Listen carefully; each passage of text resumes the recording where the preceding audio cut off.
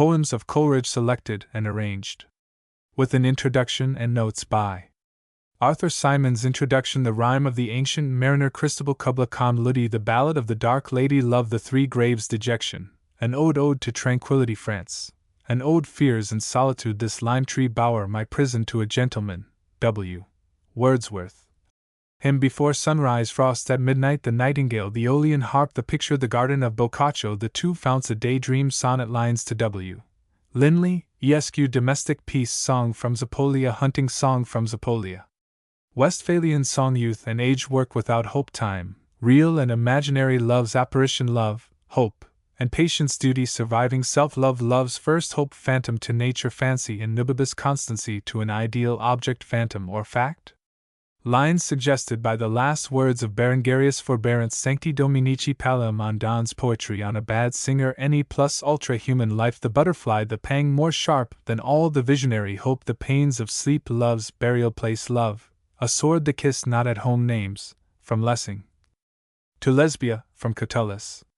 The death of the starling. From Catullus. On a cataract. From Stolberg. Hymn to the earth. From Stolberg. The visit of the gods. From Schiller. Translation. From Ottfried. The Virgin's Cradle Hymn. Epitaphs on an infant. An ode to the rain. Answer to a child's question. Something childish, but very natural. Lines on a child. The night's tomb. Fire, famine, and slaughter. The two round spaces on the tombstone. The devil's thoughts. Cologne. Sonnets attempted in the manner of contemporary writers. Limbo.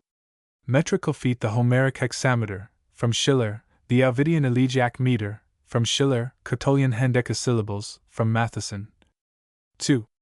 Epitaph on a bad man. The suicide's argument. The good, great man. Inscription for a fountain on a heath. Inscription for a timepiece. A tombless epitaph. Epitaph notes. Introduction. In one of Rossetti's invaluable notes on poetry, he tells us that to him, the leading point about Coleridge's work is its human love. We may remember Coleridge's own words. To be beloved is all I need, and whom I love indeed. Yet love, though it is the word which he uses of himself, is not really what he himself meant when using it, but rather an affectionate sympathy, in which there seems to have been little element of passion. Writing to his wife, during that first absence in Germany, whose solitude tried him so much, he laments that there is no one to love.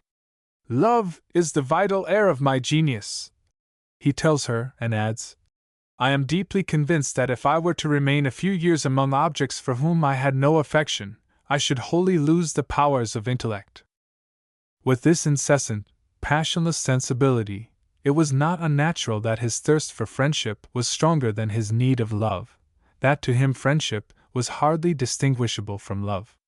Throughout all his letters there is a series of causeless explosions of emotion, which it is hardly possible to take seriously, but which, far from being insincere, is really, no doubt, the dribbling overflow of choked-up feelings, a sort of moral leakage. It might be said of Coleridge, in the phrase which he used of Nelson, that he was heart-starved, tied for life to a woman with whom he had not one essential sympathy. The whole of his nature was put out of focus, and perhaps nothing but the joy of grief, and the terrible and fettering power of luxuriating over his own sorrows, and tracing them to first principles, outside himself or in the depths of his subconsciousness, gave him the courage to support that long, ever-present divorce. Both for his good and evil, he had never been able to endure emotion without either diluting or intensifying it with thought, and with always self-conscious thought. He uses identically the same words in writing his last, deeply moved letter to Mary Evans, and in relating the matter to Southey. He cannot get away from words. Coming as near to sincerity as he can, words are always between him and his emotion. Hence his overemphasis, his rhetoric of humility. In 1794 he writes to his brother George, Mine eyes gush out with tears, my heart is sick and languid with the weight of unmerited kindness. 9 days later he writes to his brother James, My conduct towards you, and towards my other brothers, has displayed a strange combination of madness, ingratitude, and dishonesty. But you forgive me. May my Maker forgive me. May the time arrive when I shall have forgiven myself.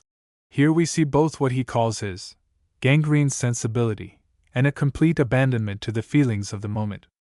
It is always a self-conscious abandonment, during which he watches himself with approval, and seems to be saying, "Now that is truly feeling."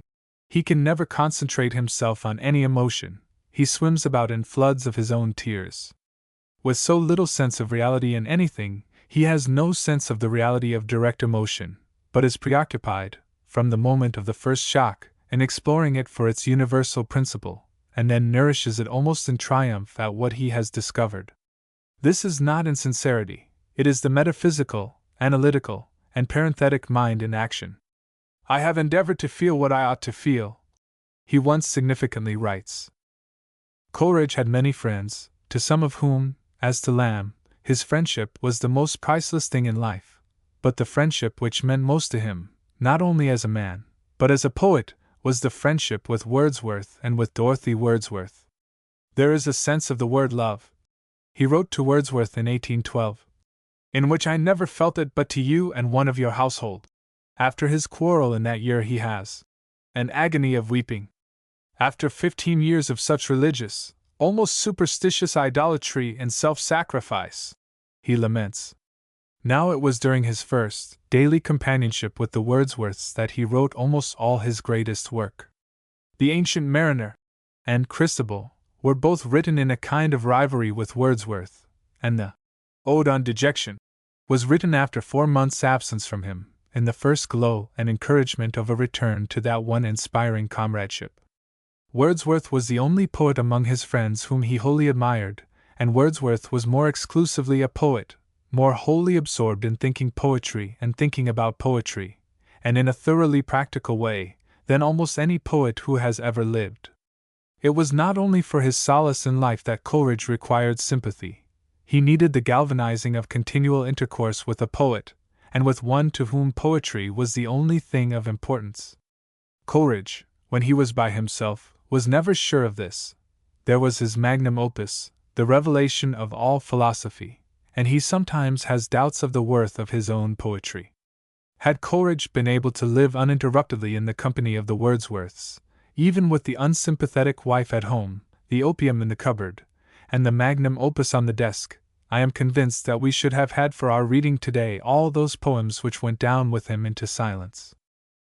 What Coleridge lacked was what theologians call a saving belief in Christianity, or else a strenuous intellectual immorality. He imagined himself to believe in Christianity, but his belief never realized itself in effective action, either in the mind or in conduct, while it frequently clogged his energies by weak scruples and restrictions which were but so many internal irritations. He calls upon the religion which he has never firmly apprehended to support him under some misfortune of his own making. It does not support him, but he finds excuses for his weakness in what seem to him its promises of help. Coleridge was not strong enough to be a Christian, and he was not strong enough to rely on the impulses of his own nature, and to turn his failings into a very actual kind of success. When Blake said, "If the fool would persist in his folly he would become wise," he expressed a profound truth which Nietzsche and others have done little more than amplify. There is nothing so hopeless as inert or inactive virtue. It is a form of life grown putrid, and it turns into poisonous, decaying matter in the soul. If Coleridge had been more callous towards what he felt to be his duties, if he had not merely neglected them, as he did, but justified himself for neglecting them, on any ground of intellectual or physical necessity, or if he had merely let them slide without thought or regret, he would have been more complete, more effectual, as a man, and he might have achieved more finished work as an artist. To Coleridge there was as much difficulty in belief as in action, for belief is itself an action of the mind. He was always anxious to believe anything that would carry him beyond the limits of time and space, but it was not often that he could give more than a speculative assent to even the most improbable of creeds. Always seeking fixity, his mind was too fluid for any anchor to hold in it. He drifted from speculation to speculation, often seeming to forget his aim by the way, in almost a collector's delight over the curiosities he had found in passing. On one page of his letters he writes earnestly to the atheist Thelwall in defense of Christianity. On another page we find him saying, "My Spinozism, if Spinozism it be, and I faith 'tis very like it." And then comes the solemn assurance, "I am a Berkeleyan." Southey, in his rough, uncomprehending way, writes, "Hartley was ousted by Berkeley, Berkeley by Spinoza, and Spinoza by Plato, or last I saw him Jacob Bayman had some chance of coming in. The truth is that he plays with systems. So it seemed to Southey, who could see no better. To Coleridge all systems were of importance, because in every system there was its own measure of truth. He was always setting his mind to think about itself, and felt that he worked both hard and well if he had gained a clearer glimpse into that dark cavern. Yet I have not been altogether idle. He writes in December 180, having in my own conceit gained great light into several parts of the human mind which have hitherto remained either wholly unexplained or most falsely explained. In March 1801, he declares that he has completely extricated the notions of time and space. This, he says, I have done, but I trust that I am about to do more, namely, that I shall be able to evolve all the five senses, and to state their growth and the causes of their difference, and in this evolvement to solve the process of life and consciousness. He hopes that before his 30th year he will thoroughly understand the whole of nature's works. My opinion is this, he says, defining one part at least of his way of approach to truth, that deep thinking is attainable only by a man of deep feeling, and that all truth is a species of revelation. On the other hand, he assures us, speaking of that magnum opus which weighed upon him and supported him to the end of his life, the very object throughout from the first page to the last is to reconcile the dictates of common sense with the conclusions of scientific reasoning. This magnum opus, a work which should contain all knowledge and proclaim all philosophy, had, says Mr. Ernest Coleridge, been Coleridge's dream from the beginning. Only a few months before his death, we find him writing to John Sterling, many a fond dream have I amused myself with, of your residing near me, or in the same house, and of preparing, with your and Mr. Green's assistance, my whole system for the press, as far as it exists in any systematic form, that is, beginning with the propylium, on the power and use of words, comprising logic, as the canons of conclusion, as the criterion of premises, and lastly as the discipline and evolution of ideas, and then the Methodus et Epici, or the disquisition on God, nature, and man, the two first grand divisions of which, from the ens superens to the fall, or from God to Hades, and then from chaos to the commencement of living organization, containing the whole of the dynamic philosophy, and the deduction of the powers and forces, are complete. 20 years earlier, he had written to Daniel Stewart that he was keeping his morning hours sacred to his most important work, which is printing at Bristol, as he imagined. It was then to be called Christianity, the One True Philosophy, or 5 treatises on the Logos, or communicative intelligence, natural, human, and divine. Of this vast work only fragments remain, mostly unpublished, 2 large quarto volumes on logic, a volume intended as an introduction, a commentary on the Gospels and some of the epistles, together with innumerable fragments of metaphysical and theological speculation. But out of those fragments no system was ever to be constructed, though a fervent disciple, J. H. Green, devoted 20 years to the attempt. Christabel, unfinished, the magnum opus unachieved, both were but parallel symptoms of a mind thought bewildered to the end, and bewildered by excess of light and by crowding energies always in conflict, always in escape. Coleridge's search, throughout his life, was after the absolute, and absolute not only in thought but in all human relations, in love, friendship, faith in man, faith in God, faith in beauty, and while it was this profound dissatisfaction with less than the perfect form of every art, passion, thought, or circumstance, that set him adrift in life, making him seem untrue to duty, conviction, and himself. It was this also that formed in him the double existence of the poet and the philosopher, each supplementing and interpenetrating the other. The poet and the philosopher are but 2 aspects of one reality, or rather, the poetic and the philosophic attitudes are but 2 ways of seeing.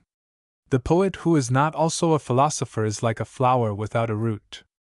Both seek the same infinitude, one apprehending the idea, the other the image. One seeks truth for its beauty, the other finds beauty, an abstract, intellectual beauty, in the innermost home of truth. Poetry and metaphysics are alike a disengaging, for different ends, of the absolute element in things. In Coleridge, metaphysics joined with an unbounded imagination, in equal flight from reality, from the notions of time and space.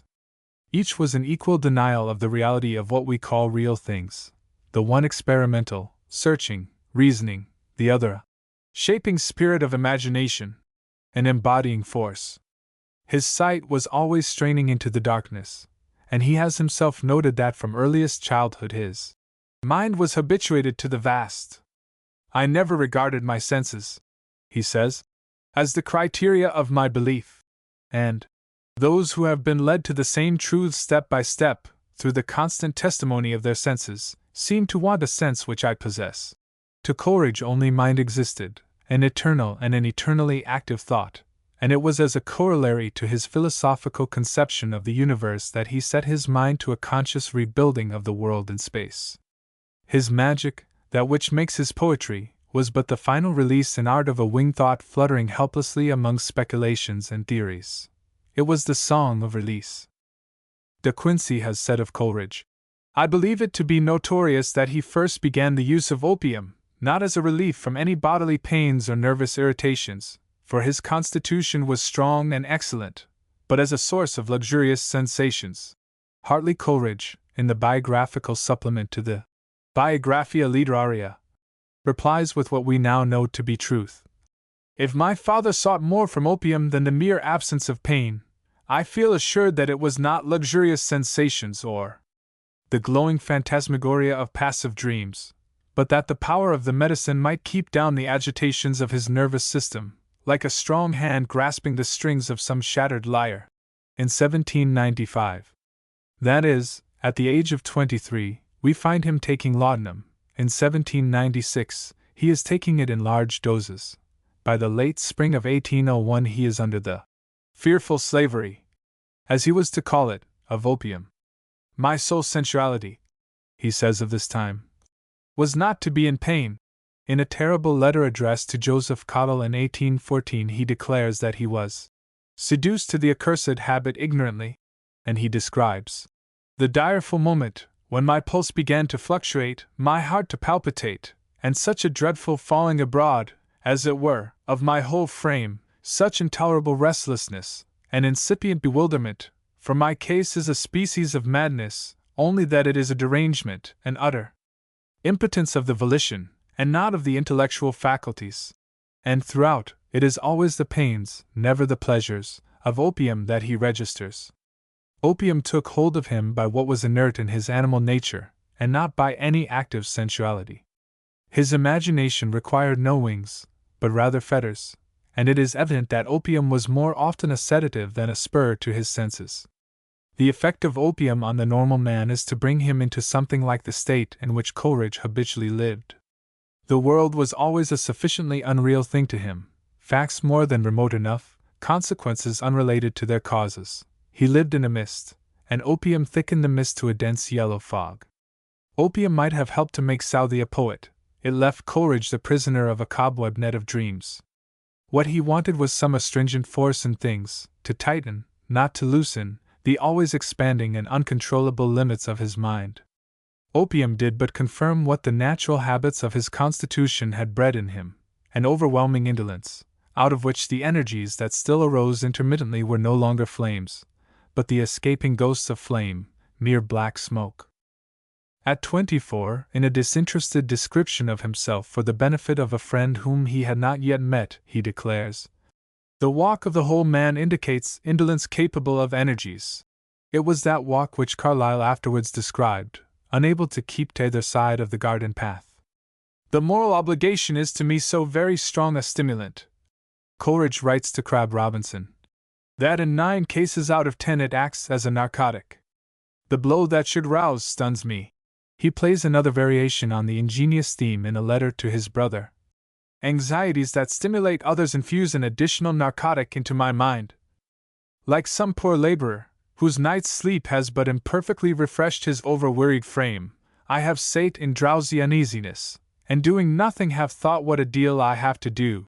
His ideal, which he expressed in 1797 in a letter to Thelwall, and, in 1813, almost word for word, in a poem called The Night Scene, was, like the Indian Vishnu, to float about along an infinite ocean cradled in the flower of the lotus, and wake once in a million years for a few minutes just to know that I was going to sleep a million years more.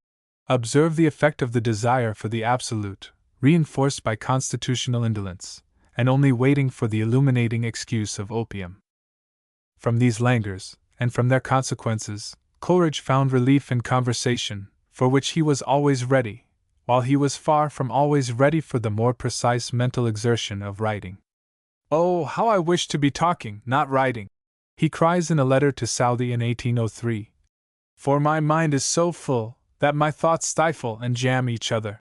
And in 1816, in his first letter to Gilman, he writes, more significantly, "The stimulus of conversation suspends the terror that haunts my mind, but when I am alone, the horrors that I have suffered from laudanum, the degradation, the blighted utility, almost overwhelm me." It was along one avenue of this continual escape from himself that Coleridge found himself driven, anywhere, away from action, towards what grew to be the main waste of his life. Hartley Coleridge, in the preface to Table Talk, has told us eloquently how, throughout a long-drawn summer's day, would this man talk to you in low, equable, but clear and musical tones, concerning things human and divine. We know that Carlyle found him unprofitable, even tedious, and wished to worship him, and toss him in a blanket. And we have the vivid reporting of Keats, who tells us that, on his one meeting with Coleridge, "I walked with him, at his alderman after dinner pace, for near 2 miles, I suppose. In those 2 miles he broached 1,000 things. Let me see if I can give you a list: nightingales, poetry, on poetical sensation, metaphysics, different genera and species of dreams, nightmare, a dream accompanied with a sense of touch, single and double touch, a dream related, first and second consciousness, the difference explained between will and volition, so say metaphysicians from a want of smoking the second consciousness, monsters, the kraken, mermaids. Southey believes in them, Southey's belief too much diluted, a ghost story, good morning, I heard his voice as he came towards me, I heard it as he moved away, I had heard it all the interval, if it may be called so. It may be that we have had no more wonderful talker, and no doubt, the talk had its reverential listeners, its disciples, but to cultivate or permit disciples is itself a kind of waste, a kind of weakness. It requires a very fixed and energetic indolence to become, as Coleridge became, a vocal utterance, talking for talking's sake. But beside talking, there was lecturing, with Coleridge a scarcely different form of talk, and it is to this consequence of a readiness to speak and a reluctance to write that we owe much of his finest criticism, in the imperfectly recorded lectures on Shakespeare. Coleridge as a critic is not easily to be summed up. What may first surprise us, when we begin to look into his critical opinions, is the uncertainty of his judgments in regard to his own work, and to the work of his friends, the curious bias which a feeling or an idea, affection or a philosophical theory, could give to his mind. His admiration for Southey, his consideration for Sotheby, perhaps in a less degree his unconquerable esteem for Bowles, together with something very like adulation of Wordsworth, are all instances of a certain loss of the sense of proportion. He has left us no penetrating criticisms of Byron, of Shelley, or of Keats, and in a very interesting letter about Blake, written in 1818, he is unable to take the poems merely as poems, and chooses among them with a scrupulous care. Not for the want of innocence in the poem, but from the too probable want of it in many readers. Lamb, concerned only with individual things, looks straight at them, not through them, seeing them implacably. His notes to the selections from the Elizabethan dramatists are the surest criticisms that we have in English. They go to the roots. Coleridge's critical power was wholly exercised upon elements and first principles. Lamb showed an infinitely keener sense of detail, of the parts of the whole.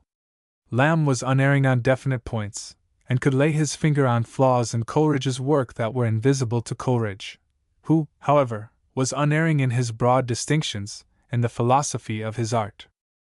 "The ultimate end of criticism," said Coleridge, "is much more to establish the principles of writing than to furnish rules how to pass judgment on what has been written by others."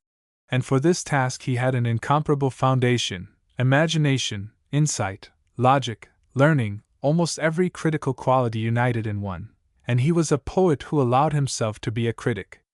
Those pages of the Biographia Literaria, in which he defines and distinguishes between imagination and fancy, the researches into the abstract entities of poetry in the course of an examination of Wordsworth's theories and of the popular objections to them, all that we have of the lectures on Shakespeare, into which he put an illuminating idolatry, together with notes and jottings preserved in the Table Talk Anima Poeti, the Literary Remains, and on the margins of countless books, contain the most fundamental criticism of literature that has ever been attempted, fragmentary as the attempt remains.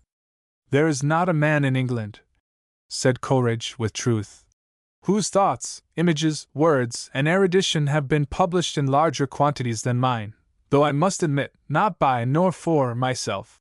He claimed, and rightly, as his invention, a science of reasoning and judging concerning the productions of literature, the characters and measures of public men, and the events of nations, by a systematic subsumption of them, under principles deduced from the nature of man, which, as he says, was unknown before the year 1795. He is the one philosophical critic who is also a poet, and thus he is the one critic who instinctively knows his way through all the intricacies of the creative mind. Most of his best criticism circles around Shakespeare, and he took Shakespeare almost frankly in the place of nature, or of poetry. He affirms, "Shakespeare knew the human mind, and its most minute and intimate workings, and he never introduces a word, or a thought, in vain or out of place." This granted, and to Coleridge it is essential that it should be granted, for in less than the infinite he cannot find space in which to use his wings freely, he has only to choose and define, to discover and to illuminate. In the myriad-minded man, in his oceanic mind, he finds all the material that he needs for the making of a complete aesthetics. Nothing with Coleridge ever came to completion, but we have only to turn over the pages about Shakespeare to come upon fragments worth more than anyone else's finished work. I find the whole secret of Shakespeare's way of writing in these sentences. Shakespeare's intellectual action is wholly unlike that of Ben Jonson or Beaumont and Fletcher. The latter see the totality of a sentence or passage, and then project it entire. Shakespeare goes on creating, and evolving B out of A, and C out of B, and so on, just as a serpent moves, which makes a fulcrum of its own body, and seems forever twisting and untwisting its own strength. And here are a few axioms. The grandest efforts of poetry are where the imagination is called forth, not to produce a distinct form, but a strong working of the mind. Or, in other words, the power of poetry is, by a single word perhaps, to instill that energy into the mind which compels the imagination to produce the picture. Poetry is the identity of all other knowledges, the blossom and fragrance of all human knowledge, human thoughts, human passions, emotions, language. Verse is in itself a music, and the natural symbol of that union of passion with thought and pleasure, which constitutes the essence of all poetry. A more than usual state of emotion, with more than usual order, as he has elsewhere defined it. And in one of his spoken counsels he says, "I wish our clever young poets would remember my homely definitions of prose and poetry. That is, prose, words in their best order; poetry, the best words in the best order." Unlike most creative critics, or most critics who were creative artists in another medium, Coleridge, when he was writing criticism, wrote it wholly for its own sake, almost as if it were a science. His prose is rarely of the finest quality as prose writing. Here and there he can strike out a phrase at red heat, as when he christened Shakespeare the one Proteus of the fire and flood, or he can elaborate subtly, as when he notes the judgment of Shakespeare, observable in every scene of the Tempest, still preparing, still inviting, and still gratifying, like a finished piece of music. Or he can strike us with the wit of the pure intellect, as when he condemns certain work for being as trivial in thought and yet enigmatic in expression, as if Echo and the Sphinx had laid their heads together to construct it. But for the most part it is a kind of thinking aloud, and the form is wholly lost in the pursuit of ideas. With his love for the absolute, why is it that he does not seek after an absolute in words considered as style, as well as in words considered as the expression of thought? In his finest verse, Coleridge has the finest style perhaps in English, but his prose is never quite reduced to order from its tumultuous amplitude, or its snake-like involution. Is it that he values it only as a medium, not as an art? His art is verse, and this he dreads, because of its too mortal closeness to his heart. The prose is a means to an end, not an end in itself. The poetry of Coleridge, though it is closely interwoven with the circumstances of his life, is rarely made directly out of those circumstances.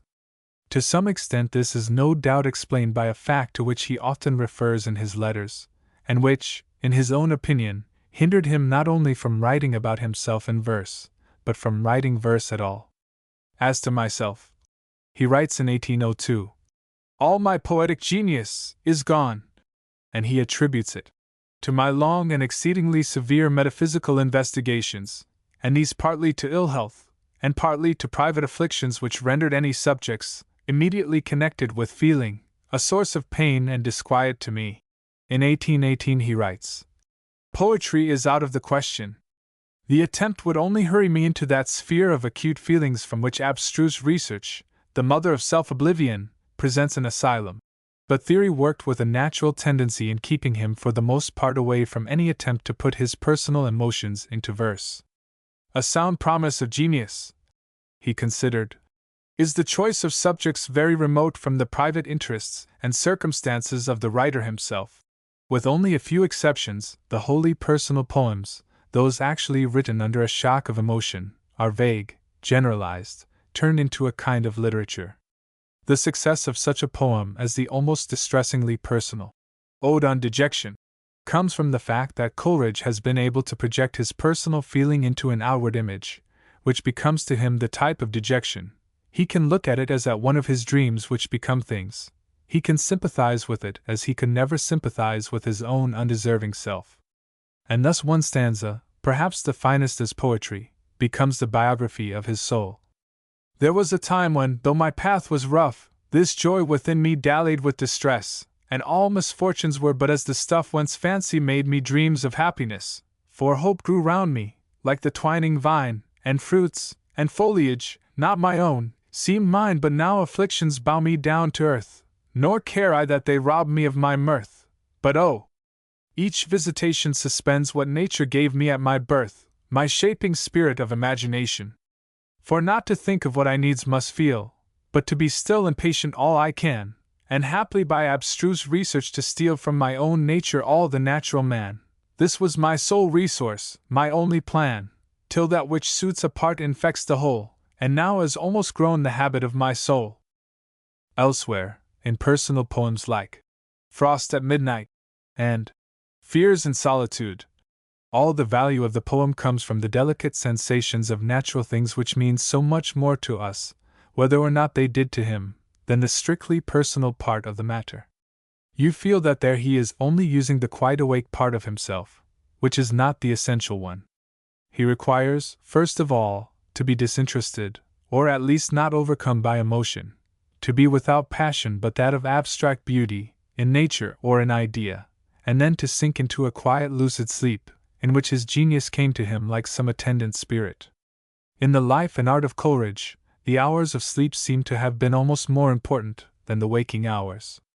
My dreams became the substance of my life, he writes, just after the composition of that terrible poem on the pains of sleep, which is at once an outcry of agony, and a yet more disturbing vision of the sufferer with his fingers on his own pulse, his eyes fixed on his own hardly awakened eyes in the mirror.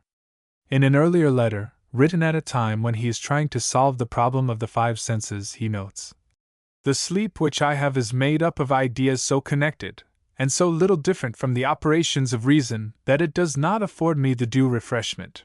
To Coleridge, with the help of opium, hardly required, indeed, there was no conscious division between day and night, between not only dreams and intuitions, but dreams and pure reason.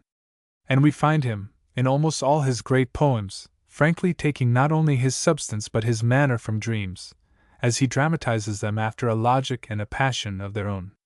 His technique is the transposition into his waking hours of the unconscious technique of dreams. It is a kind of verified inspiration, something which came and went, and was as little to be relied upon as the inspiration itself. On one side it was an exact science, but on the other a heavenly visitation. Count and balance syllables, work out an addition of the feet in the verse by the foot rule, and you will seem to have traced every miracle back to its root in a natural product. Only something, that is, everything, will have escaped you. As well dissect a corpse to find out the principle of life. That elusive something, that spirit, will be what distinguishes Coleridge's finest verse from the verse of, well, perhaps of every conscious artist in our language. For it is not, as in Blake, literally unconscious, and wavering on every breath of that unseen wind on which it floats to us. It is faultless. It is itself the wind which directs it. It steers its way on the wind, like a seagull poised between sky and sea, and turning on its wings as upon shifted sails. This inspiration comes upon Coleridge suddenly, without warning, in the first uncertain sketch of Ludi, written at 22, and then it leaves him, without warning, until the great year 1797, 3 years later, when Christabel and The Ancient Mariner are begun. Before and after, Coleridge is seen trying to write like Bowles, like Wordsworth, like Southey, perhaps, to attain that impetuosity of transition and that precipitancy of fancy and feeling, which are the essential qualities of the sublimer ode, and which he fondly fancies that he has attained in the Ode on the Departing Year, with its one good line, taken out of his notebook. But here in Ludi, he has his style, his lucid and liquid melody, his imagery of moving light and the faintly veiled transparency of air, his vague, wildly romantic subject matter, coming from no one knows where, meaning one hardly knows what, but already a magic, an incantation. Ludi is a sort of preliminary study for Kubla Khan. It, too, has all the imagery of a dream, with a breathlessness and odd hush, as of one not yet accustomed to be at home in dreams. Kubla Khan, which was literally composed in sleep, comes nearer than any other existing poem to that ideal of lyric poetry which has only lately been systematized by theorists like Mallarmé. It has just enough meaning to give it bodily existence, otherwise it would be disembodied music. It seems to hover in the air, like one of the island enchantments of Prospero. It is music not made with hands, and the words seem, as they literally were, remembered. All the images, said Coleridge, rose up before me as things, with a parallel production of the correspondent expressions. Lamb, who tells us how Coleridge repeated it so enchantingly that it irradiates and brings heaven and Elysian bowers into my parlor when he says or sings it to me, doubted whether it would bear daylight. It seemed to him that such witchcraft could hardly outlast the night. It has outlasted the century, and may still be used as a touchstone.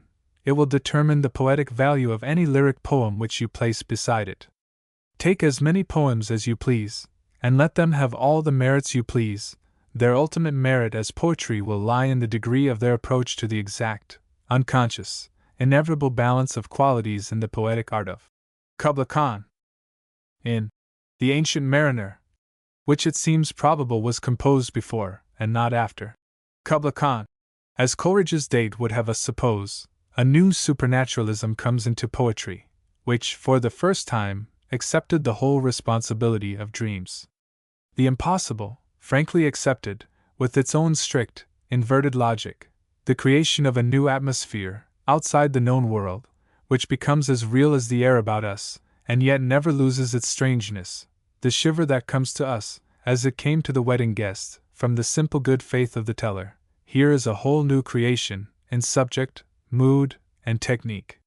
Here, as in Kubla Khan, Coleridge saw the images, as things, only a mind so overshadowed by dreams, and so easily able to carry on his sleep awake, could have done so, and with such a mind, that willing suspension of disbelief for a moment, which constitutes poetic faith, was literally forced upon him. The excellence aimed at, says Coleridge, was to consist in the interesting of the affections by the dramatic truth of such emotions, as would naturally accompany such situations, those produced by supernatural agency, supposing them real.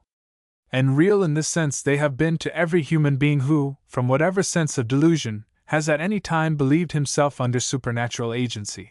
To Coleridge, whatever appealed vitally to his imagination was real, and he defended his belief philosophically, disbelieving from conviction in that sharp marking off of real from imaginary which is part of the ordinary attitude of man in the presence of mystery.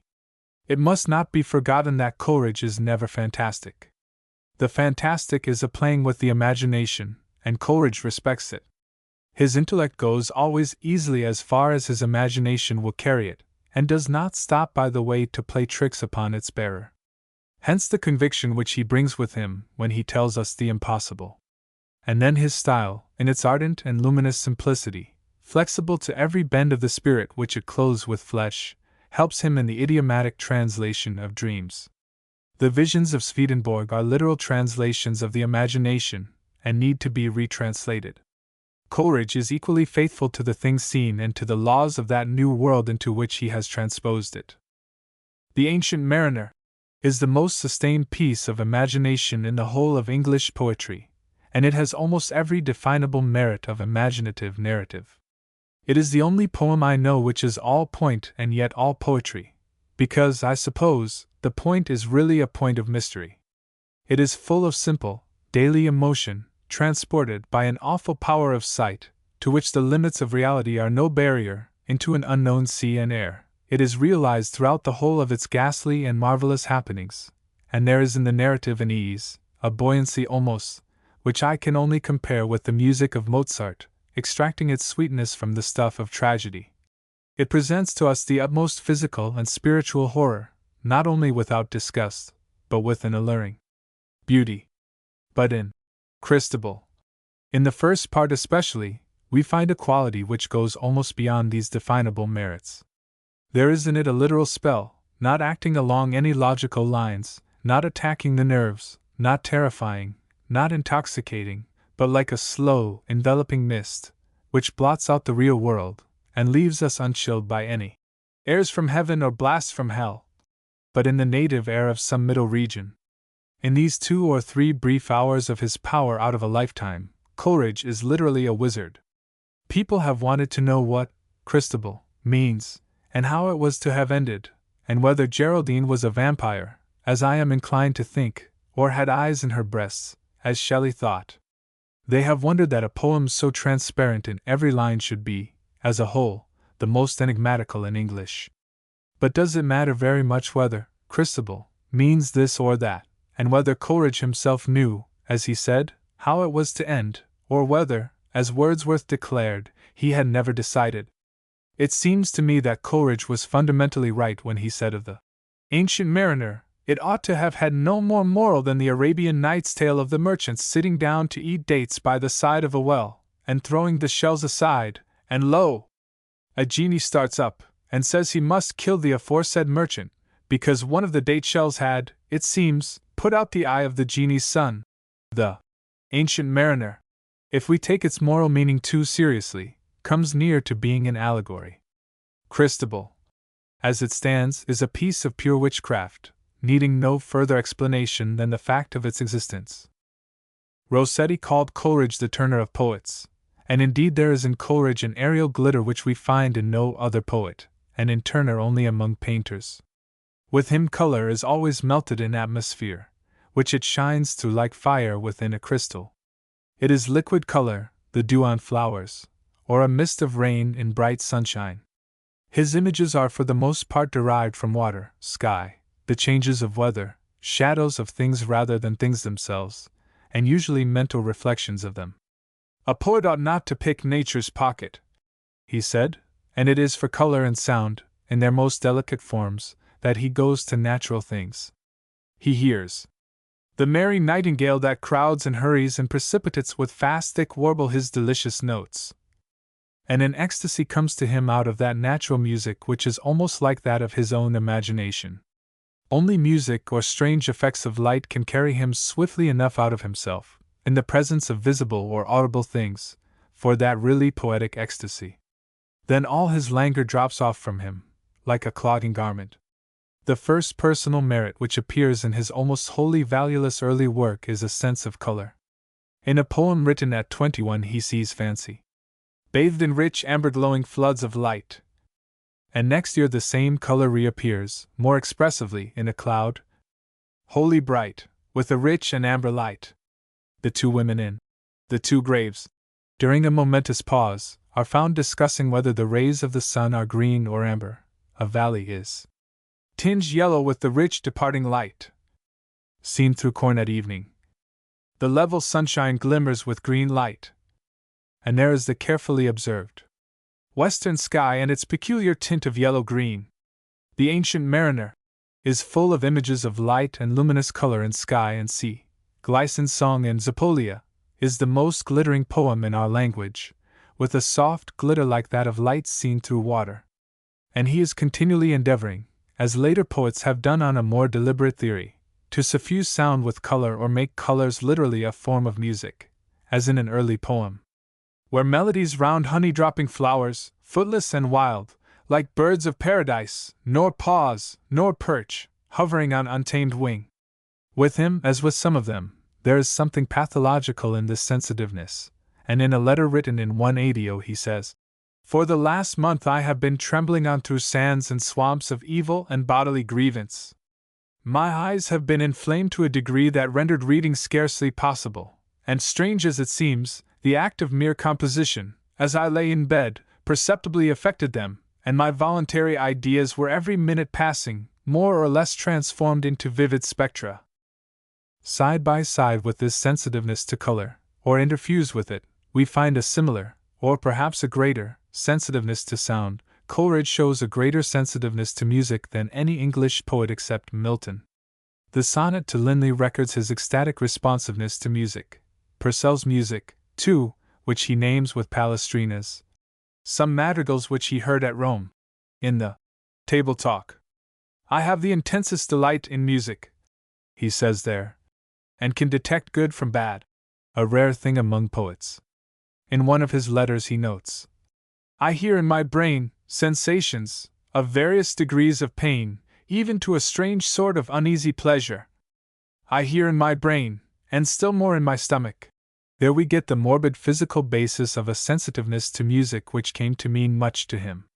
In a note referring to Christabel, and to the reasons why it had never been finished, he says, "I could write as good verse now as ever I did, if I were perfectly free from vexations, and were in the ad libitum hearing of fine music, which has a sensible effect in harmonizing my thoughts, and in animating and, as it were, lubricating my inventive faculty."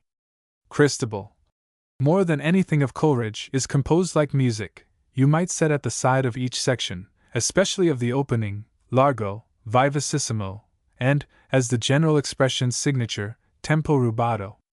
I know no other verse in which the effects of music are so precisely copied in meter. Shelley, you feel, sings like a bird, Blake, like a child or an angel, but Coleridge certainly writes music. The meter of the Ancient Mariner is a rereading of the familiar ballad meter, in which nothing of the original force, swiftness, or directness is lost, while a new subtlety, a wholly new music, has come into it. The meter of Christabel is even more of an invention, and it had more immediate consequences. The poem was begun in 1797, and not published till 1816, but in 1801 Scott heard it recited, and in 1805 reproduced what he could of it in The Lay of the Last Minstrel, and the other metrical romances which, in their turn, led the way to Byron, who himself heard Christabel recited in 1811. But the secret of Coleridge's instinct of melody and science of harmony was not discovered. Such ecstasy and such collectedness, a way of writing which seems to aim at nothing but the most precisely expressive simplicity, and yet sets the whole brain dancing to its tune, can hardly be indicated more exactly than in Coleridge's own words in reference to the Italian lyrists of the 15th and 16th centuries. They attained their aim, he says, by the avoidance of every word which a gentleman would not use in dignified conversation, and of every word and phrase which none but a learned man would use, by the studied position of words and phrases, so that not only each part should be melodious in itself, but contribute to the harmony of the whole, each note referring and conducing to the melody of all the foregoing and following words of the same period or stanza, and, lastly, with equal labor, the greater because unbetrayed, by the variation and various harmonies of their metrical movement.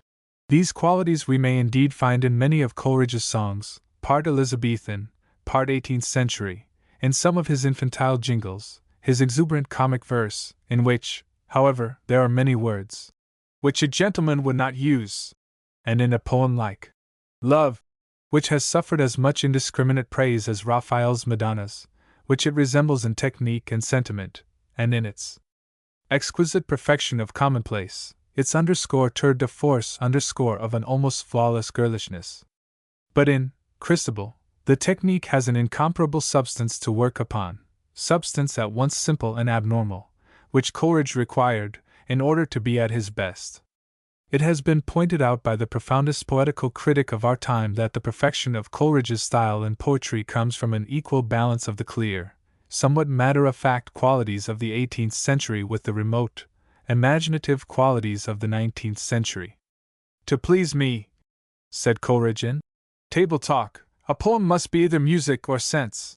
The 18th century manner, with its sense only just coupled with a kind of tame and wingless music, may be seen quite by itself in the early song from Robespierre. Tell me, on what holy ground may domestic peace be found? Here there is both matter and manner, of a kind, in The Kiss of the same year, with its one exquisite line. The gentle violence of joy. There is only the liquid glitter of manner. We get the ultimate union of 18th and 19th century qualities in Work Without Hope, and in Youth and Age, which took 9 years to bring into its faultless ultimate form.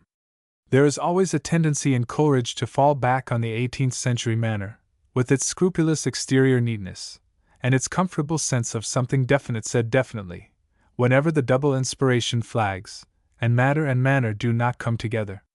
I cannot write without a body of thought, he said at a time before he had found himself or his style, and he added, hence my poetry is crowded and sweats beneath a heavy burden of ideas and imagery. It has seldom ease.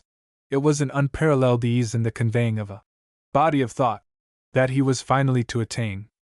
In Youth and Age, think how much is actually said, and with a brevity impossible in prose, things, too, far from easy for poetry to say gracefully, such as the image of the steamer, or the frank reference to this altered size. And then see with what an art, as of the very breathing of syllables, it passes into the most flowing of lyric forms. Besides these few miracles of his later years, there are many poems, such as the Flaxman group of Love, Hope, and Patience supporting education, in which we get all that can be poetic in the epigram softened by imagination, all that can be given by an ecstatic plain thinking. The rarest magic has gone, and he knows it, philosophy remains, and out of that resisting material he is able, now and again, to weave, in his deftest manner, a few garlands. Arthur Symons. Selections from the poems of Coleridge, The Rime of the Ancient Mariner in 7 parts. Facile credo, plures esse natures invisibiles quam visibles in rerum universitate. Sed horum omnium familium cos nobis enerabit? Et gradus et cognationes et discrimina et singulorum munera? Quidigunt? Quae loca habitant? Harum rerum notitium semper ambivit ingenium humanum, nunquam atigit. Juvat, interia, non diffidier, quandoque in animo, tanquam in tabula, majores et meliores mundi imaginum contemplari, eni mens assufacta hodierni vitae minutius esse contrahat nimis, et tota subsidat in pusillas cogitations. Sed veritati interia invigilandum est modusque servandis, ut certab incertus, diem a noct distinguimus dat, t. Burnet Archeol. Phil. Page 68. Argument. How a ship having passed the line was driven by storms to the cold country towards the South Pole, and how from thence she made her course to the tropical latitude of the great Pacific Ocean, and of the strange things that befell, and in what manner the ancient mariner came back to his own country. Part 1. It is an ancient mariner, and he stoppeth one of 3. By thy long grey beard and glittering eye, now wherefore stopp'st thou me? The bridegroom's doors are opened wide, and I am next of kin. The guests are met, the feast is set, mayst hear the merry din. He holds him with his skinny hand. There was a ship, quoth he. Hold off! Unhand me, grey-beard loon! Eftsoons his hand dropped he. He holds him with his glittering eye. The wedding guest stood still, and listens like a 3 years' child. The mariner hath his will. The wedding guest sat on a stone, he cannot choose but hear, and thus spake on that ancient man, the bright-eyed mariner. The ship was cheered, the harbor cleared, merrily did we drop below the kirk, below the hill, below the lighthouse top.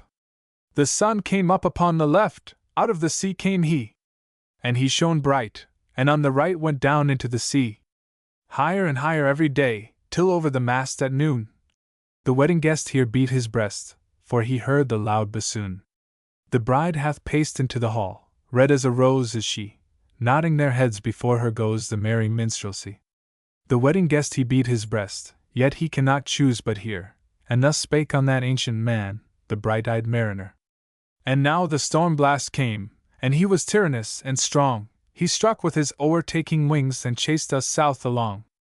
With sloping masts and dipping prow, as who pursued with yell and blow still treads the shadow of his foe, and forward bends his head, the ship drove fast, loud roared the blast, and southward we fled. And now there came both mist and snow, and it grew wondrous cold, and ice, mast high, came floating by, as green as emerald. And through the drifts the snowy cliffs did send a dismal sheen, nor shapes of men nor beasts we ken, the ice was all between.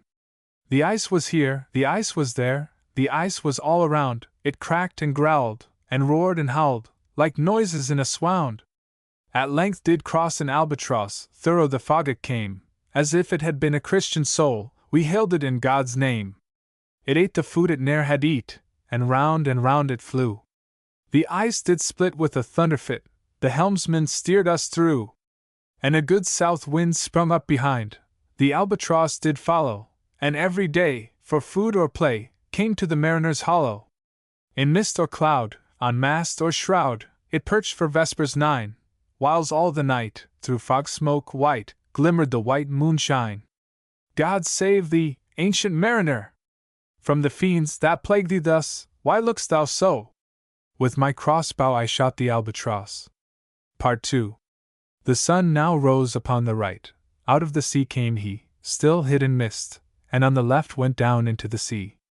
And the good south wind still blew behind, but no sweet bird did follow, nor any day for food or play came to the mariner's hollow.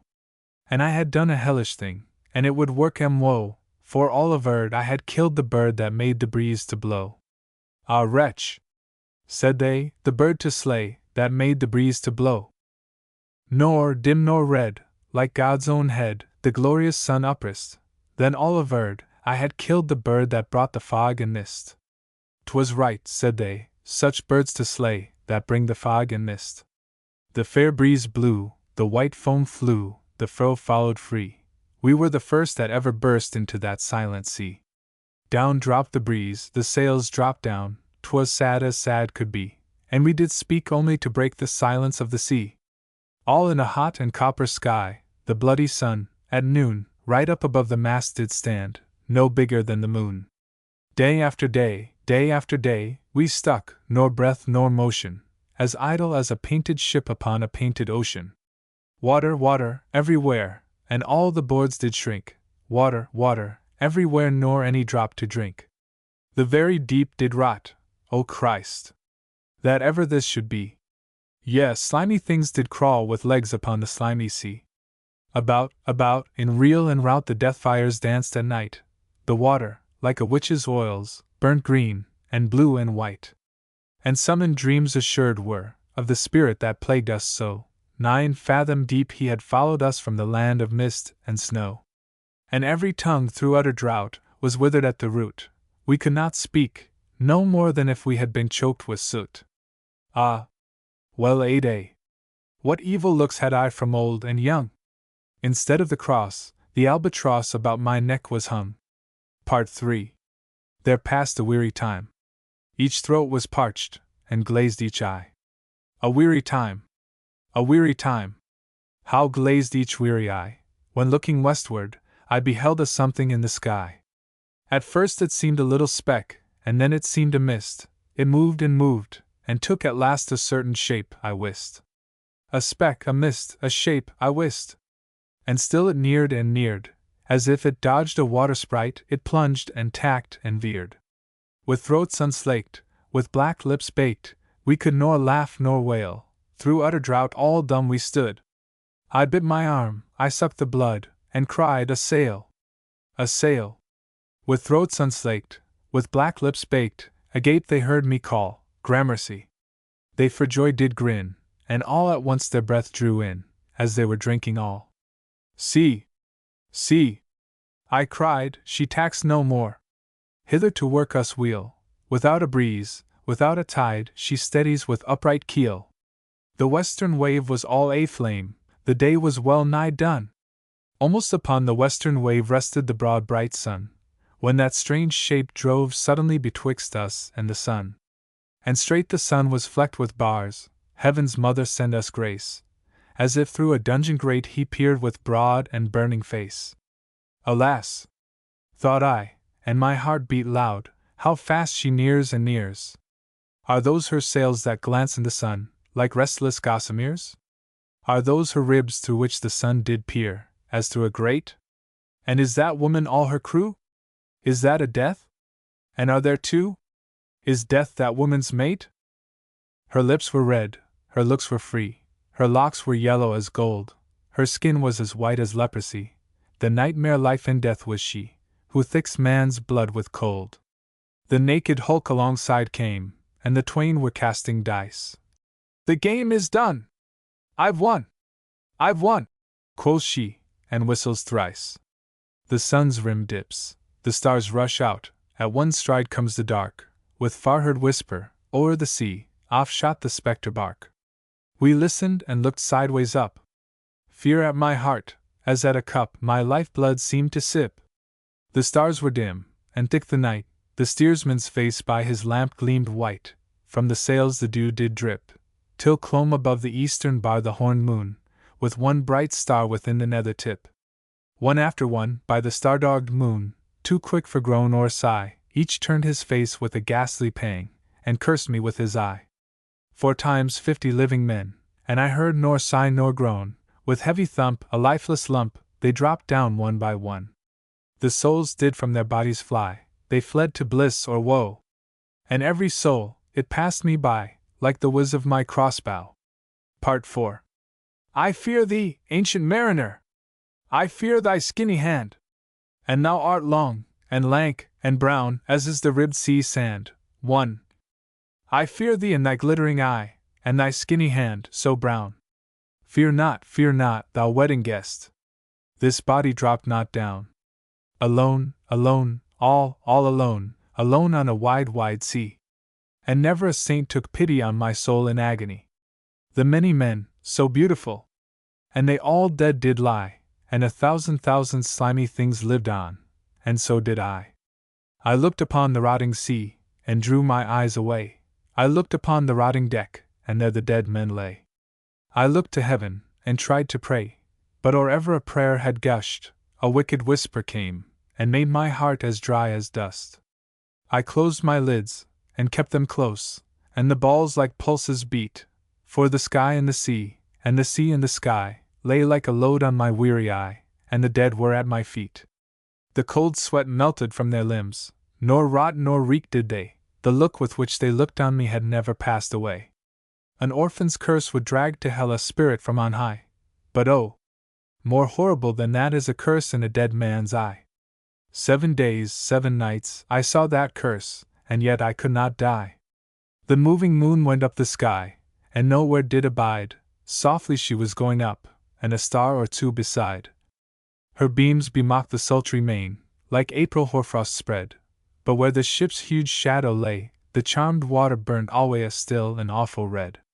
Beyond the shadow of the ship, I watched the water snakes. They moved in tracks of shining white, and when they reared, the elfish light fell off in hoary flakes. Within the shadow of the ship I watched their rich attire, blue, glossy green, and velvet black, they coiled and swam, and every track was a flash of golden fire. O happy living things! No tongue their beauty might declare. A spring of love gushed from my heart, and I blessed them unaware, Sure my kind saint took pity on me, and I blessed them unaware. The self-same moment I could pray, and from my neck so free the albatross fell off, and sank like lead into the sea. Part 5. O sleep! It is a gentle thing, beloved from pole to pole. To Mary Queen the praise be given! She sent the gentle sleep from heaven, that slid into my soul. The silly buckets on the deck, that had so long remained, I dreamt that they were filled with dew, and when I awoke, it rained. My lips were wet, my throat was cold, my garments all were dank. Sure I had drunken in my dreams, and still my body drank. I moved, and could not feel my limbs, I was so light, almost I thought that I had died in sleep, and was a blessed ghost. And soon I heard a roaring wind, it did not come anear, but with its sound it shook the sails, that were so thin and sere. The upper air burst into life, and 100 fire flags sheen, to and fro they were hurried about. And to and fro, and in and out, the wan stars danced between. And the coming wind did roar more loud, and the sails did sigh like sedge, and the rain poured down from one black cloud, the moon was at its edge. The thick black cloud was cleft, and still the moon was at its side, like water shot from some high crag, the lightning fell with never a jag, a river steep and wide. The loud wind never reached the ship, yet now the ship moved on. Beneath the lightning and the moon the dead men gave a groan. They groaned, they stirred, they all uprose, nor spake, nor moved their eyes. It had been strange, even in a dream, to have seen those dead men rise. The helmsman steered, the ship moved on, yet never a breeze up blew. The mariners all gone worked the ropes, where they were wont to do. They raised their limbs like lifeless tools. We were a ghastly crew. The body of my brother's son stood by me, knee to knee, the body, and I pulled at one rope, but he said not to me, I fear thee, ancient mariner! Be calm, thou wedding guest. 'Twas not those souls that fled in pain, which to their courses came again, but a troop of spirits blessed. For when it dawned, they dropped their arms, and clustered round the mast. Sweet sounds rose slowly through their mouths, and from their bodies passed. Around, around, flew each sweet sound, then darted to the sun. Slowly the sounds came back again, now mixed, now one by one. Sometimes a dropping from the sky I heard the skylarks sing. Sometimes all little birds that are, how they seemed to fill the sea and air with their sweet jargoning. And now 'twas like all instruments, now like a lonely flute, and now it is an angel's song, that makes the heavens be mute. It ceased, yet still the sails made on a pleasant noise till noon, a noise like of a hidden brook in the leafy month of June, that to the sleeping woods all night singeth a quiet tune. Till noon we quietly sailed on, yet never a breeze did breathe. Slowly and smoothly went the ship, moved onward from beneath. Under the keel 9 fathom deep, from the land of mist and snow, the Spirit slid, and it was he that made the ship to go. The sails at noon left off their tune, and the ship stood still also. The sun, right up above the mast, had fixed her to the ocean, but in a minute she gone stir, with a short uneasy motion, backwards and forwards half her length with a short uneasy motion. Then like a pawing horse let go, she made a sudden bound, it flung the blood into my head, and I fell down in a swound. How long in that same fit I lay, I have not to declare, but ere my living life returned, I heard and in my soul discerned 2 voices in the air. Is it he? Quoth one. Is this the man? By him who died on cross, with his cruel bow he laid full low the harmless albatross. The spirit who be death by himself in the land of mist and snow, he loved the bird that loved the man who shot him with his bow. The other was a softer voice, as soft as honey dew, quoth he. The man hath penance done, and penance more will do. Part 6 First voice. But tell me, speak again, thy soft response renewing, what makes that ship drive on so fast? What is the ocean doing? Second voice. Still as a slave before his lord, the ocean hath no blast. His great bright eye most silently up to the moon is cast. If he may know which way to go, for she guides him smooth or grim. See, brother, see! How graciously she looketh down on him. First voice. But why drives on that ship so fast, without or wave or wind? Second voice. The air is cut away before, and closes from behind. Fly, brother, fly! More high, or we shall be belated, for slow and slow that ship will go, when the mariner's trance is abated. I woke, and we were sailing on as in a gentle weather. 'Twas night, calm night, the moon was high, the dead men stood together. All stood together on the deck, for a charnel dungeon fitter, all fixed on me their stony eyes, that in the moon did glitter. The pang, the curse, with which they died, had never passed away. I could not draw my eyes from theirs, nor turn them up to pray. And now this spell was snapped. Once more I viewed the ocean green, and looked far forth, yet little saw of what had else been seen. Like one that on a lonesome road doth walk in fear and dread, and having once turned round walks on, and turns no more his head, because he knows a frightful fiend doth close behind him tread. But soon there breathed a wind on me, nor sound nor motion made. Its path was not upon the sea, in ripple or in shade. It raised my hair, it fanned my cheek like a meadow gale of spring. It mingled strangely with my fears, yet it felt like a welcoming. Swiftly, swiftly flew the ship, yet she sailed softly too. Sweetly, sweetly blew the breeze, on me alone it blew. Oh, dream of joy! Is this indeed the lighthouse top I see? Is this the hill? Is this the kirk? Is this mine own country? We drifted o'er the harbor bar, and I with sobs did pray, Oh, let me be awake, my God! Or let me sleep alway. The harbor bay was clear as glass, so smoothly it was strewn, and on the bay the moonlight lay, and the shadow of the moon. The rock shone bright, the kirk no less, that stands above the rock, the moonlight steeped in silentness the steady weathercock. And the bay was white with silent light till rising from the same, full many shapes, that shadows were, in crimson colors came. A little distance from the prow those crimson shadows were. I turned my eyes upon the deck, O Christ! What saw I there? Each corse lay flat, lifeless and flat, and by the holy rood, a man all light, a seraph man, on every corse there stood. This seraph band, each waved his hand, it was a heavenly sight. They stood as signals to the land, each one a lovely light. This seraph band, each waved his hand, no voice did they impart, no voice, but oh! The silence sank like music on my heart. But soon I heard the dash of oars, I heard the pilot's cheer. My head was turned perforce away, and I saw a boat appear. The pilot and the pilot's boy, I heard them coming fast. Dear Lord in heaven! It was a joy the dead men could not blast. I saw a third, I heard his voice, it is the hermit good. He singeth loud his godly hymns that he makes in the wood. He'll shrieve my soul, he'll wash away the albatross's blood. Part 7. This hermit good lives in that wood which slopes down to the sea. How loudly his sweet voice he rears! He loves to talk with mariners that come from a far country. He kneels at morn, and noon, and eve, he hath a cushion plump, it is the moss that wholly hides the rotted old oak stump. The skiff boat neared, I heard them talk. Why, this is strange, I trow! Where are those lights so many and fair that signal made but now? Strange, by my faith, the hermit said, and they answered not our cheer. The planks looked warped. And see those sails, how thin they are and sere!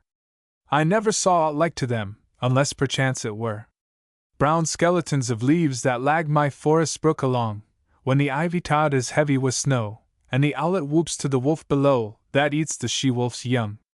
Dear Lord! It hath a fiendish look, the pilot made reply. I am feared, push on, said the hermit cheerily. The boat came closer to the ship, but I nor spake nor stirred. The boat came close beneath the ship, and straight a sound was heard. Under the water it rumbled on, still louder and more dread. It reached the ship, it split the bay, the ship went down like lead. Stunned by that loud and dreadful sound, which sky and ocean smote, like one that hath been 7 days drowned, my body lay afloat.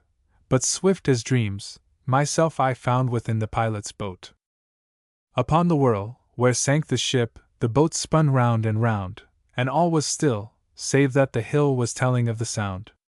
I moved my lips, the pilot shrieked and fell down in a fit. The holy hermit raised his eyes, and prayed where he did sit. I took the oars. The pilot's boy, who now doth crazy go, laughed loud and long, and all the while his eyes went to and fro. Ha! Ha! quoth he.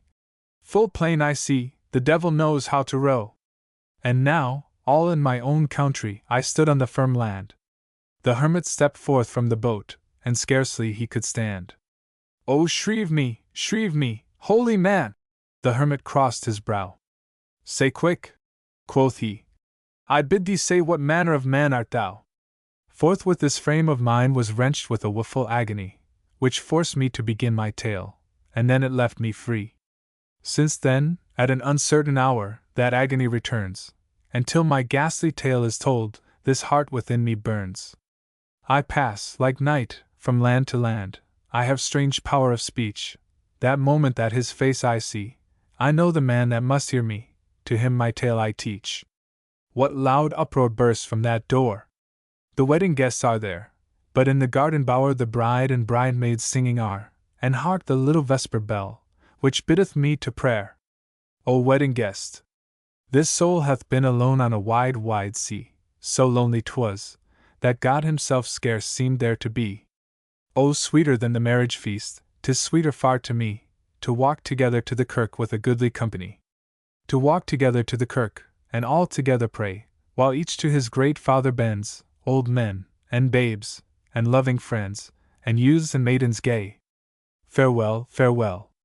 But this I tell to thee, thou wedding guest. He prayeth well, who loveth well both man and bird and beast. He prayeth best, who loveth best all things both great and small, for the dear God who loveth us, he made and loveth all. The mariner, whose eye is bright, whose beard with age is hoar, is gone, and now the wedding guest turned from the bridegroom's door. He went like one that hath been stunned, and is of sense forlorn, a sadder and a wiser man, he rose the morrow morn. 1797 to 1798. Footnote 1. For the last two lines of this stanza, I am indebted to Mr. Wordsworth. It was on a delightful walk from Netherstowey to Dulverton, with him and his sister, in the autumn of 1797, that this poem was planned, and in part composed. Note of S. T. C. First printed in Sibylline leaves. Christabel Part the First. 'Tis the middle of night by the castle clock, and the owls have awakened the crowing cock. Two, wit, two, who? And hark, again! The crowing cock, how drowsily it crew! Sir Leoline, the Baron rich, hath a toothless mastiff, which from her kennel beneath the rock mocketh answer to the clock, 4 for the quarters, and 12 for the hour. Ever and I, by shine and shower, 16 short howls, not over loud. Some say, she sees my lady's shroud. Is the night chilly and dark? The night is chilly, but not dark. The thin grey cloud is spread on high, it covers but not hides the sky. The moon is behind, and at the full, and yet she looks both small and dull. The night is chill, the cloud is grey, 'tis a month before the month of May, and the spring comes slowly up this way. The lovely lady, Christabel, whom her father loves so well, what makes her in the wood so late, a furlong from the castle gate? She had dreams all yesternight of her own betrothed knight, and she in the midnight wood will pray for the weal of her lover that's far away. She stole along, she nothing spoke, the sighs she heaved were soft and low, and naught was green upon the oak but moss and rarest mistletoe. She kneels beneath the huge oak tree, and in silence prayeth she. The lady sprang up suddenly, the lovely lady, Christabel. It moaned as near can be, but what it is she cannot tell. On the other side it seems to be, of the huge, broad-breasted, old oak tree. The night is chill, the forest bare, is it the wind that moaneth bleak? There is not wind enough in the air to move away the ringlet curl from the lovely lady's cheek, there is not wind enough to twirl the one red leaf, the last of its clan, that dances as often as dance it can, hanging so light, and hanging so high, on the topmost twig that looks up at the sky. Hush, beating heart of Christabel! Jesu, Maria, shield her well!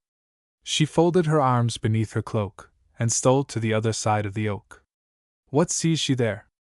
There she sees a damsel bright, dressed in a silken robe of white, that shadowy in the moonlight shone, the neck that made that white robe wan, her stately neck and arms were bare, Her blue-veined feet unsandaled were, and wildly glittered here and there the gems entangled in her hair. I guess 'twas frightful there to see a lady so richly clad as she, beautiful exceedingly. "Mary Mother, save me now," said Christabel, "and who art thou?" The lady strange made answer meet, and her voice was faint and sweet. "Have pity on my sore distress, I scarce can speak for weariness. Stretch forth thy hand, and have no fear." Said Christabel, "How camest thou here?" And the lady, whose voice was faint and sweet, did thus pursue her answer meet. "My sire is of a noble line, and my name is Geraldine. 5 warriors seized me yestermorn, me, even me, a maid forlorn. They choked my cries with force and fright, and tied me on a palfrey white. The palfrey was as fleet as wind, and they rode furiously behind. They spurred amain, their steeds were white, and once we crossed the shade of night. As sure as heaven shall rescue me, I have no thought what men they be, nor do I know how long it is, for I have lain entranced I wis, since one, the tallest of the 5, took me from the palfrey's back, a weary woman, scarce alive. Some muttered words his comrades spoke, he placed me underneath this oak. He swore they would return with haste. Whither they went I cannot tell. I thought I heard, some minutes past, sounds as of a castle bell. Stretch forth thy hand," thus ended she, "and help a wretched maid to flee." Then Christabel stretched forth her hand, and comforted fair Geraldine. "O well, bright dame! May you command the service of Sir Leoline, and gladly our stout chivalry will he send forth and friends withal to guide and guard you safe and free home to your noble father's hall." She rose, and forth with steps they passed that strove to be, and were not, fast. Her gracious stars the lady blessed, and thus spake on sweet Christabel: "All our household are at rest, the hall as silent as the cell. Sir Leoline is weak in health, and may not well awaken be, but we will move as if in stealth, and I beseech your courtesy, this night, to share your couch with me." They crossed the moat, and Christabel took the key that fitted well. A little door she opened straight, all in the middle of the gate that was ironed within and without, where an army in battle array had marched out. The lady sank, belike through pain, and Christabel with might and main lifted her up, a weary weight, over the threshold of the gate. Then the lady rose again, and moved, as she were not in pain. So free from danger, free from fear, they crossed the court, right glad they were. And Christabel devoutly cried to the lady by her side, "Praise we the Virgin all divine who hath rescued thee from thy distress." "Alas! Alas!" said Geraldine, "I cannot speak for weariness." So free from danger, free from fear, they crossed the court, right glad they were. Outside her kennel, the mastiff old lay fast asleep, in moonshine cold. The mastiff old did not awake, yet she an angry moan did make. And what can ail the mastiff bitch? Never till now she uttered yell beneath the eye of Christabel. Perhaps it is the owlet's scritch, for what can ail the mastiff bitch? They passed the hall, that echoes still, pass as lightly as you will. The brands were flat, the brands were dying, amid their own white ashes lying. But when the lady passed, there came a tongue of light, a fit of flame, and Christabel saw the lady's eye, and nothing else saw she thereby, save the boss of the shield of Sir Leoline tall, which hung in a murky old niche in the wall. "Oh, softly tread," said Christabel, "my father seldom sleepeth well." Sweet Christabel her feet doth bear, and jealous of the listening air they steal their way from stair to stair, now in glimmer, and now in gloom, and now they pass the baron's room, as still as death with stifled breath, and now have reached her chamber door, and now doth Geraldine press down the rushes of the chamber floor. The moon shines dim in the open air, and not a moonbeam enters here. But they without its light can see the chamber carved so curiously, carved with figures strange and sweet, all made out of the carver's brain, for a lady's chamber meet. The lamp with twofold silver chain is fastened to an angel's feet. The silver lamp burns dead and dim, but Christabel the lamp will trim.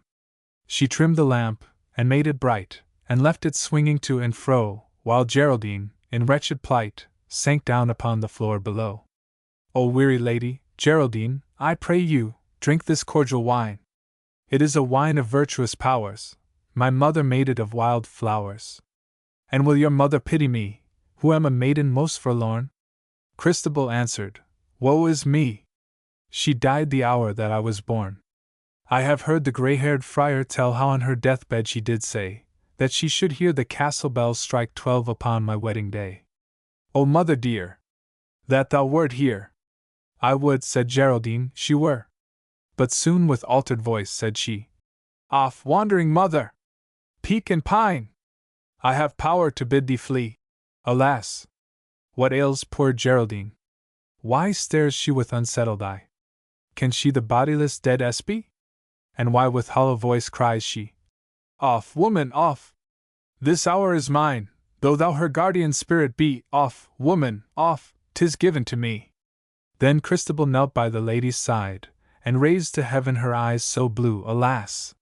Said she, this ghastly ride, dear lady, it hath wildered you. The lady wiped her moist cold brow, and faintly said, 'Tis over now! Again the wild flower wine she drank, her fair large eyes gone glitter bright, and from the floor whereon she sank, the lofty lady stood upright. She was most beautiful to see, like a lady of a far country. And thus the lofty lady spake, all they who live in the upper sky do love you, holy Christabel. And you love them, and for their sake and for the good which me befell, even I in my degree will try, fair maiden, to requite you well. But now unrobe yourself, for I must pray, ere yet in bed I lie.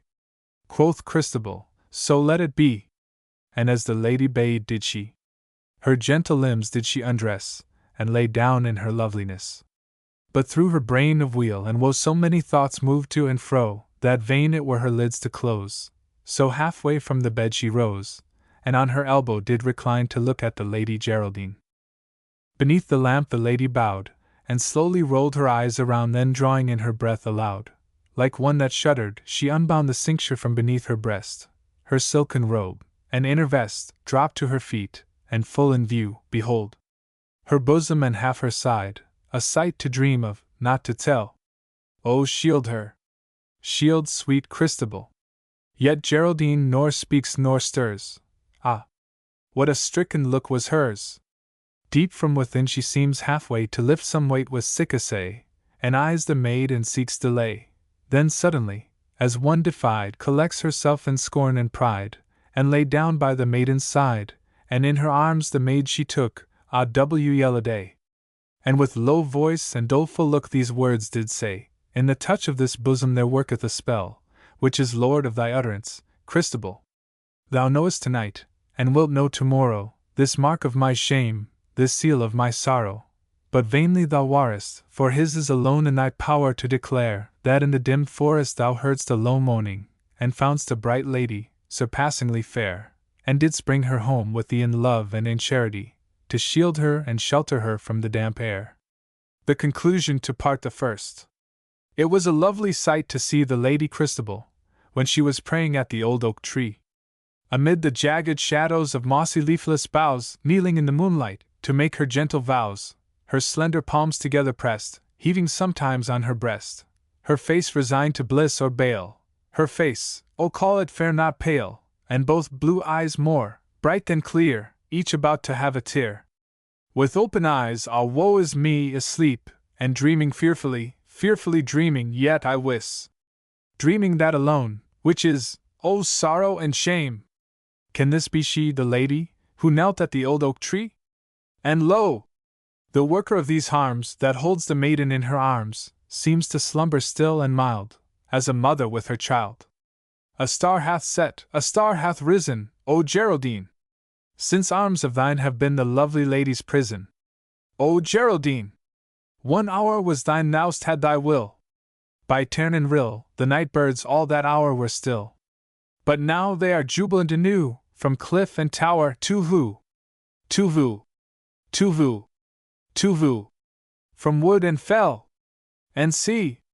The Lady Christabel gathers herself from out her trance, her limbs relax, her countenance grows sad and soft, the smooth thin lids close o'er her eyes, and tears she sheds, large tears that leave the lashes bright. And oft the while she seems to smile as infants at a sudden light. Yea, she doth smile, and she doth weep, like a youthful hermitess, beauteous in a wilderness, who, praying always, prays in sleep. And if she move unquietly, perchance 'tis but the blood so free comes back and tingles in her feet. No doubt, she hath a vision sweet. What if her guardian spirit 'twere? What if she knew her mother near? But this she knows, in joys and woes, that saints will aid if men will call, for the blue sky bends over all. 1797. Part the Second.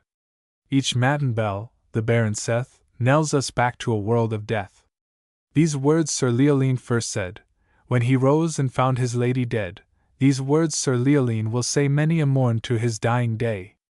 And hence the custom and law began that still at dawn the sacristan, who duly pulls the heavy bell, 45 beads must tell between each stroke, a warning knell, which not a soul can choose but hear from Bra the Head to Windermere. Saith Bracy the bard, so let it knell, and let the drowsy sacristan still count as slowly as he can. There is no lack of such, I ween, as well fill up the space between. In Langdale Pike and Witch's Lair, and Dungeon Gills so foully rent, with ropes of rock and bells of air 3 sinful sextons' ghosts are pent, who all give back, one after t'other, the death note to their living brother, and oft too, by the knell offended, just as their 1, 2, 3 is ended, the devil mocks the doleful tale with a merry peal from Borrowdale. The air is still. Through mist and cloud that merry peal comes ringing loud, and Geraldine shakes off her dread, and rises lightly from the bed, puts on her silken vestments white, and tricks her hair in lovely plight, and nothing doubting of her spell awakens the Lady Christabel. Sleep you, sweet Lady Christabel? I trust that you have rested well. And Christabel awoke and spied the same who lay down by her side, or rather say, the same whom she raised up beneath the old oak tree. Nay, fairer yet, and yet more fair, for she belike hath drunken deep of all the blessedness of sleep. And while she spake, her looks, her air, such gentle thankfulness declare, that, so it seemed, her girded vests grew tight beneath her heaving breasts. Sure I have shinned, said Christabel. Now heaven be praised if all be well. And in low faltering tones, yet sweet, did she the lofty lady greet with such perplexity of mind as dreams too lively leave behind. So quickly she rose, and quickly arrayed her maiden limbs, and having prayed that he, who on the cross did groan, might wash away her sins unknown, she forthwith led fair Geraldine to meet her sire, Sir Leoline. The lovely maid and the lady tall are pacing both into the hall, and pacing on through page and groom, enter the Baron's presence room. The Baron rose, and while he pressed his gentle daughter to his breast, with cheerful wonder in his eyes the Lady Geraldine espies, and gave such welcome to the same, as might beseem so bright a dame. But when he heard the lady's tale, and when she told her father's name, why waxed Sir Leoline so pale, murmuring o'er the name again, Lord Roland de Vaux of Triermain? Alas! They had been friends in youth, but whispering tongues can poison truth, and constancy lives in realms above, and life is thorny, and youth is vain, and to be wroth with one we love doth work like madness in the brain. And thus it chanced, as I divine, with Roland and Sir Leoline. Each spake words of high disdain, and insult to his heart's best brother. They parted, ne'er to meet again. But never either found another to free the hollow heart from paining. They stood aloof, the scars remaining, like cliffs which had been rent asunder. A dreary sea now flows between. But neither heat, nor frost, nor thunder, shall wholly do away, I ween, the marks of that which once hath been. Sir Leoline, a moment's space, stood gazing on the damsel's face, and the youthful lord of Triermain came back upon his heart again. Oh, then the Baron forgot his age, his noble heart swelled high with rage. He swore by the wounds in Yea's side he would proclaim it far and wide, with trump and solemn heraldry, that they, who thus had wronged the dame, were base as spotted infamy. And if they dare deny the same, my herald shall appoint a week, and let the recreant traitors seek my tourney court, that there and then I may dislodge their reptile souls from the bodies and forms of men. He spake, his eye in lightning rolls. For the lady was ruthlessly seized, and he kenned in the beautiful lady the child of his friend. And now the tears were on his face, and fondly in his arms he took fair Geraldine, who met the embrace, prolonging it with joyous look, which when she viewed, a vision fell upon the soul of Christabel. The vision of fear, the touch and pain. She shrunk and shuddered, and saw again, ah, woe is me! Was it for thee, thou gentle maid, such sights to see? Again she saw that bosom old, again she felt that bosom cold, and drew in her breath with a hissing sound, whereat the knight turned wildly round, and nothing saw, but his own sweet maid with eyes upraised, as one that prayed. The touch, the sight, had passed away, and in its stead that vision blessed, which comforted her after rest, while in the lady's arms she lay, had put a rapture in her breast, and on her lips and o'er her eyes spread smiles like light. With new surprise, "What ails then, my beloved child?" the Baron said. His daughter mild made answer, "All will yet be well." I ween she had no power to tell aught else, so mighty was the spell. Yet he, who saw this Geraldine, had deemed her sure a thing divine. Such sorrow with such grace she blended, as if she feared she had offended sweet Christabel, that gentle maid. And with such lowly tones she prayed she might be sent without delay home to her father's mansion. "Nay, nay, by my soul," said Leoline. "Ho! Bracy the bard, the charge be thine. Go thou, with music sweet and loud, and take 2 steeds with trappings proud, and take the youth whom thou lovest best to bear thy harp, and learn thy song, and clothe you both in solemn vest, and over the mountains haste along, lest wandering folk, that are abroad, detain you on the valley road. And when he has crossed the earthing flood, my merry bard, he hastes up Norrin Moor, through Halegarth wood, and reaches soon that castle good which stands and threatens Scotland's wastes. Bard Bracy!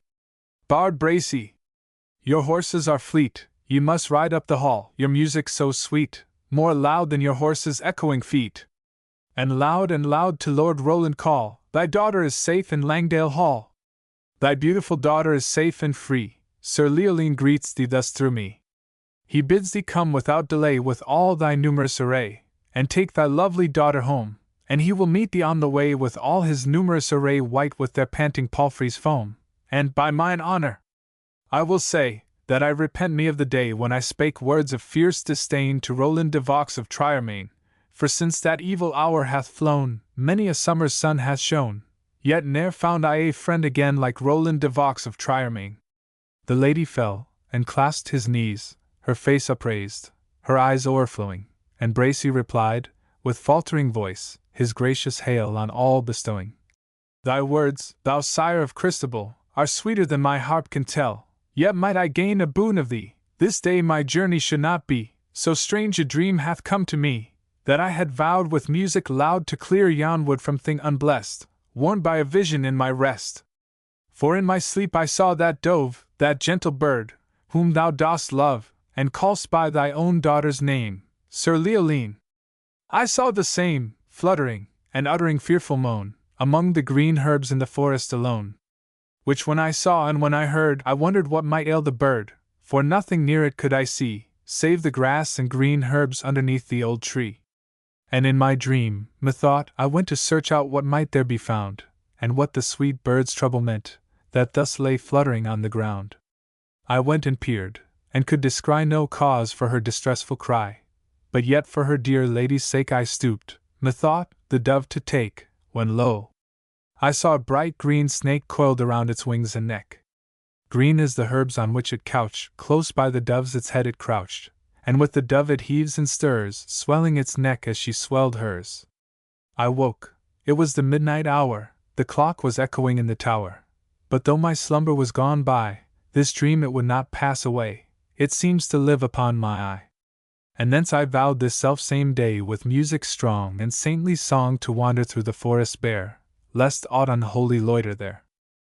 Thus Bracy said. The Baron, the while, half listening, heard him with a smile, then turned to Lady Geraldine, his eyes made up of wonder and love, and said in courtly accents fine, "Sweet maid, Lord Roland's beauteous dove, with arms more strong than harp or song, thy sire and I will crush the snake."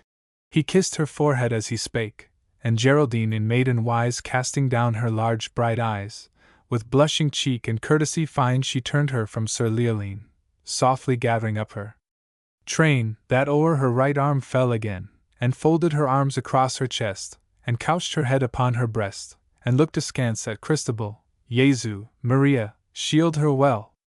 A snake's small eye blinks dull and shy, and the lady's eyes they shrunk in her head, each shrunk up to a serpent's eye, and with somewhat of malice, and more of dread, at Christabel she looked askance, one moment, and the sight was fled. But Christabel in dizzy trance stumbling on the unsteady ground shuddered aloud, with a hissing sound, and Geraldine again turned round, and like a thing that sought relief, full of wonder and full of grief, she rolled her large bright eyes divine wildly on Sir Leoline. The maid, alas! Her thoughts are gone, she nothing sees, no sight but one. The maid, devoid of guile and sin, I know not how, in fearful wise, so deeply had she drunken in that look, those shrunken serpent eyes, that all her features were resigned to this sole image in her mind, and passively did imitate that look of dull and treacherous hate. And thus she stood, in dizzy trance, still picturing that look askance with forced unconscious sympathy full before her father's view, as far as such a look could be in eyes so innocent and blue. And when the trance was o'er, the maid paused awhile, and inly prayed, then falling at the Baron's feet. By my mother's soul do I entreat that thou this woman send away, she said, and more she could not say, for what she knew she could not tell, o'ermastered by the mighty spell. Why is thy cheek so wan and wild, Sir Leoline? Thy only child lies at thy feet, thy joy, thy pride, so fair, so innocent, so mild, the same, for whom thy lady died. Oh, by the pangs of her dear mother think thou no evil of thy child.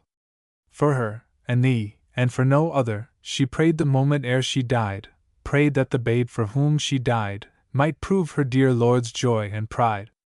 That prayer her deadly pangs beguiled, Sir Leoline. And wouldst thou wrong thy only child, her child and thine?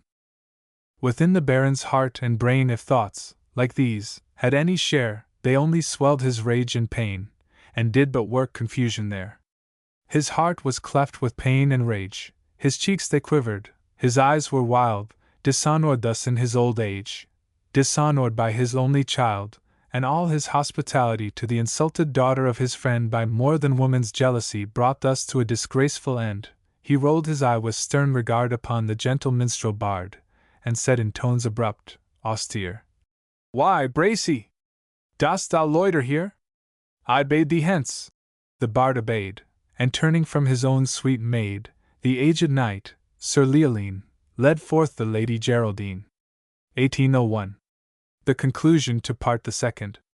A little child, a limber elf, singing, dancing to itself, a fairy thing with red round cheeks, that always finds, and never seeks, makes such a vision to the sight as fills a father's eyes with light, and pleasures flow in so thick and fast upon his heart, that he at last must needs express his love's excess with words of unmeant bitterness.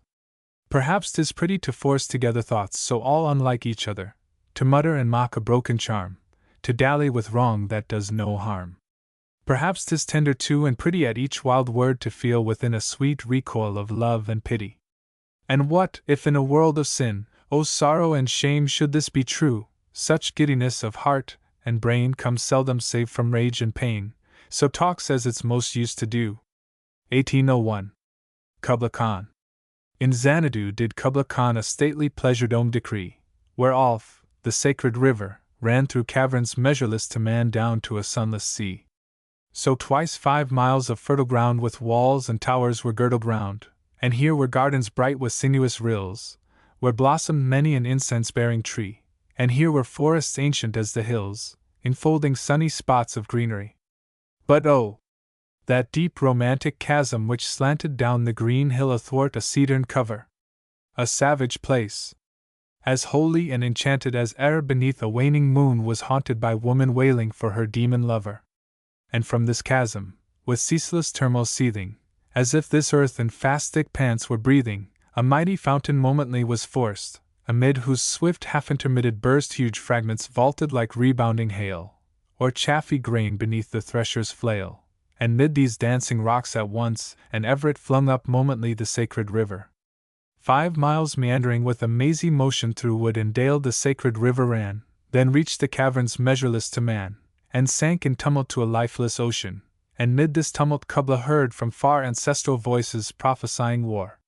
The shadow of the dome of pleasure floated midway on the waves, where was heard the mingled measure from the fountain and the caves. It was a miracle of rare device, a sunny pleasure dome with caves of ice. A damsel with a dulcimer in a vision once I saw, it was an Abyssinian maid, and on her dulcimer she played, singing of Mount Abora.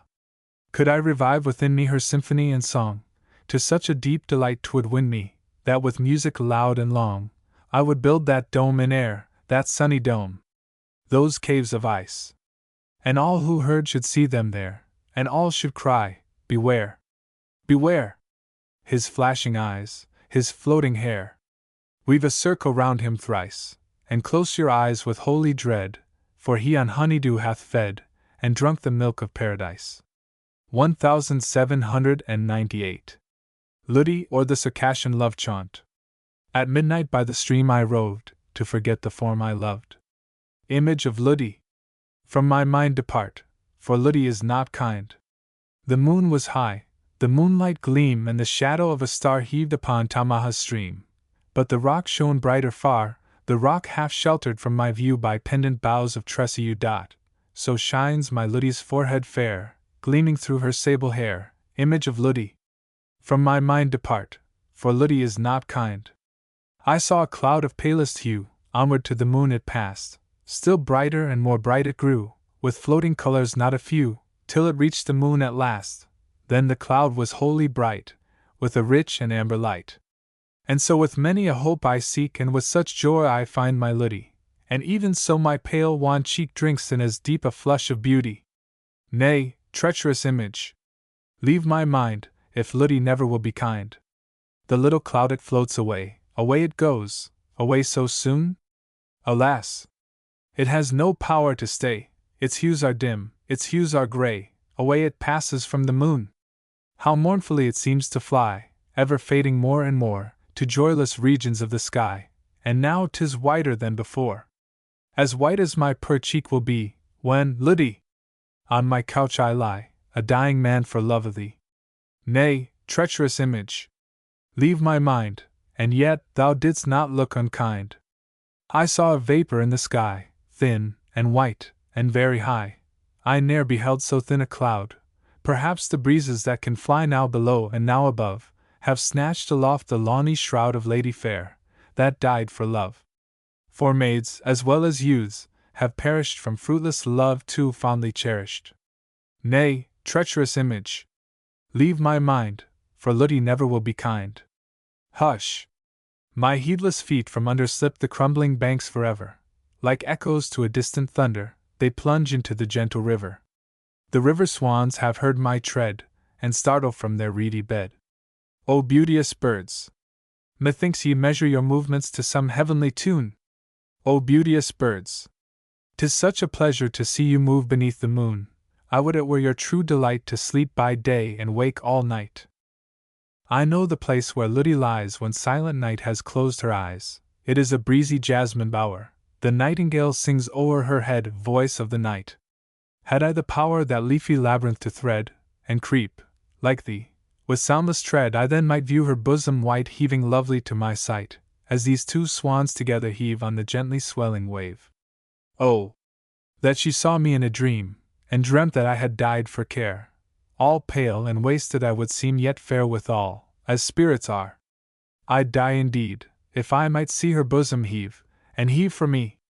Soothe, gentle image, soothe my mind. Tomorrow Ludi may be kind. 1794. The Ballad of the Dark Lady, a fragment. Beneath yon birch with silver bark, and boughs so pendulous and fair, the brook falls scattered down the rock, and all is mossy there. And there upon the moss she sits, the dark lady in silent pain. The heavy tear is in her eye, and drops and swells again. 3 times she sends her little page up the castled mountain's breast, if he might find the knight that wears the griffin for his crest. The sun was sloping down the sky, and she had lingered there all day, counting moments, dreaming fears. Oh, wherefore can he stay? She hears a rustling o'er the brook, she sees far off a swinging bough. 'Tis he, 'tis my betrothed knight! Lord Falkland, it is thou! She springs, she clasps him round the neck, she sobs 1,000 hopes and fears. Her kisses glowing on his cheeks she quenches with her tears. My friends with rude ungentle words they scoff, and bid me fly to thee. O give me shelter in thy breast! O shield and shelter me! My Henry, I have given thee much. I gave what I can ne'er recall. I gave my heart, I gave my peace, O heaven! I gave thee all. The knight made answer to the maid, while to his heart he held her hand. 9 castles hath my noble sire, none statelier in the land. The fairest one shall be my love's, the fairest castle of the 9. Wait only till the stars peep out, the fairest shall be thine.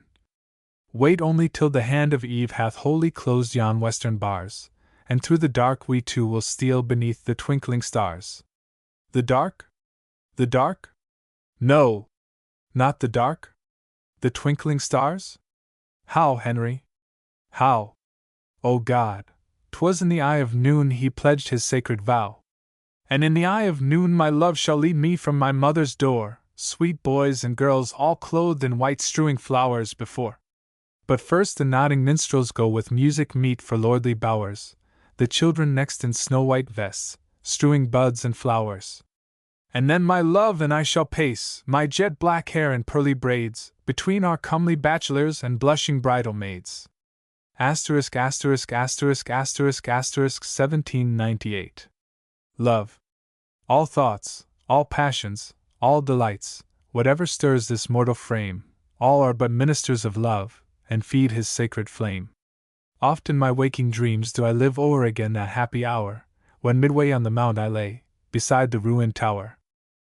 The moonshine, stealing o'er the scene, had blended with the lights of eve, and she was there, my hope, my joy, my own dear Genevieve. She leant against the armed man, the statue of the armed knight. She stood and listened to my lay, amid the lingering light. Few sorrows hath she of her own. My hope! My joy! My Genevieve! She loves me best, weener I sing the songs that make her grieve. I played a soft and doleful air, I sang an old and moving story, an old rude song, that suited well that ruin wild and hoary. She listened with a flitting blush, with downcast eyes and modest grace, for well she knew, I could not choose but gaze upon her face. I told her of the knight that wore upon his shield a burning brand, and that for 10 long years he wooed the lady of the land. I told her how he pined, and the deep, the low, the pleading tone with which I sang another's love, interpreted my own. She listened with a flitting blush, with downcast eyes, and modest grace, and she forgave me, that I gazed too fondly on her face. But when I told the cruel scorn that crazed that bold and lovely knight, and that he crossed the mountain woods, nor rested day nor night, that sometimes from the savage den, and sometimes from the darksome shade, and sometimes starting up at once in green and sunny glade, there came and looked him in the face an angel beautiful and bright, and that he knew it was a fiend, this miserable knight, and that unknowing what he did, he leaped amid a murderous band, and saved from outrage worse than death the lady of the land. And how she wept, and clasped his knees, and how she tended him in vain, and ever strove to expiate the scorn that crazed his brain. And that she nursed him in a cave, and how his madness went away, when on the yellow forest leaves a dying man he lay. His dying words, but when I reached that tenderest strain of all the ditty, my faltering voice and pausing harp disturbed her soul with pity. All impulses of soul and sense had thrilled my guileless Genevieve, the music and the doleful tale, the rich and balmy eve. And hopes, and fears that kindle hope, an undistinguishable throng, and gentle wishes long subdued and cherished long. She wept with pity and delight, she blushed with love and virgin shame, and like the murmur of a dream, I heard her breathe my name. Her bosom heaved, she stepped aside, as conscious of my look she stepped, then suddenly, with timorous eye she fled to me and wept. She half enclosed me with her arms, she pressed me with a meek embrace, and bending back her head, looked up, and gazed upon my face. 'Twas partly love, and partly fear, and partly 'twas a bashful art, that I might rather feel, than see, the swelling of her heart. I calmed her fears, and she was calm, and told her love with virgin pride, and so I won my Genevieve, my bright and beauteous bride. 1798 to 1799. The Three Graves, a fragment of A Sexton's Tale, Part 1. The grapes upon the vicar's wall were ripe as ripe could be, and yellow leaves and sun and wind were falling from the tree. On the hedge elms in the narrow lane still swung the spikes of corn. Dear Lord! It seems but yesterday, young Edward's marriage morn. Up through that wood behind the church, there leads from Edward's door a mossy track, all over bowed, for half a mile or more. And from their house door by that track the bride and bridegroom went. Sweet Mary, though she was not gay, seemed cheerful and content. But when they to the churchyard came, I've heard poor Mary say, as soon as she stepped into the sun, her heart it died away. And when the vicar joined their hands, her limbs did creep and freeze. But when they prayed, she thought she saw her mother on her knees. And o'er the church path they returned, I saw poor Mary's back, just as she stepped beneath the boughs into the mossy track. Her feet upon the mossy track the married maiden set. That moment, I have heard her say, she wished she could forget. The shade o'erflushed her limbs with heat, then came a chill like death, and when the merry bells rang out, they seemed to stop her breath. Beneath the foulest mother's curse no child could ever thrive. A mother is a mother still, the holiest thing alive. So 5 months passed, the mother still would never heal the strife. But Edward was a loving man, and Mary a fond wife. My sister may not visit us, my mother says her nay. O Edward! You are all to me, I wish for your sake I could be more lifesome and more gay. I'm dull and sad. Indeed, I know I have no reason. Perhaps I am not well in health, and 'tis a gloomy season. 'Twas a drizzly time, no ice, no snow. And on the few fine days she stirred not out, lest she might meet her mother in the ways. But Ellen, spite of miry ways and weather dark and dreary, trudged every day to Edward's house, and made them all more cheery. Oh! Ellen was a faithful friend, more dear than any sister, as cheerful too as singing lark, and she ne'er left them till 'twas dark, and then they always missed her.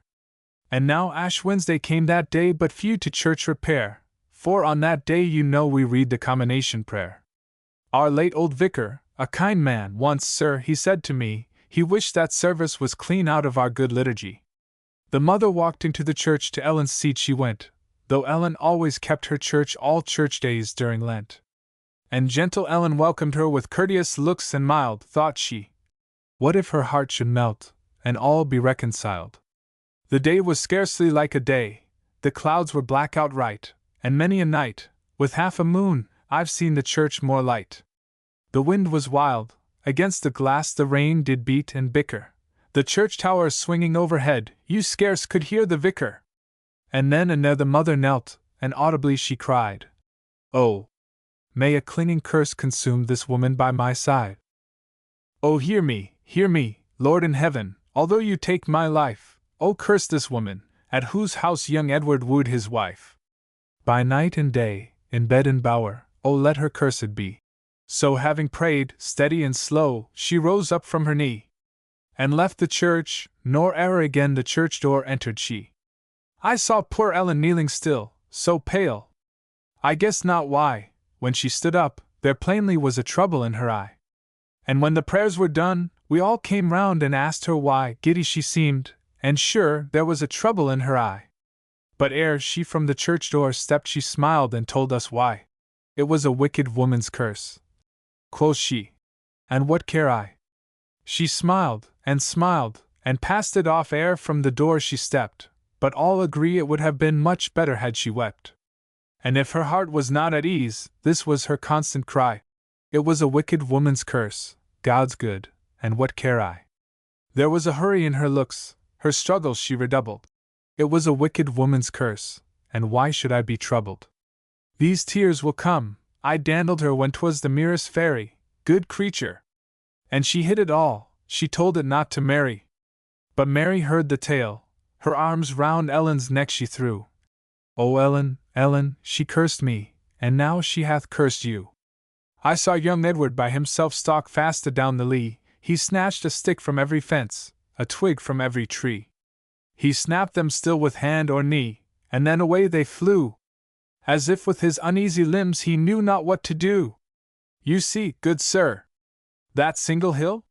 His farm lies underneath. He heard it there, he heard it all, and only gnashed his teeth. Now Ellen was a darling love in all his joys and cares, and Ellen's name and Mary's name fast linked they both together came, whene'er he said his prayers.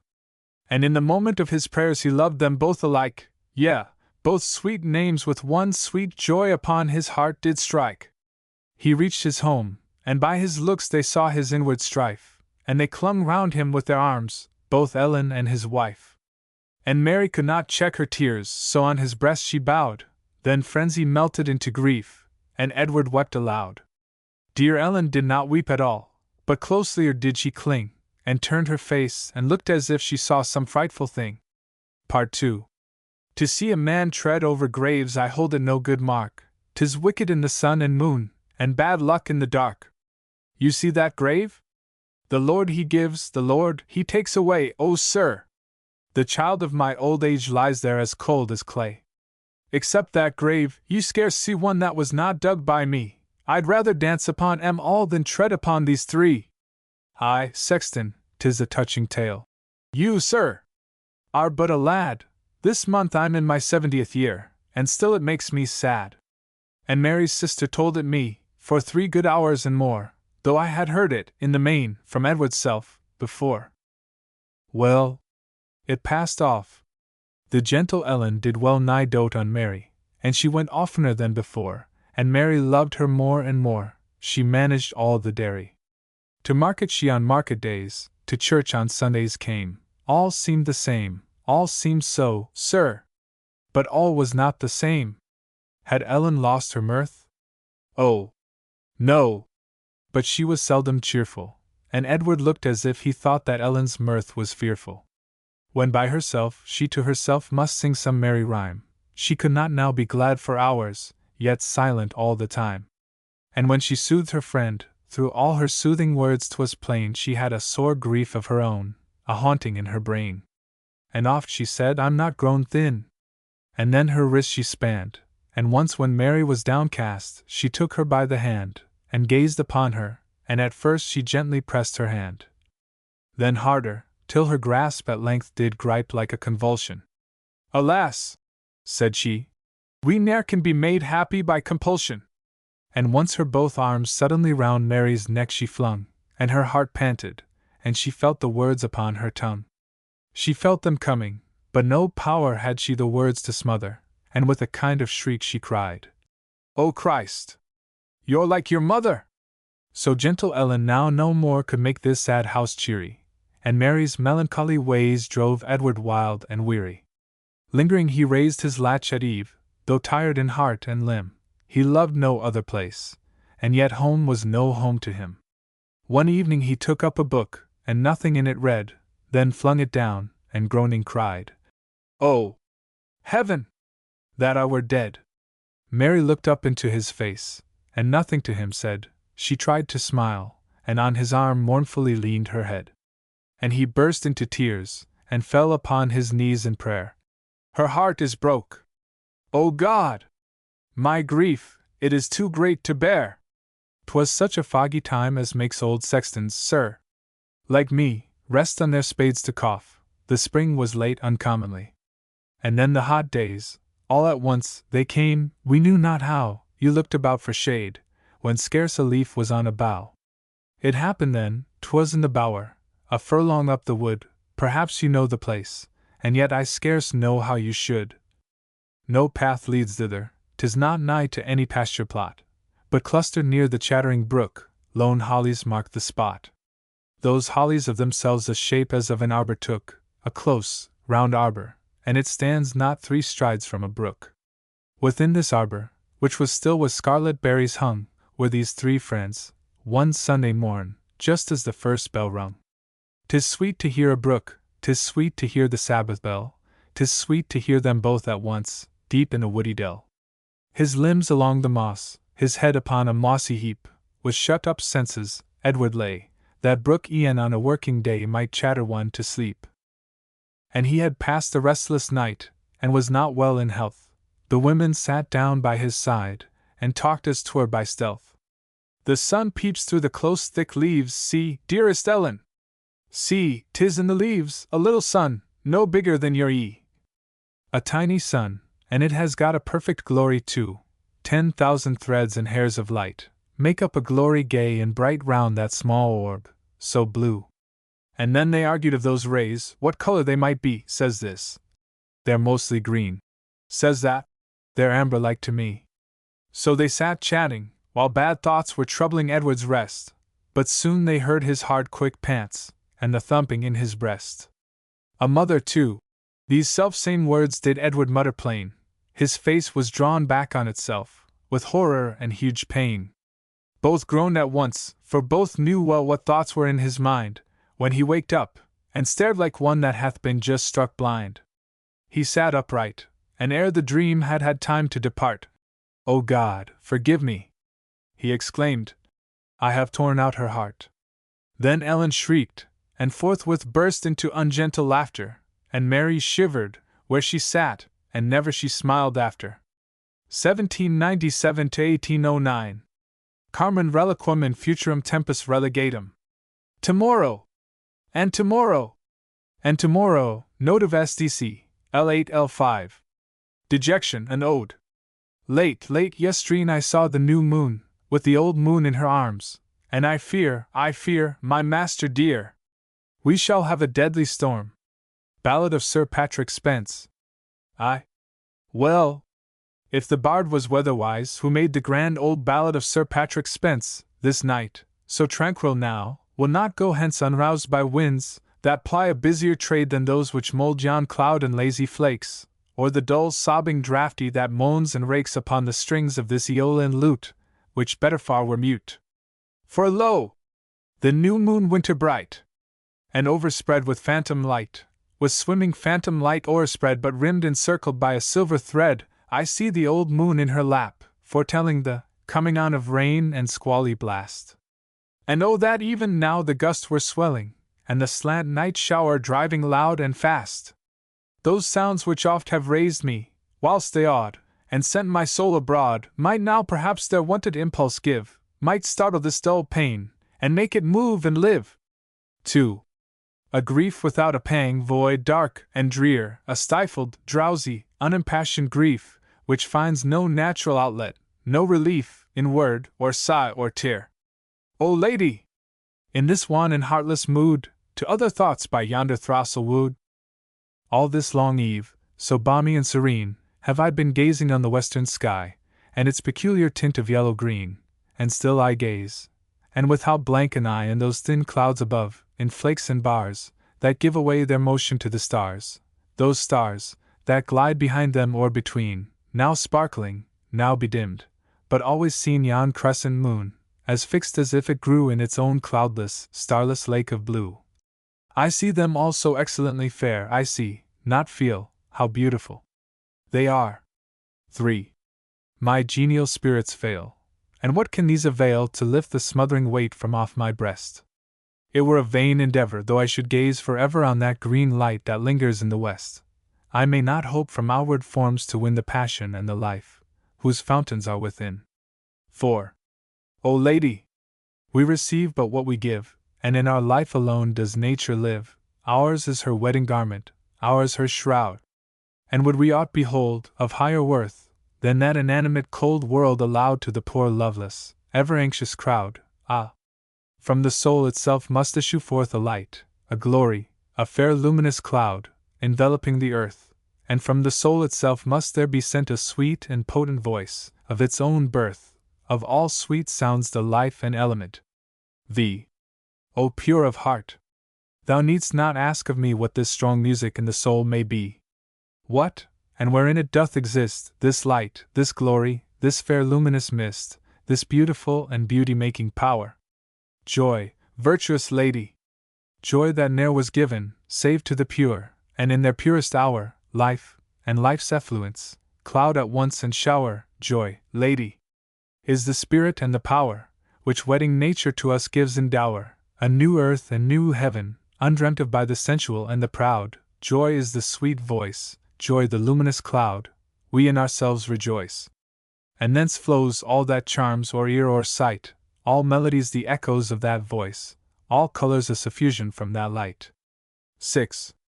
There was a time when, though my path was rough, this joy within me dallied with distress, and all misfortunes were but as the stuff whence fancy made me dreams of happiness, for hope grew round me, like the twining vine, and fruits, and foliage, not my own, seemed mine. But now afflictions bow me down to earth, nor care I that they rob me of my mirth, but oh! Each visitation suspends what nature gave me at my birth, my shaping spirit of imagination. For not to think of what I needs must feel, but to be still and patient, all I can, and haply by abstruse research to steal from my own nature all the natural man. This was my sole resource, my only plan, till that which suits a part infects the whole, and now is almost grown the habit of my soul. 7. Hence, viper thoughts, that coil around my mind, reality's dark dream. I turn from you, and listen to the wind, which long has raved unnoticed. What a scream of agony by torture lengthened out that lute sent forth! Thou wind, that ravest without, bare crag, or mountain tarn, or blasted tree, or pine grove where the woodman never clomb, or lonely house, long held the witch's home, methinks were fitter instruments for thee, mad lutanist, who in this month of showers, of dark brown gardens, and of peeping flowers, makes devil's yule, with worse than wintry song, the blossoms, buds, and timorous leaves among. Thou actor, perfect in all tragic sounds! Thou mighty poet, even to frenzy bold! What tell'st thou now about? 'Tis of the rushing of an host and rout, with groans of trampled men, with smarting wounds, at once they groan with pain, and shudder with the cold. But hush! There is a pause of deepest silence, and all that noise, as of a rushing crowd, with groans, and tremulous shudderings all is over, it tells another tale, with sounds less deep and loud. A tale of less affright, and tempered with delight, as Otway's self had framed the tender lay. 'Tis of a little child upon a lonesome wild, not far from home, but she hath lost her way, and now moans low in bitter grief and fear, and now screams loud, and hopes to make her mother hear. 8. 'Tis midnight, but small thoughts have I of sleep, full seldom may my friend such vigils keep. Visit her, gentle sleep, with wings of healing, and may this storm be but a mountain birth, may all the stars hang bright above her dwelling, silent as though they watched the sleeping earth. With light heart may she rise, gay fancy, cheerful eyes, joy lift her spirit, joy attune her voice. To her may all things live, from pole to pole, their life the eddying of her living soul. O simple spirit, guided from above, dear lady! Friend devoutest of my choice, thus mayst thou ever, evermore rejoice. 1802. Ode to Tranquility. Tranquility! Thou better name than all the family of fame! Thou ne'er wilt leave my riper age to low intrigue, or factious rage, for oh! Dear child of thoughtful truth, to thee I gave my early youth, and left the bark, and blessed the steadfast shore, ere yet the tempest rose and scared me with its roar. Who late and lingering seeks thy shrine, on him but seldom, power divine, thy spirit rests. Satiety and sloth, poor counterfeits of thee, mock the tired worldling. Idle hope and dire remembrance interlope, to vex the feverish slumbers of the mind. The bubble floats before, the spectre stalks behind. But me thy gentle hand will lead at morning through the accustomed mead, and in the sultry summer's heat will build me up a mossy seat, and when the gust of autumn crowds, and breaks the busy moonlight clouds, thou best the thought canst raise, the heart attune, light as the busy clouds, calm as the gliding moon. The feeling heart, the searching soul, to thee I dedicate the whole. And while within myself I trace the greatness of some future race, aloof with hermit I scan the present works of present man, a wild and dreamlike trait of blood and guile, too foolish for a tear, too wicked for a smile. 1801. France, an ode I. Ye clouds, that far above me float and pause, whose pathless march no mortal may control. Ye ocean waves, that, wheresoe'er ye roll, yield homage only to eternal laws. Ye woods, that listen to the night-birds singing, midway the smooth and perilous slope reclined, save when your own imperious branches swinging, have made a solemn music of the wind.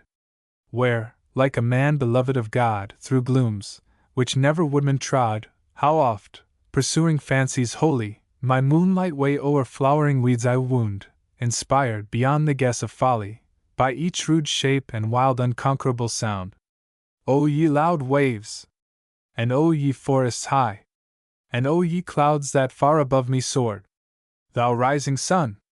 Thou blue rejoicing sky! Yea, everything that is and will be free! Bear witness for me, wheresoe'er ye be, with what deep worship I have still adored the spirit of divinest liberty. 2.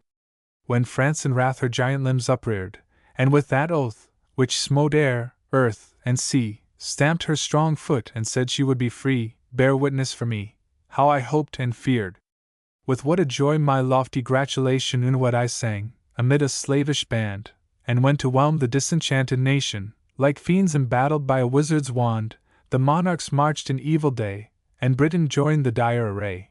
Though dear her shores and circling ocean, though many friendships, many youthful loves had swollen the patriot emotion and flung a magic light o'er all her hills and groves, yet still my voice, unaltered, sang defeat to all that braved the tyrant quelling lance, and shame. Too long delayed and vain retreat. For ne'er, O Liberty, with partial aim I dimmed thy light or damped thy holy flame, but blessed the paeans of delivered France, and hung my head and wept at Britain's name. 3. And what? I said, though blasphemy's loud scream with that sweet music of deliverance strove, though all the fierce and drunken passions wove a dance more wild than e'er was maniac's dream, ye storms, that round the dawning east assembled, the sun was rising, though ye hid his light, and when, to soothe my soul, that hoped and trembled, the dissonance ceased, and all seemed calm and bright, when France her front deep scarred and gory concealed with clustering wreaths of glory, when, insupportably advancing, her arm made mockery of the warrior's ramp, while timid looks of fury glancing, domestic treason, crushed beneath her fatal stamp, writhed like a wounded dragon in his gore. Then I reproached my fears that would not flee. And soon, I said, shall wisdom teach her lore in the low huts of them that toil and groan? And, conquering by her happiness alone, shall France compel the nations to be free, till love and joy look round, and call the earth their own. 4. Forgive me, freedom! Oh, forgive those dreams! I hear thy voice, I hear thy loud lament, from bleak Helvetia's icy caverns sent, I hear thy groans upon her blood-stained streams. Heroes, that for your peaceful country perished, and ye that, fleeing, spot your mountain snows with bleeding wounds, forgive me, that I cherished one thought that ever blessed your cruel foes. To scatter rage and traitorous guilt where peace her jealous home had built, a patriot race to disinherit of all that made their stormy wilds so dear, and with inexpiable spirit to taint the bloodless freedom of the mountaineer. O France, that mockest heaven, adulteress, blind, and patriot only in pernicious toils! Are these thy boasts, champion of humankind? To mix with kings in the low lust of sway, yell in the hunt, and share the murderous prey, to insult the shrine of liberty with spoils from freemen torn, to tempt and to betray? The sensual and the dark rebel in vain, slaves by their own compulsion. In mad game they burst their manacles and wear the name of freedom, graven on a heavier chain. O Liberty! With profitless endeavor have I pursued thee, many a weary hour, but thou nor swell'st the victor's strain, nor ever didst breathe thy soul in forms of human power. Alike from all, howe'er they praise thee, nor prayer, nor boastful name delays thee, alike from priestcraft's harpy minions, and factious blasphemies obscener slaves, thou speedest on thy subtle pinions, the guide of homeless winds, and playmate of the waves. And there I felt thee, on that sea cliff's verge, whose pines, scarce travelled by the breeze above, had made one murmur with the distant surge. Yes, while I stood and gazed, my temples bare, and shot my being through earth, sea, and air, possessing all things with intensest love, O Liberty! My spirit felt thee there. February 1798. Fears and Solitude, written in April 1798, during the alarm of an invasion. A green and silent spot, amid the hills, a small and silent dell. O'er stiller place no singing skylark ever poised himself. The hills are heathy, save that swelling slope, which hath a gay and gorgeous covering on, all golden with the never bloomless furze, which now blooms most profusely. But the dell, bathed by the mist, is fresh and delicate as vernal cornfield, or the unripe flax, when, through its half-transparent stalks, at eve, the level sunshine glimmers with green light. Oh! 'Tis a quiet, spirit-healing nook, which all, methinks, would love, but chiefly he, the humble man, who, in his youthful years, knew just so much of folly, as had made his early manhood more securely wise. Here he might lie on fern or withered heath, while from the singing lark, that sings unseen the minstrelsy that solitude loves best, and from the sun, and from the breezy air, sweet influences trembled o'er his frame, and he, with many feelings, many thoughts, made up a meditative joy, and found religious meanings in the forms of nature. And so, his senses gradually wrapped in a half-sleep, he dreams of better worlds, and dreaming hears thee still, O singing lark, that singest like an angel in the clouds. My God! It is a melancholy thing for such a man, who would full fain preserve his soul in calmness, yet perforce must feel for all his human brethren. O my God!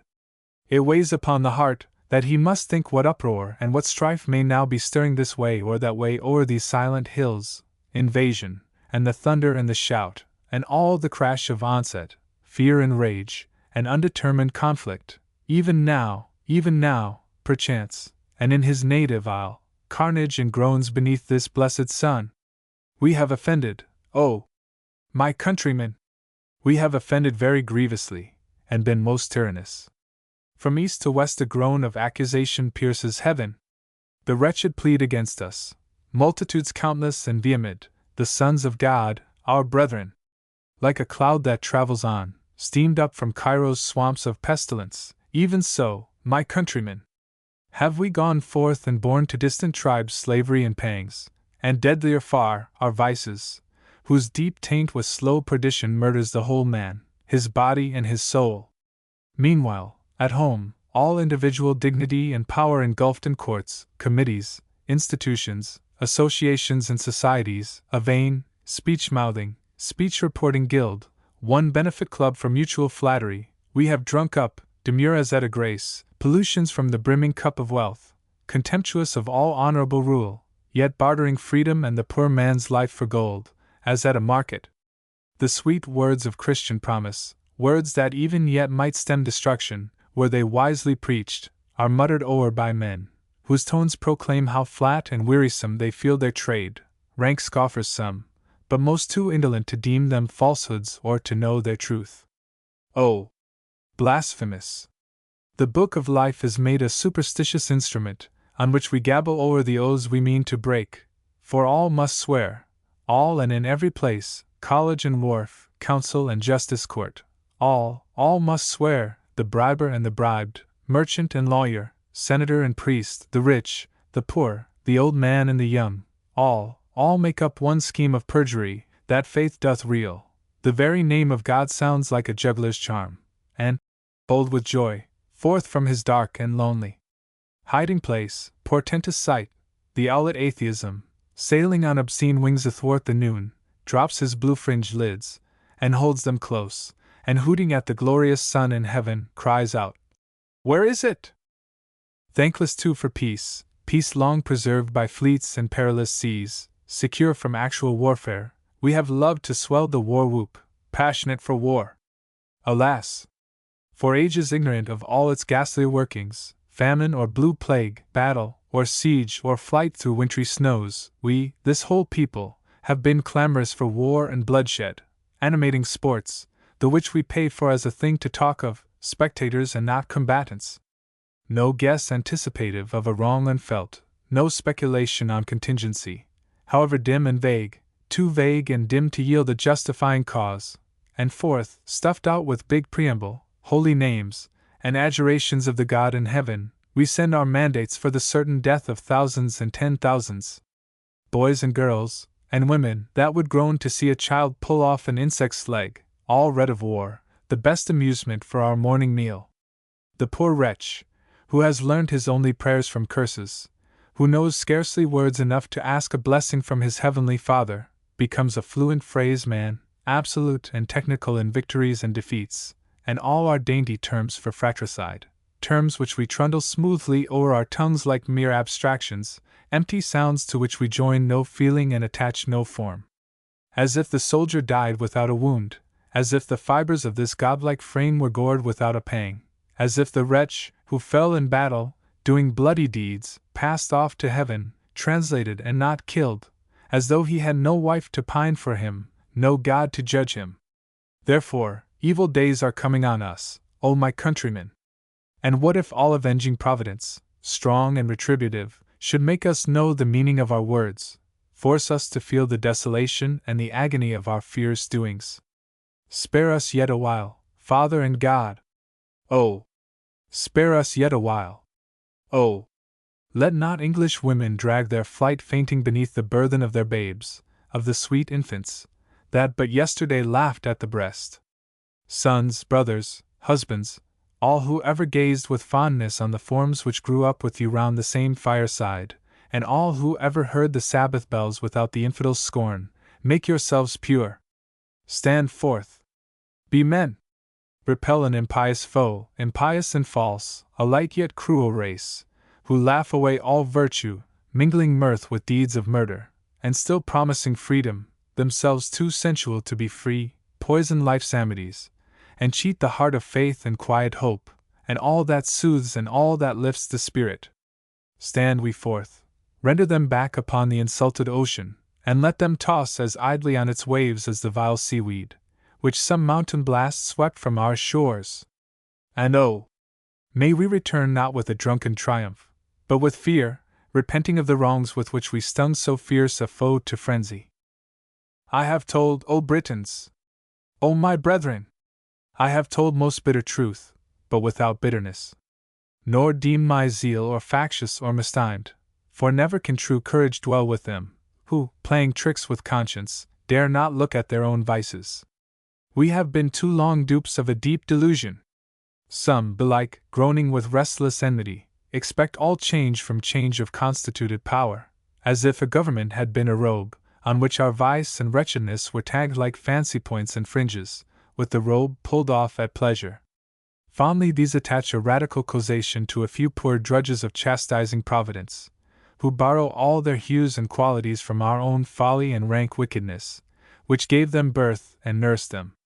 Others, meanwhile, dote with a mad idolatry, and all who will not fall before their images, and yield them worship, they are enemies even of their country. Such have I been deemed. But, O dear Britain! O my mother isle! Needs must thou prove a name most dear and holy to me, a son, a brother, and a friend, a husband, and a father, who revere all bonds of natural love, and find them all within the limits of thy rocky shores. O native Britain! O my mother isle! How shouldst thou prove aught else but dear and holy to me, who from thy lakes and mountain hills, thy clouds, thy quiet dales, thy rocks and seas, have drunk in all my intellectual life, all sweet sensations, all ennobling thoughts, all adoration of the God and nature, all lovely and all honorable things, whatever makes this mortal spirit feel the joy and greatness of its future being?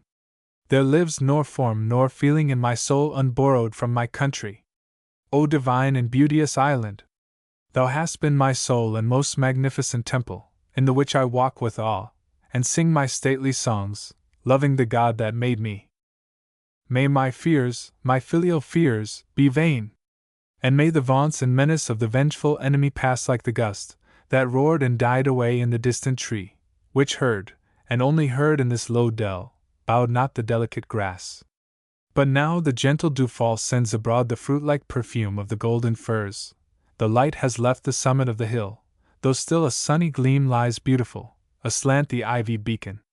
Now farewell, farewell, awhile, O soft and silent spot! On the green sheep track, up the heath a hill, homeward I wend my way, and lo! Recalled from bodings that have well nigh wearied me, I find myself upon the brow, and pause startled. And after lonely sojourning in such a quiet and surrounded nook, this burst of prospect, here the shadowy main, dim-tinted, there the mighty majesty of that huge amphitheatre of rich and elmy fields, seems like society, conversing with the mind, and giving it a livelier impulse and a dance of thought. And now, beloved Stowey, I behold thy church tower, and methinks the 4 huge elms clustering, which mark the mansion of my friend, and close behind them, hidden from my view, is my own lowly cottage, where my babe and my babe's mother dwell in peace. With light and quickened footsteps thitherward I tend, remembering thee, O green and silent dell, and grateful that by nature's quietness and solitary musings, all my heart is softened, and made worthy to indulge love, and the thoughts that yearn for humankind. Nether Stowey, April 2th, 1798. This lime tree bower my prison addressed to Charles Lamb, of the India House, London. In the June of 1797 some long-expected friends paid a visit to the author's cottage, and on the morning of their arrival he met with an accident, which disabled him from walking during the whole time of their stay. One evening, when they had left him for a few hours, he composed the following lines in the garden bower. Well, they are gone, and here must I remain, this lime tree bower my prison. I have lost beauties and feelings, such as would have been most sweet to my remembrance even when age had dimmed mine eyes to blindness. They, meanwhile, friends, whom I never more may meet again, on Springy Heath, along the hilltop edge, wander in gladness, and wind down, perchance, to that still roaring dell, of which I told, the roaring dell, o'erwood, narrow, deep, and only speckled by the midday sun, where its slim trunk the ash from rock to rock flings arching like a bridge, that branchless ash, unsunned and damp, whose few poor yellow leaves ne'er tremble in the gale, yet tremble still, fanned by the waterfall. And there, my friends, behold the dark green file of long lank weeds, that all at once, a most fantastic sight, still nod and drip beneath the dripping edge of the blue claystone.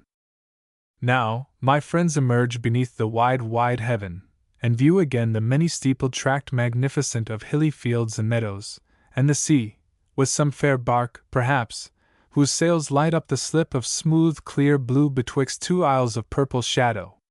Yes, they wander on in gladness all, but thou, methinks, most glad, my gentle-hearted Charles. For thou hast pined and hungered after nature, many a year, in the great city pent, winning thy way with sad yet patient soul, through evil and pain and strange calamity. Ah! Slowly sink behind the western ridge, thou glorious sun! Shine in the slant beams of the sinking orb, ye purple heath flowers! Richlier burn, ye clouds live in the yellow light, ye distant groves! And kindle, thou blue ocean! So my friend struck with deep joy may stand, as I have stood, silent with swimming sense, yea, gazing round on the wide landscape, gaze till all doth seem less gross than bodily, and of such hues as veil the Almighty Spirit, when yet He makes spirits perceive His presence. A delight comes sudden on my heart, and I am glad as I myself were there. Nor in this bower, this little lime-tree bower, have I not marked much that has soothed me. Pale beneath the blaze hung the transparent foliage, and I watched some broad and sunny leaf, and loved to see the shadow of the leaf and stem above, dappling its sunshine. And that walnut tree was richly tinged, and a deep radiance lay full on the ancient ivy, which usurps those fronting elms, and now, with blackest mass, makes their dark branches gleam a lighter hue through the late twilight. And though now the bat wheels silent by, and not a swallow twitters, yet still the solitary humblebee sings in the bean flower. Henceforth I shall know that nature ne'er deserts the wise and pure, no plot so narrow, be but nature there, no waste so vacant, but may well employ each faculty of sense, and keep the heart awake to love and beauty. And sometimes 'tis well to be bereft of promised good, that we may lift the soul, and contemplate with lively joy the joys we cannot share. My gentle-hearted Charles, when the last rook beat its straight path along the dusky air homewards, I blessed it, deeming its black wing, now a dim speck, now vanishing in light, had crossed the mighty orb's dilated glory, while thou stoodst gazing, or when all was still, flew creaking o'er thy head, and had a charm for thee, my gentle-hearted Charles, to whom no sound is dissonant which tells of life. 1797.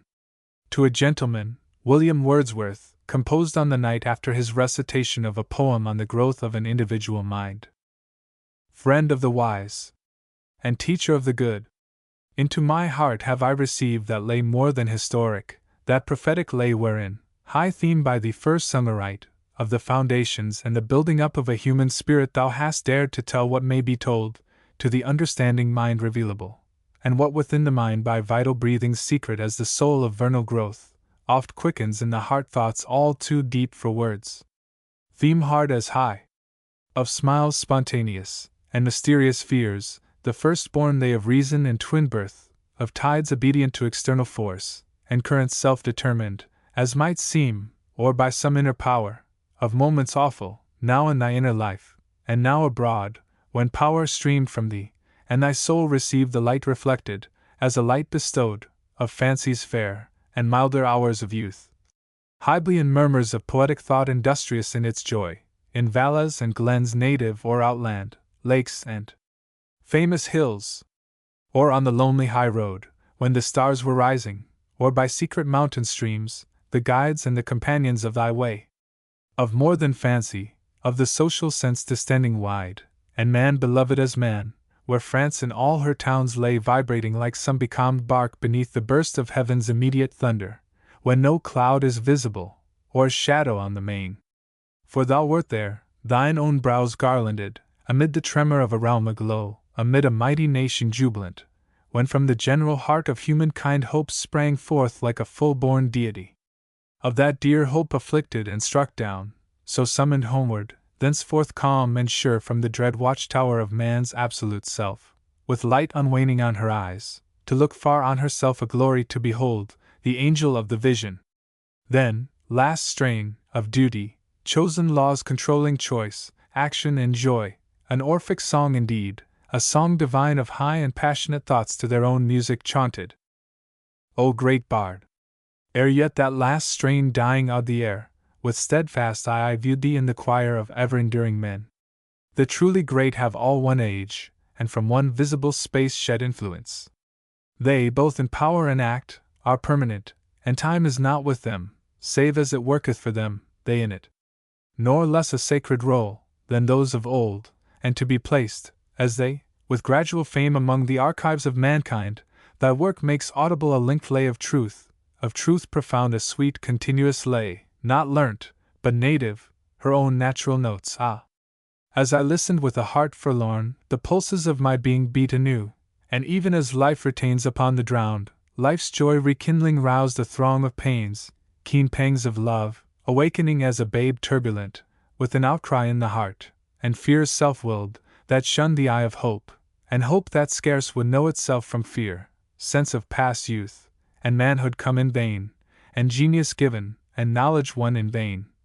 And all which I had culled in wood-walks wild, and all which patient toil had reared, and all, commune with thee had opened out, but flowers strewed on my course, and borne upon my bier, in the same coffin, for the selfsame grave. That way no more. And ill beseems it me, who came a welcomer in herald's guise, singing of glory and futurity, to wander back on such unhealthful road, plucking the poisons of self-harm. And ill such intertwined beseems triumphal wreaths strewed before thy advancing. Nor do thou, sage bard, impair the memory of that hour of thy communion with my nobler mind by pity or grief, already felt too long. Nor let my words import more blame than needs. The tumult rose and ceased, for peace is nigh where wisdom's voice has found a listening heart. Amid the howl of more than wintry storms, the halcyon hears the voice of vernal hours already on the wing. Eve following eve, dear tranquil time, when the sweet sense of home is sweetest. Moments for their own sake hailed and more desired, more precious, for thy song, in silence listening like a devout child, my soul lay passive, by thy various strain driven as in surges now beneath the stars, with momentary stars of my own birth, fair constellated foam, still darting off into the darkness, now a tranquil sea, outspread and bright, yet swelling to the moon. And when, O friend, my comforter and guide, strong in thyself, and powerful to give strength, thy long-sustained song finally closed, and thy deep voice had ceased, yet thou thyself wert still before my eyes, and round us both that happy vision of beloved faces, scarce conscious, and yet conscious of its close eyesight, my being blended in one thought was it? Or aspiration? Or resolve, absorbed yet hanging still upon the sound, and when I rose, I found myself in prayer. January 1807. Hymn before sunrise, in the Vale of Chamouni. Besides the rivers, Arve and Arverne, which have their sources in the foot of Mont Blanc, 5 conspicuous torrents rush down its sides, and within a few paces of the glaciers, the Gentiana Major grows in immense numbers, with its flowers of loveliest blue. Hast thou a charm to stay the morning star in his steep course? So long he seems to pause on thy bald awful head, O sovereign Blanc. The Arve and Arverne at thy base rave ceaselessly, but thou, most awful form, risest from forth thy silent sea of pines, how silently! Around thee and above deep is the air and dark, substantial, black, an ebon mass, methinks thou piercest it, as with a wedge. But when I look again, it is thine own calm home, thy crystal shrine, thy habitation from eternity. O dread and silent mount! I gazed upon thee, till thou, still present to the bodily sense, didst vanish from my thought. Entranced in prayer I worshipped the invisible alone. Yet, like some sweet beguiling melody, so sweet, we know not we are listening to it, thou, the meanwhile, wast blending with my thought, yea, with my life and life's own secret joy, till the dilating soul, enwrapped, transfused, into the mighty vision passing, there as in her natural form, swelled vast to heaven. Awake, my soul! Not only passive praise thou owest. Not alone these swelling tears, mute thanks and secret ecstasy. Awake, voice of sweet song! Awake, my heart, awake! Green valleys and icy cliffs, all join my hymn. Thou first and chief, sole sovereign of the vale. O struggling with the darkness all the night, and visited all night by troops of stars, or when they climb the sky or when they sink, companion of the morning star at dawn, thyself earth's rosy star, and of the dawn co-herald, wake, O wake, and utter praise. Who sank thy sunless pillars deep in earth? Who filled thy countenance with rosy light? Who made thee parent of perpetual streams? And you, ye 5 wild torrents fiercely glad?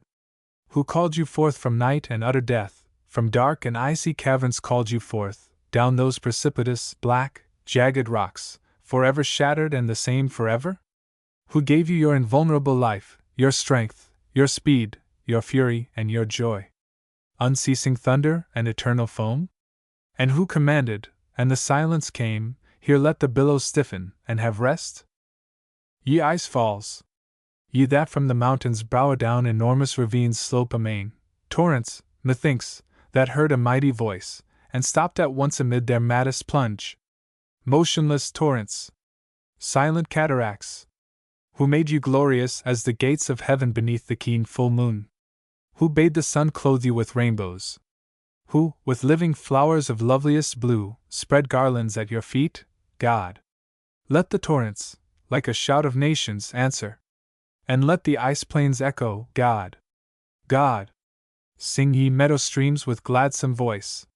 Ye pine groves, with your soft and soul-like sounds. And they too have a voice, yon piles of snow, and in their perilous fall shall thunder, God! Ye living flowers that skirt the eternal frost. Ye wild goats sporting round the eagle's nest. Ye eagles, playmates of the mountain storm. Ye lightnings, the dread arrows of the clouds. Ye signs and wonders of the element. Utter forth, God, and fill the hills with praise. Thou too, hoar mount! With thy sky-pointing peaks, oft from whose feet the avalanche, unheard, shoots downward, glittering through the pure serene into the depth of clouds, that veil thy breast, thou too again, stupendous mountain! Thou that as I raised my head, awhile bowed low in adoration, upward from thy base slow travelling with dim eyes suffused with tears, solemnly seemest, like a vapory cloud, to rise before me, rise, O ever rise, rise like a cloud of incense from the earth. Thou kingly spirit throned among the hills, thou dread ambassador from earth to heaven, great hierarch. Tell thou the silent sky, and tell the stars, and tell yon rising sun, earth, with her 1,000 voices, praises God. 1802. Frost at midnight. The frost performs its secret ministry, unhelped by any wind. The owlet's cry came loud, and hark, again! Loud as before.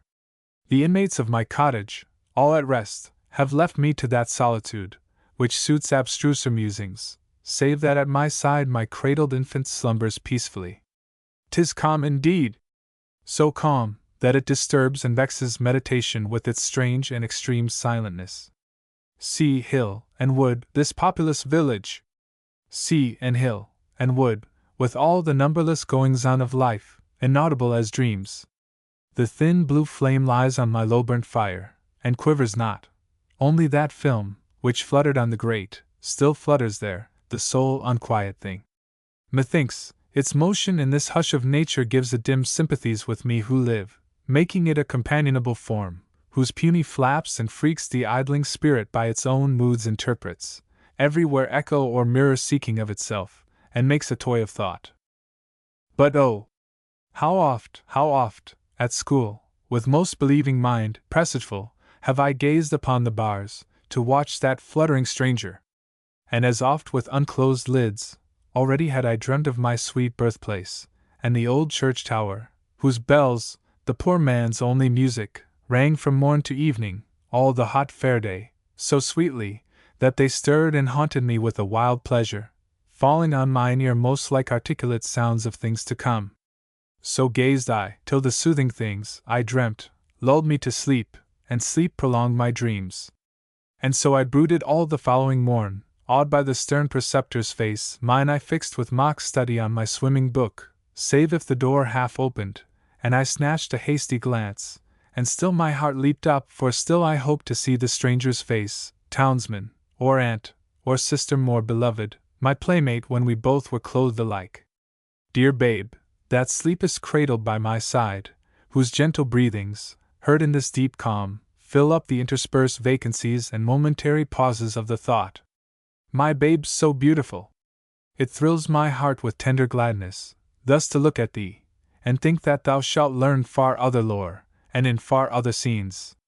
For I was reared in the great city, pent mid cloisters dim, and saw not lovely but the sky and stars. But thou, my babe, shalt wander like a breeze by lakes and sandy shores, beneath the crags of ancient mountain, and beneath the clouds, which image in their bulk both lakes and shores and mountain crags. So shalt thou see and hear the lovely shapes and sounds intelligible of that eternal language, which thy God utters, who from eternity doth teach himself in all, and all things in himself. Great universal teacher! He shall mold thy spirit, and by giving make it ask.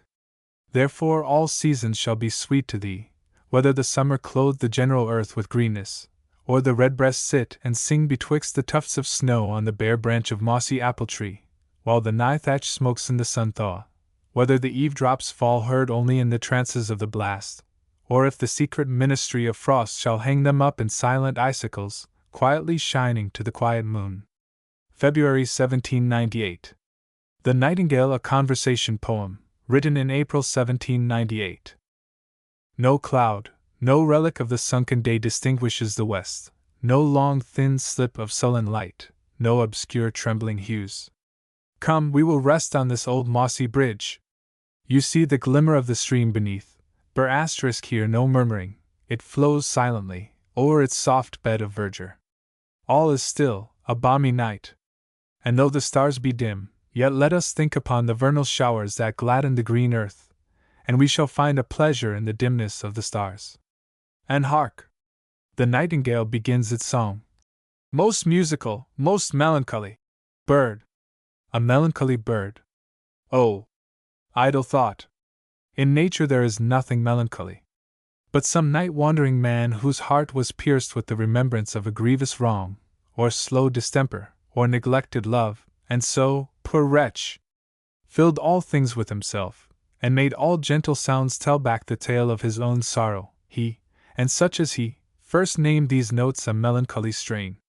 And many a poet echoes the conceit, poet who hath been building up the rhyme when he had better far have stretched his limbs beside a brook in mossy forest dell, by sun or moonlight, to the influxes of shapes and sounds and shifting elements, surrendering his whole spirit, of his song and of his fame forgetful. So his fame should share in nature's immortality, a venerable thing. and so his song should make all nature lovelier, and itself be loved like nature.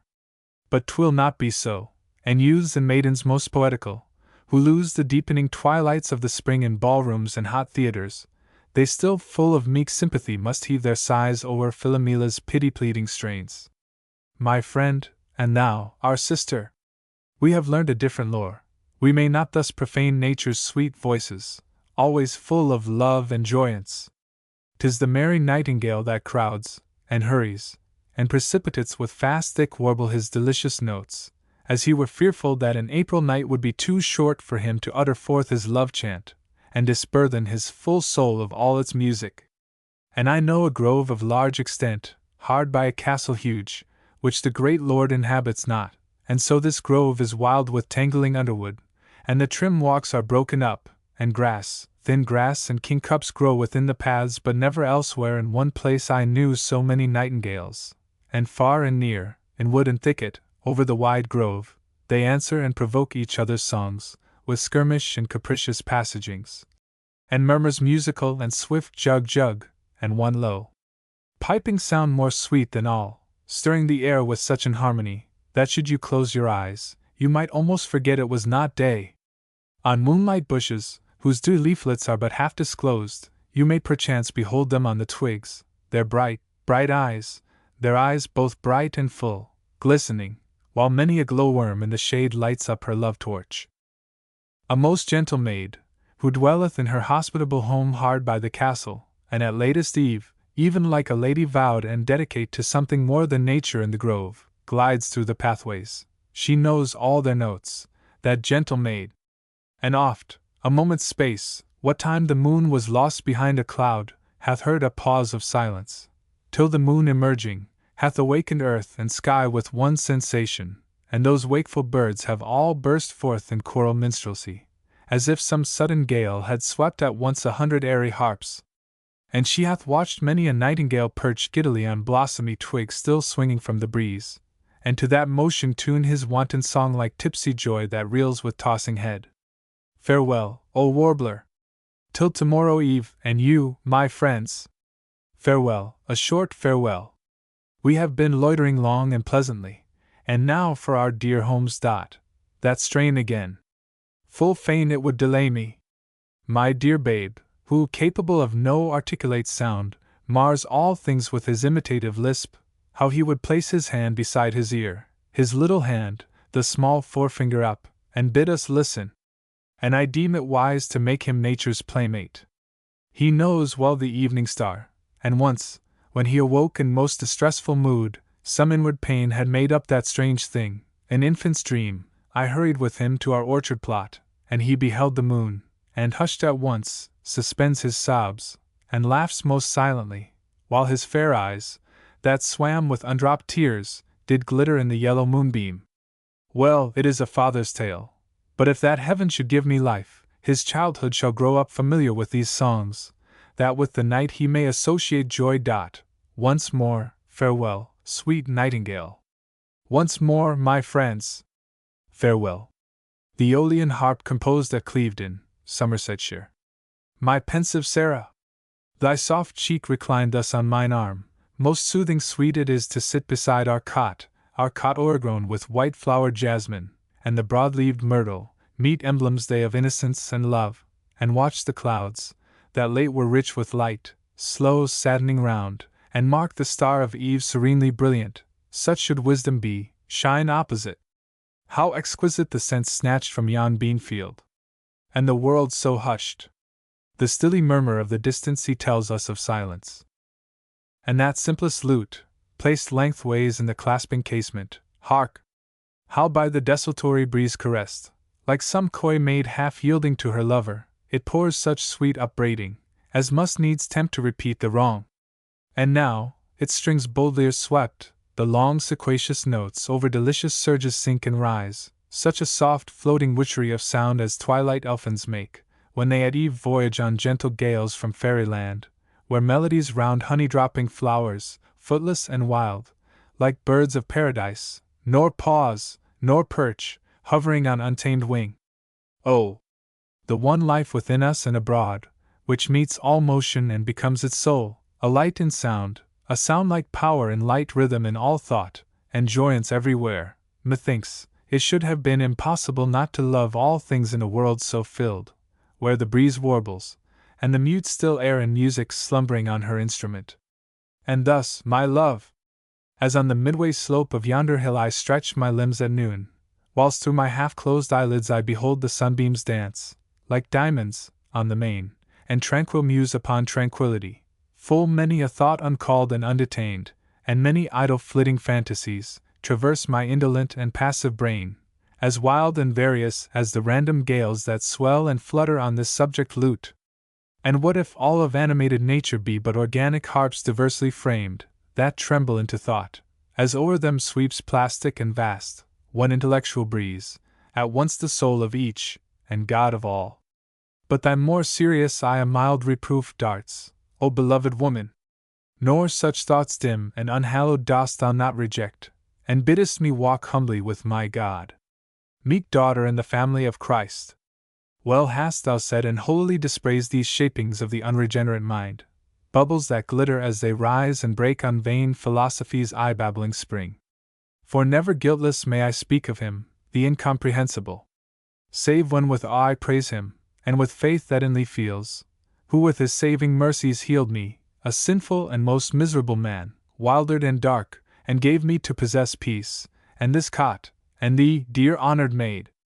1795. The Picture or the Lover's Resolution. Through weeds and thorns, and matted underwood I force my way, now climb, and now descend o'er rocks, or bare or mossy, with wild foot crushing the purple where its wink with a frown one, while oft unseen, hurrying along the drifted forest leaves, the scared snake rustles.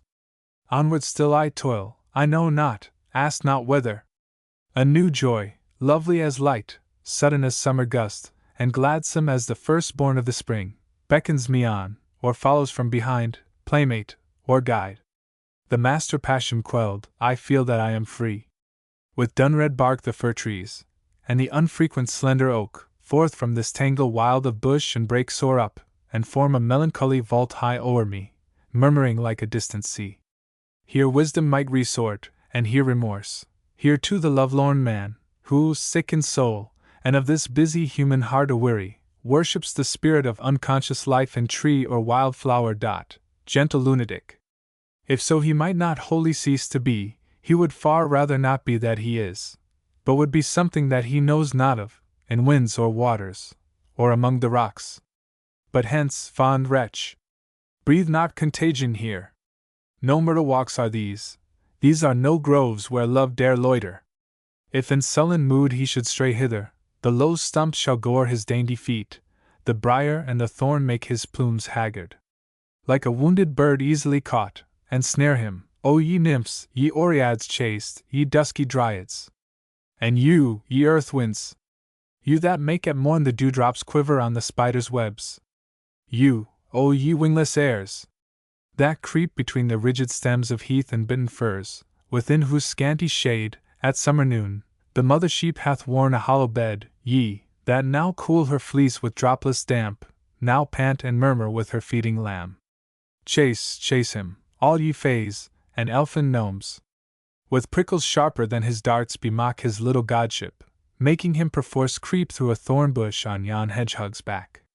This is my hour of triumph.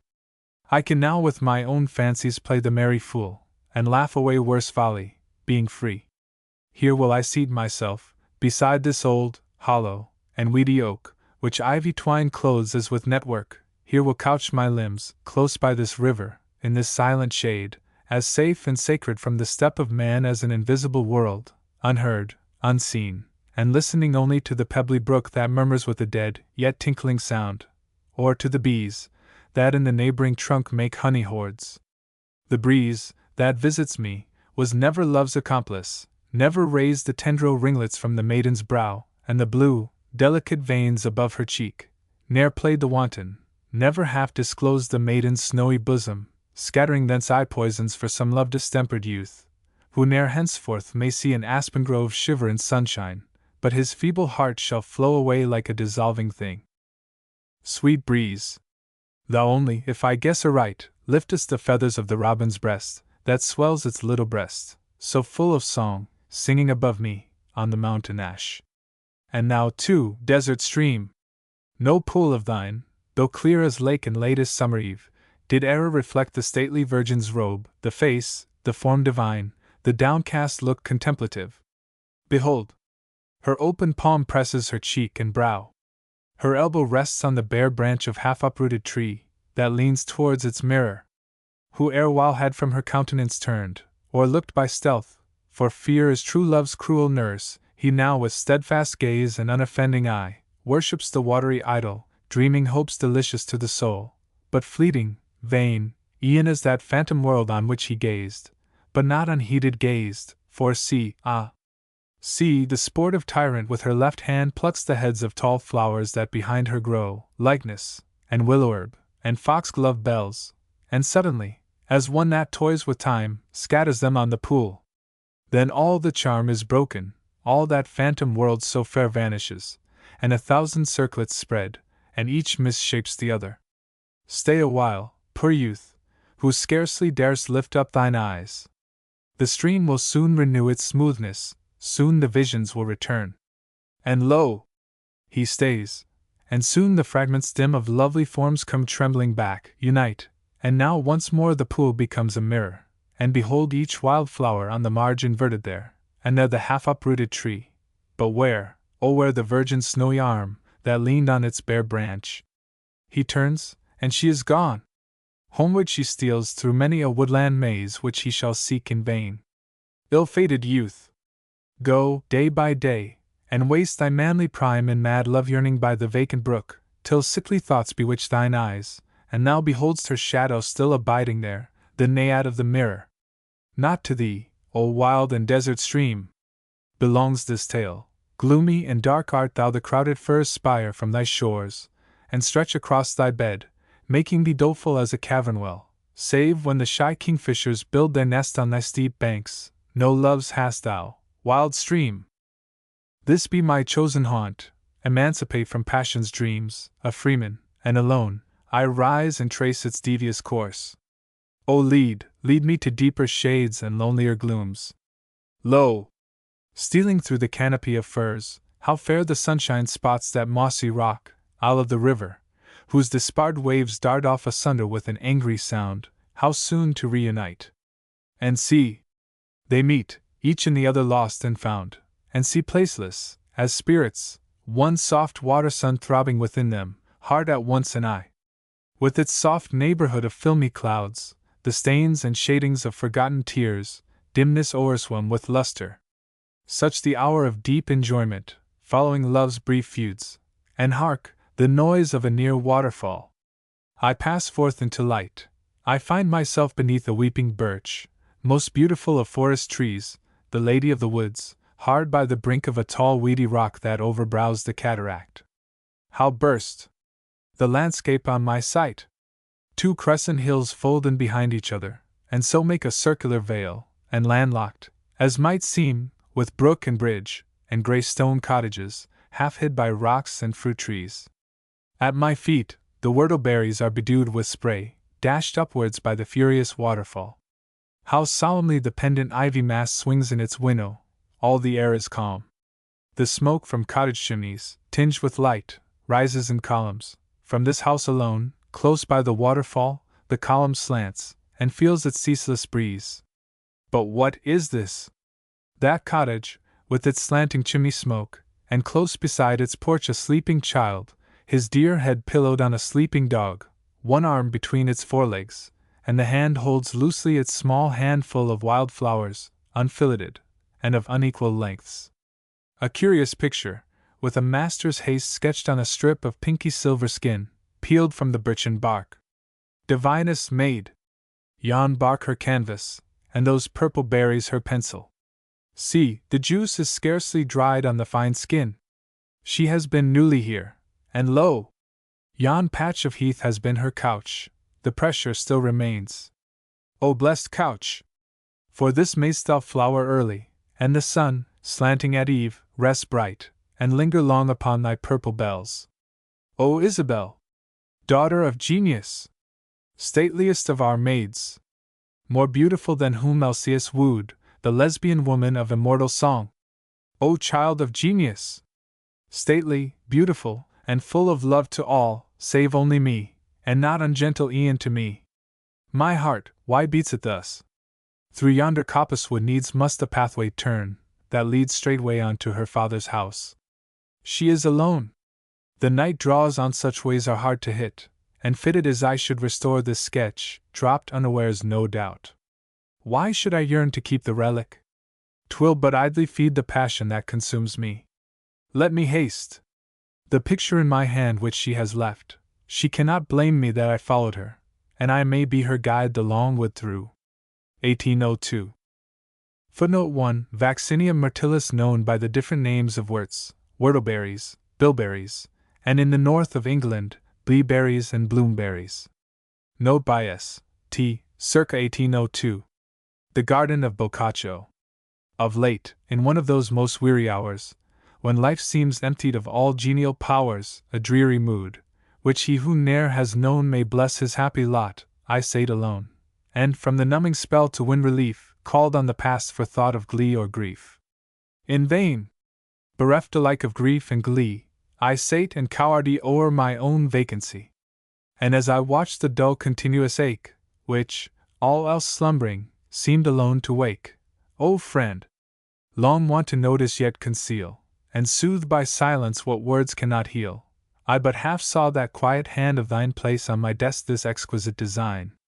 Boccaccio's garden and its faerie, the love, the joyance, and the gallantry. An idyll, with Boccaccio's spirit warm, framed in the silent poesy of form.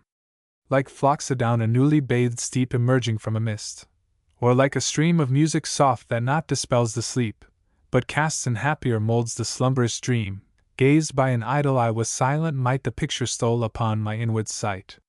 A tremulous warmth crept gradual o'er my chest, as though an infant's finger touched my breast. And one by one, I know not whence, were brought all spirits of power that most had stirred my thought in selfless boyhood, on a new world tossed of wonder, and in its own fancies lost, or charmed my youth, that, kindled from above, loved ere it loved, and sought a form for love, or lent a lustre to the earnest sken of manhood, musing what and whence is man. Wild strain of skalds, that in the sea-worn caves rehearse their war spell to the winds and waves, or fateful hymn of those prophetic maids, that called on Hertha in deep forest glades, or minstrel lay, that cheered the baron's feast, or rhyme of city pomp, of monk and priest, judge, mayor, and many a guild in long array, to high church pacing on the great saint's day.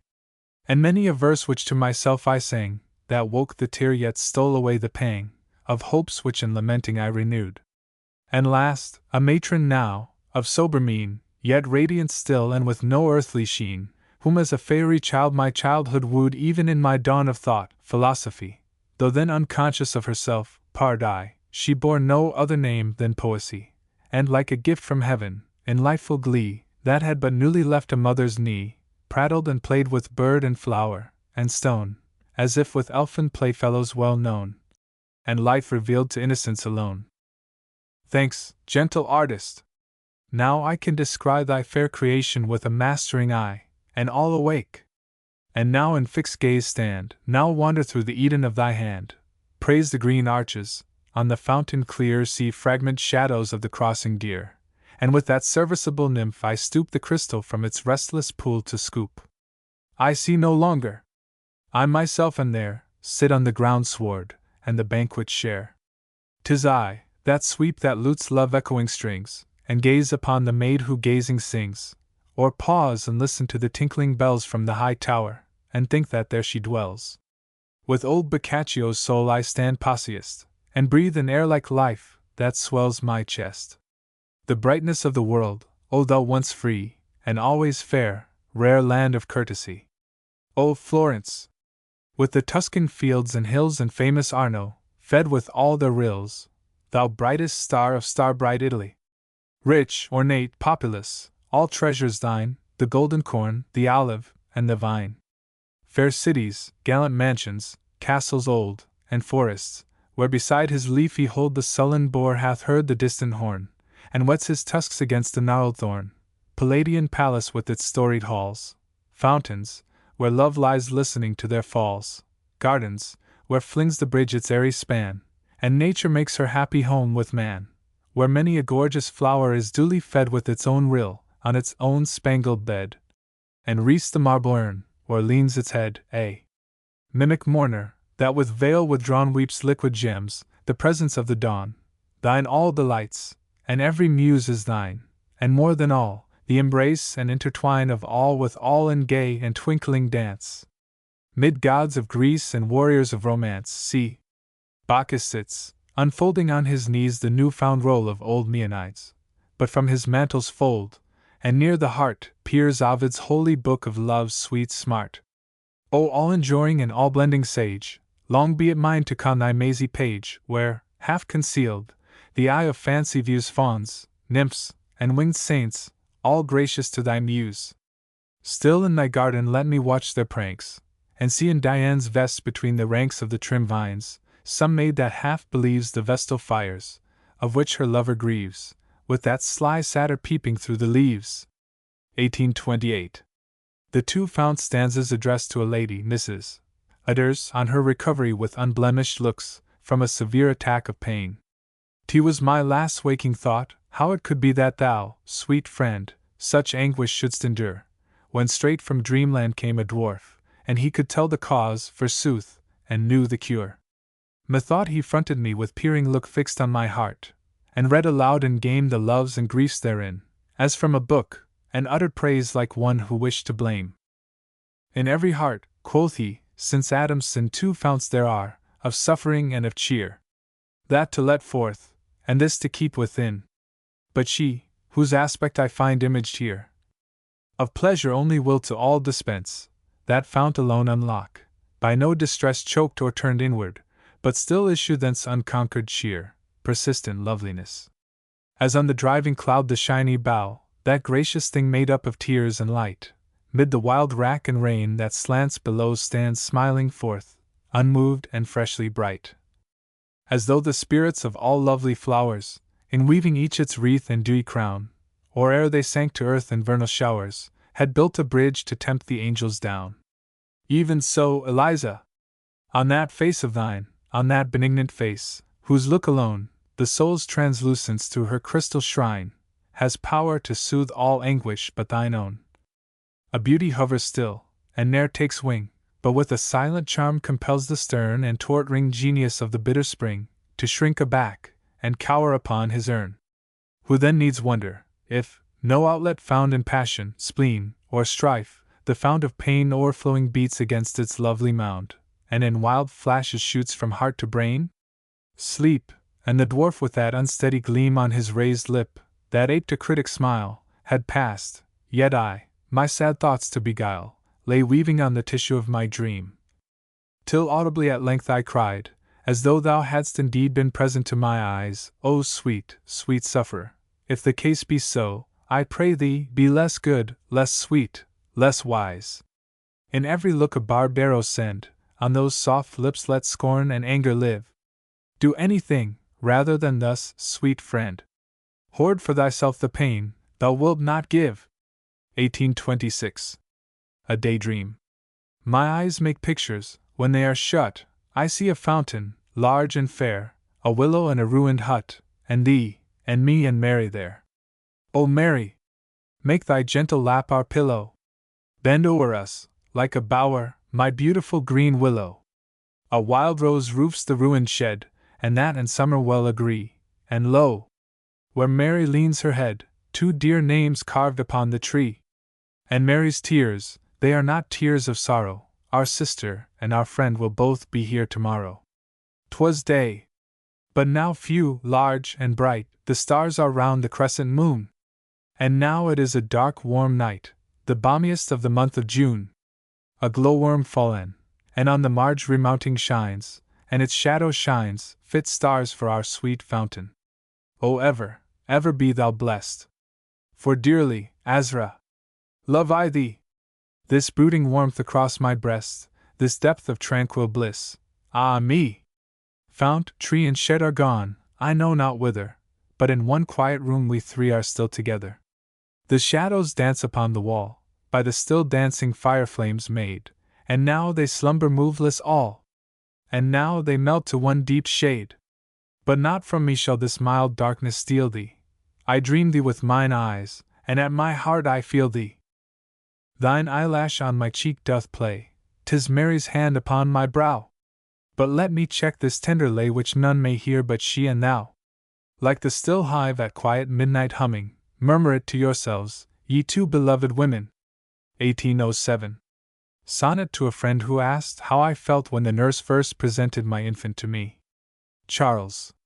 My slow heart was only sad, when first I scanned that face of feeble infancy, for dimly on my thoughtful spirit burst all I had been, and all my child might be. But when I saw it on its mother's arm, and hanging at her bosom, she the while bent o'er its features with a tearful smile, then I was thrilled and melted, and most warm impressed a father's kiss, and all beguiled of dark remembrance and presageful fear, I seemed to see an angel form appear. 'Twas even thine, beloved woman mild. So for the mother's sake the child was dear, and dearer was the mother for the child. 1796. Lines to W. Linley Esq. While he sang a song to Purcell's music. While my young cheek retains its healthful hues, and I have many friends who hold me dear, Linley. Methinks, I would not often hear such melodies as thine, lest I should lose all memory of the wrongs and sore distress for which my miserable brethren weep. But should uncomforted misfortune steep my daily bread in tears and bitterness, and if at death's dread moment I should lie with no beloved face at my bedside, to fix the last glance of my closing eye, methinks such strains, breathed by my angel guide, would make me pass the cup of anguish by, mix with the blessed, nor know that I had died. 1797. Domestic Peace, from the Fall of Robespierre, Act 1. Tell me, on what holy ground may domestic peace be found?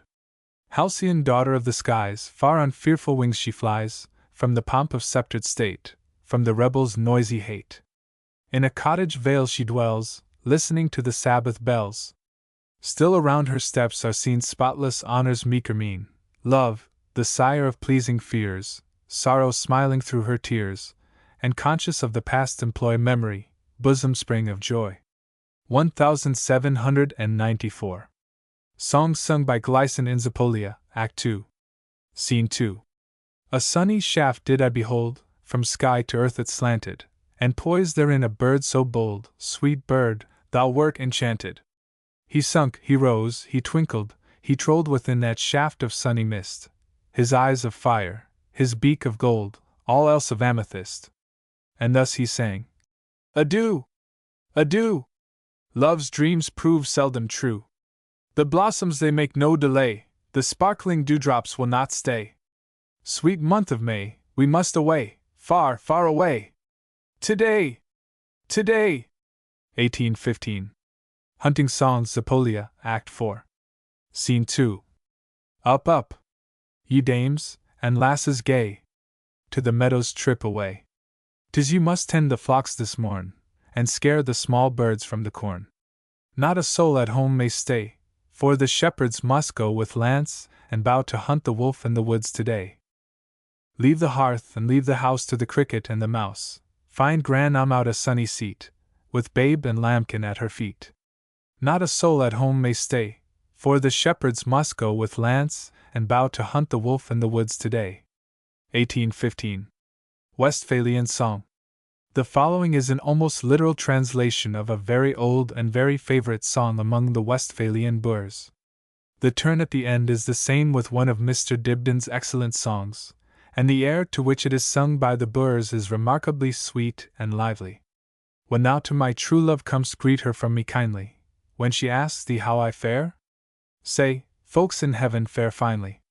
When she asks, what? Is he sick? Say, dead. And when for sorrow she begins to sob and cry, say, I come tomorrow. 1799. Youth and Age. Verse: A breeze mid blossoms straying, where hope clung feeding, like a bee, both were mine. Life went aiming with nature, hope, and poesy, when I was young.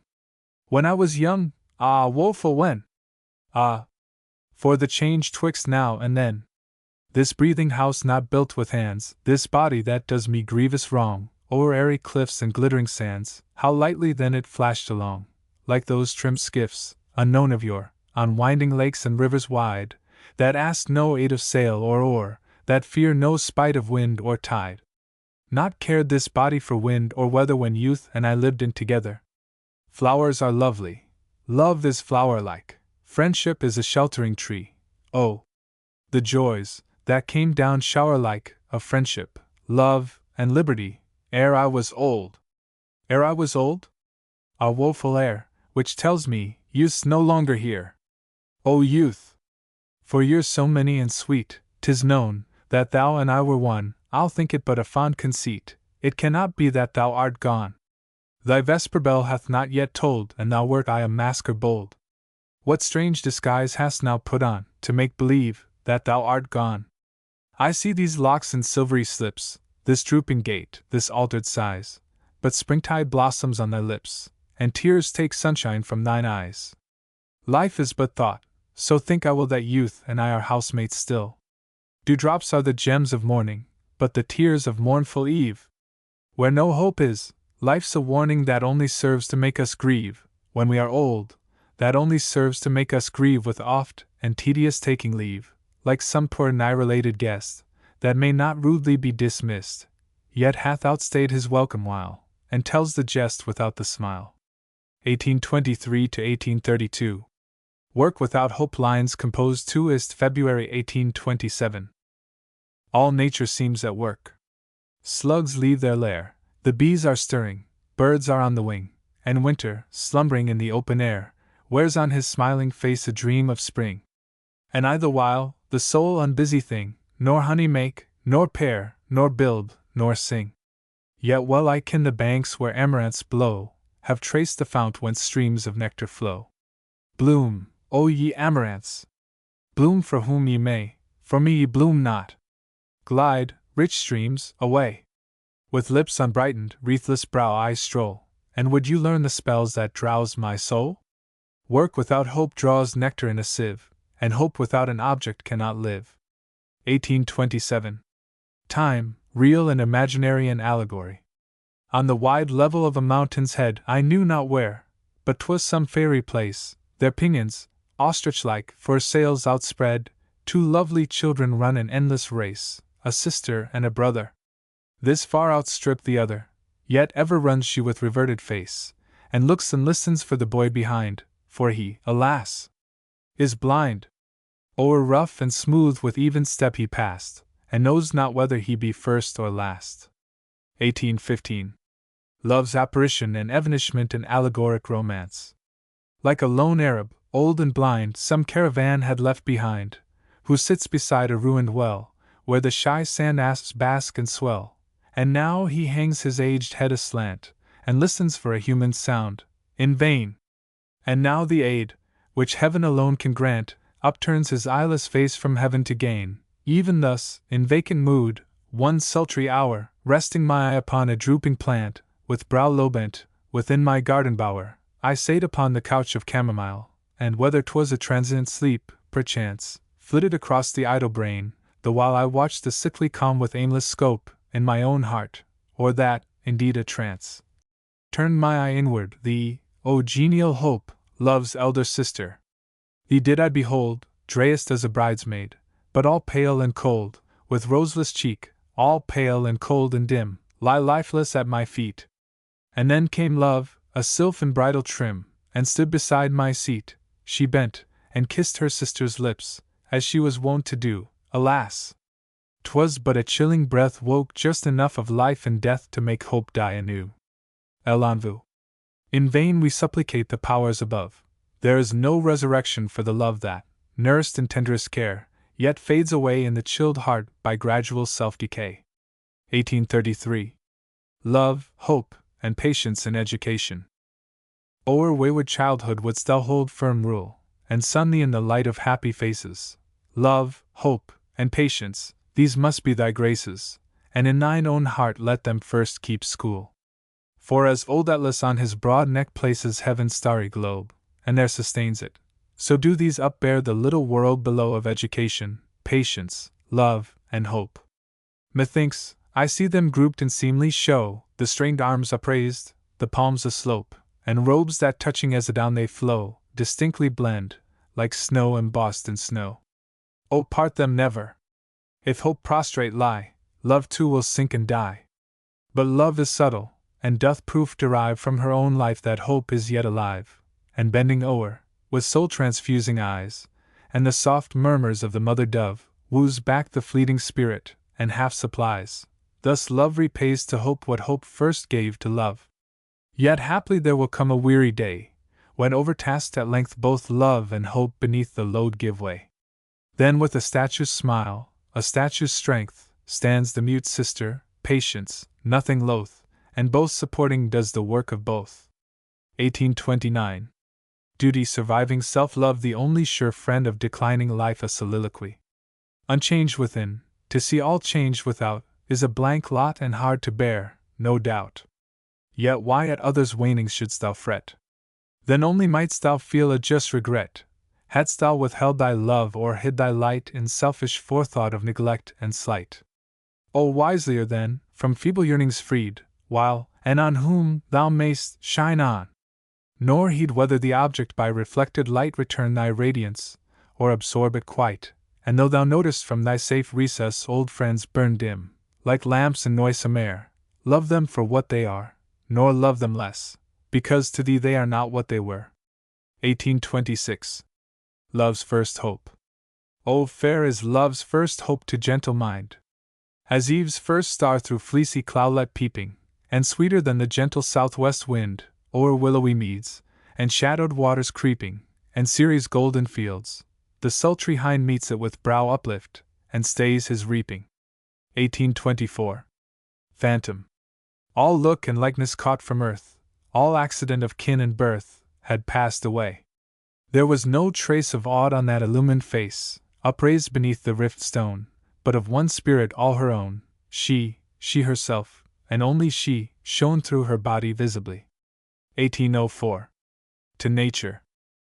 It may indeed be fantasy, when I essay to draw from all created things deep, heartfelt, inward joy that closely clings, and trace in leaves and flowers that round me lie lessons of love and earnest piety. So let it be, and if the wide world rings in mock of this belief, it brings nor fear, nor grief, nor vain perplexity. So will I build my altar in the fields, and the blue sky my fretted dome shall be, and the sweet fragrance that the wild flower yields shall be the incense I will yield to thee, the only God. And thou shalt not despise even me, the priest of this poorest sacrifice. 1820. Fancy in nubibus or the poet in the clouds. Oh! It is pleasant, with the heart at ease, just after sunset, or by moonlight skies, to make the shifting clouds be what you please, or let the easily persuaded eyes own each quaint likeness issuing from the mold of a friend's fancy, or with head bent low and cheek aslant see rivers flow of gold twixt crimson banks, and then, a traveler, go from mount to mount through cloudland, gorgeous land. Or listening to the tide, with closed sight be that blind bard, who on the Chian's strand by those deep sounds possessed with inward light, beheld the Iliad and the Odyssey rise to the swelling of the voiceful sea. 1819. Constancy to an ideal object. Since all that beat about in nature's range, or veer or vanish, why shouldst thou remain the only constant in a world of change, O yearning thought? That lives but in the brain? Call to the hours, that in the distance play, the fairy people of the future day, fond thought. Not one of all that shining swarm will breathe on thee with life-enkindling breath, till when, like strangers sheltering from a storm, hope and despair meet in the porch of death. Yet still thou haunt'st me, and though well I see, she is not thou, and only thou art she still as though some dear embodied good, some living love before my eyes there stood with answering look a ready ear to lend, I mourn to thee and say, ah, loveliest friend! That this the meed of all my toils might be, to have a home, an English home, and thee. Vain repetition. Home and thou are one. The peaceful Scot, the moon shall shine upon, lulled by the thrush and wakened by the lark, without thee were but a becalmed bark, whose helmsman on an ocean waste and wide sits mute and pale his mouldering helm beside. And art thou nothing? Such thou art, as when the woodman winding westward up the glen at wintry dawn, where o'er the sheep tracks maze the viewless snow mist weaves a glistening haze, sees full before him, gliding without tread, an image with a glory round its head. The enamored rustic worships its fair hues, nor knows he makes the shadow he pursues. 1805. Phantom or fact, a dialogue in verse. Author. A lovely form there sate beside my bed, and such a feeding calm its presence shed, a tender love so pure from earthly leaven, that I unnethe the fancy might control. 'Twas my own spirit newly come from heaven, wooing its gentle way into my soul. But the change, it had not stirred, and yet, alas! That change how fain would I forget! That shrinking back, like one that had mistook! That weary, wandering, disavowing look! 'Twas all another feature, look, and frame, and still, methought I knew, it was the same. Friend, this riddling tale, to what does it belong? Is't history? Vision? Or an idle song? Or rather say at once, within what space of time this wild disastrous change took place? Author. Call it a moment's work, and such it seems. This tale's a fragment from the life of dreams. But say, that years made of the silent strife, and 'tis a record from the dream of life. 183. Lines suggested by the last words of Berengarius Ob Anno Dom 1088. No more twixt conscience staggering and the Pope, soon shall I now before my God appear, by him to be acquitted, as I hope, by him to be condemned, as I fear. Reflection on the above. Links amid moles.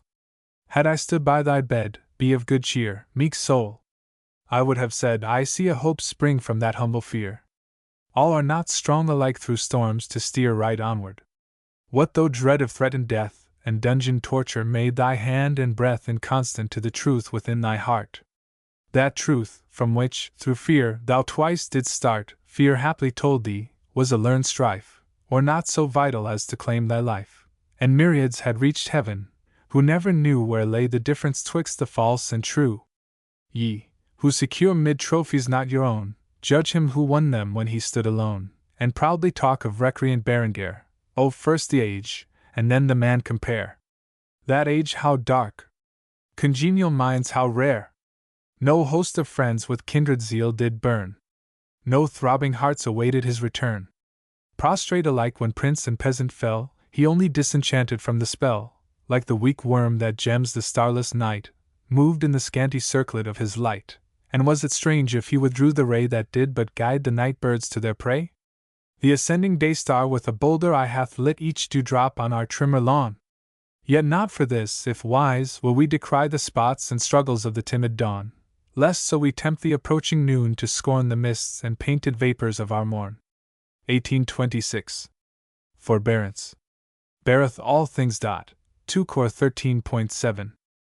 Gently I took that which ungently came, and without scorn forgave. Do thou the same.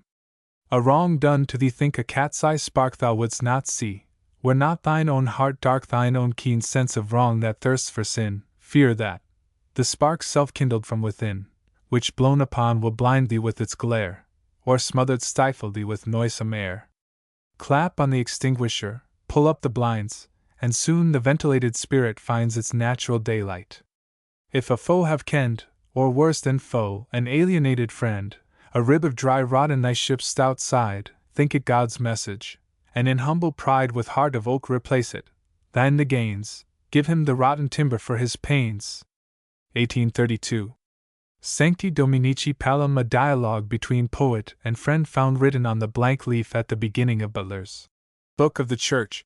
1825. Poet. I note the moods and feelings men betray, and heed them more than aught they do or say, the lingering ghosts of many a secret deed stillborn or haply strangled in its birth.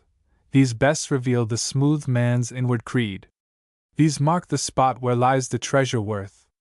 Butler, made up of impudence and trick, with cloven tongue prepared to hiss and lick, Rome's brazen serpent, boldly dares discuss the roasting of thy heart, O brave John Huss.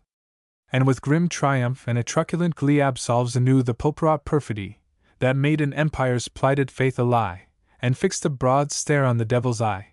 Pleased with the guilt, Yet envy stung at heart to stand out mastered in his own black art. Yet Butler. Friend. Enough of Butler. We're agreed. Who now defends would then have done the deed.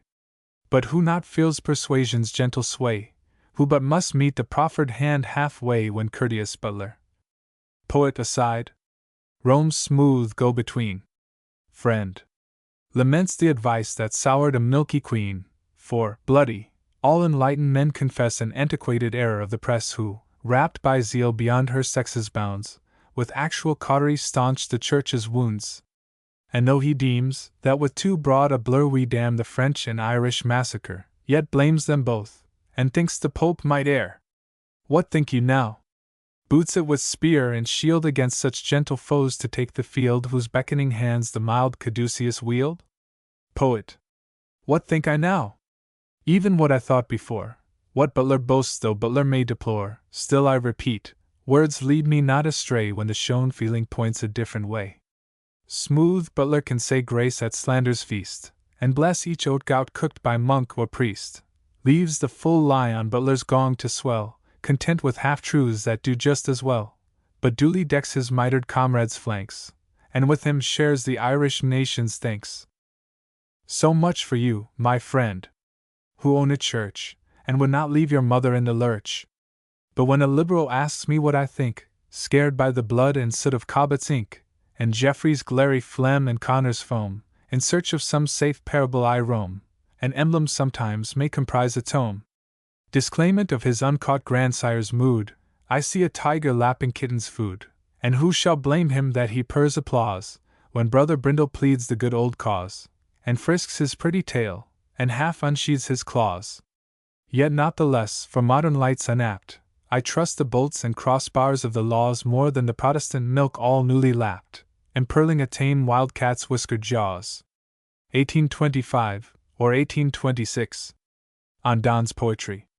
With Don, whose muse on dromedary trots, wreathe iron pokers into true love knots, rhymes sturdy cripple, fancies maze and clue, wits forge and fire blast, meanings press and screw. 1818. On a Bad Singer. Swans sing before they die. 'Twere no bad thing should certain persons die before they sing.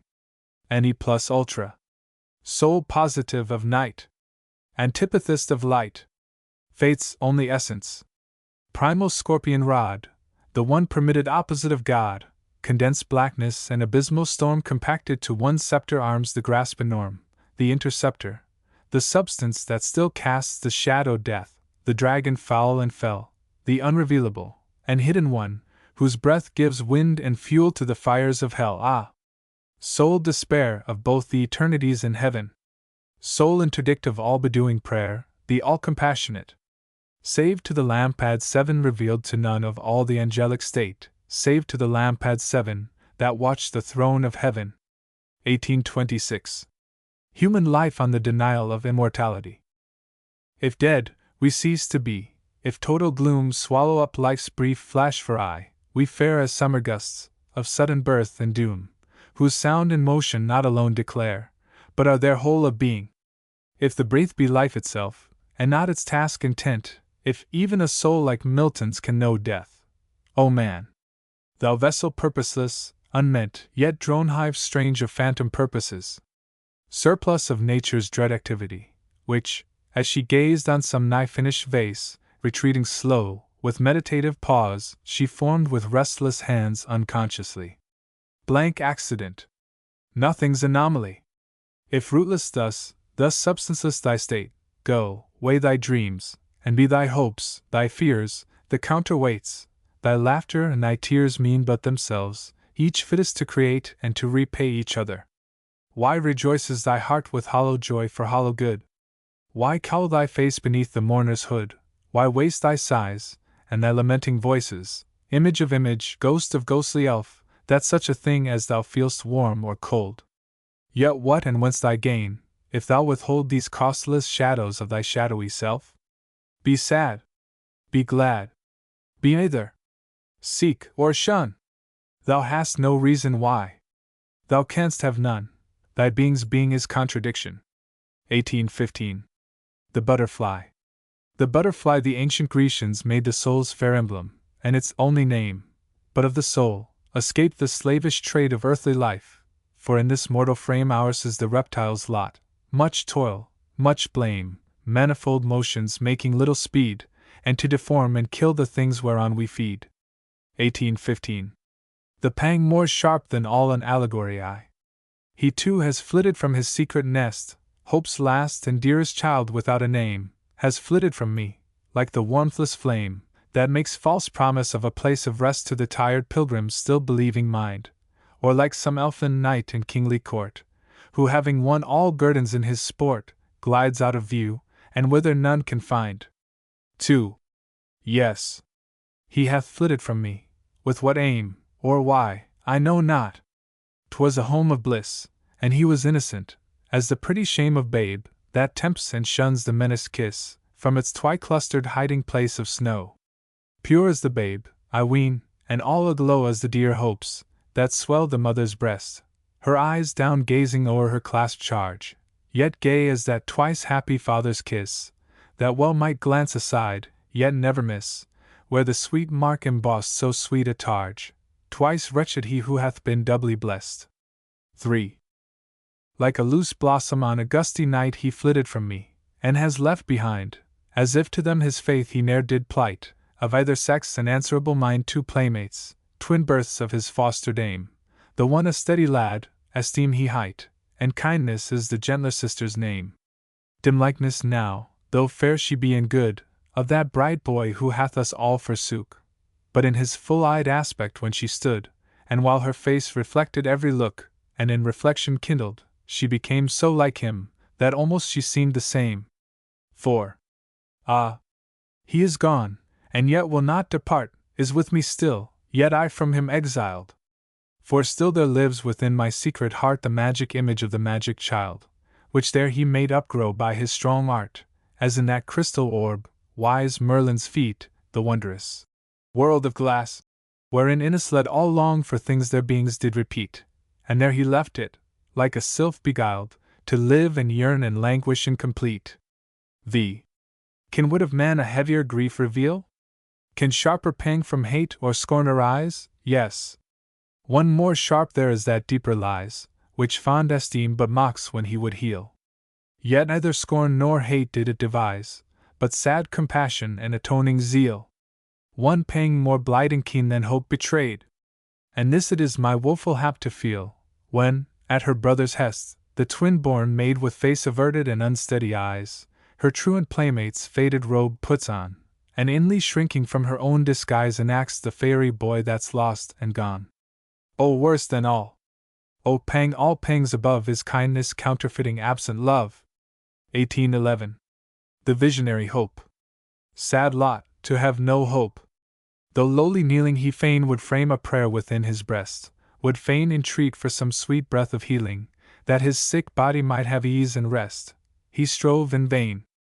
The dull sighs from his chest against his will the stifling load revealing, though nature forced, though like some captive guest, some royal prisoner at his conqueror's feast, an alien's restless mood but half concealing, the sternness on his gentle brow confessed, sickness within and miserable feeling, though obscure pangs made curses of his dreams, and dreaded sleep, each night repelled in vain, each night was scattered by its own loud screams. Yet never could his heart command, though fain, one deep full wish to be no more in pain. That hope, which was his inward bliss and boast, which waned and died, yet ever near him stood, though changed in nature, wander where he would, for love's despair is but hope's pining ghost. For this one hope he makes his hourly moan, he wishes and can wish for this alone. Pierced, as with light from heaven, before its gleams, so the love-stricken visionary deems, disease would vanish, like a summer shower, whose dews fling sunshine from the noontide bower. Or let it stay. Yet this one hope should give such strength that he would bless his pains and live. 1807, 181. The pains of sleep. Ere on my bed my limbs I lay, it hath not been my use to pray with moving lips or bended knees, but silently, by slow degrees, my spirit I to love compose, in humble trust mine eyelids close, with reverential resignation, no wish conceived, no thought expressed, only a sense of supplication, a sense o'er all my soul impressed that I am weak, yet not unblessed, since in me, round me, everywhere eternal strength and wisdom are. But yesternight I prayed aloud in anguish and in agony, upstarting from the fiendish crowd of shapes and thoughts that tortured me, a lurid light, a trampling throng, sense of intolerable wrong, and whom I scorned, those only strong. Thirst of revenge, the powerless will still baffled, and yet burning still. Desire with loathing strangely mixed on wild or hateful objects fixed. Fantastic passions. Maddening brawl. And shame and terror over all.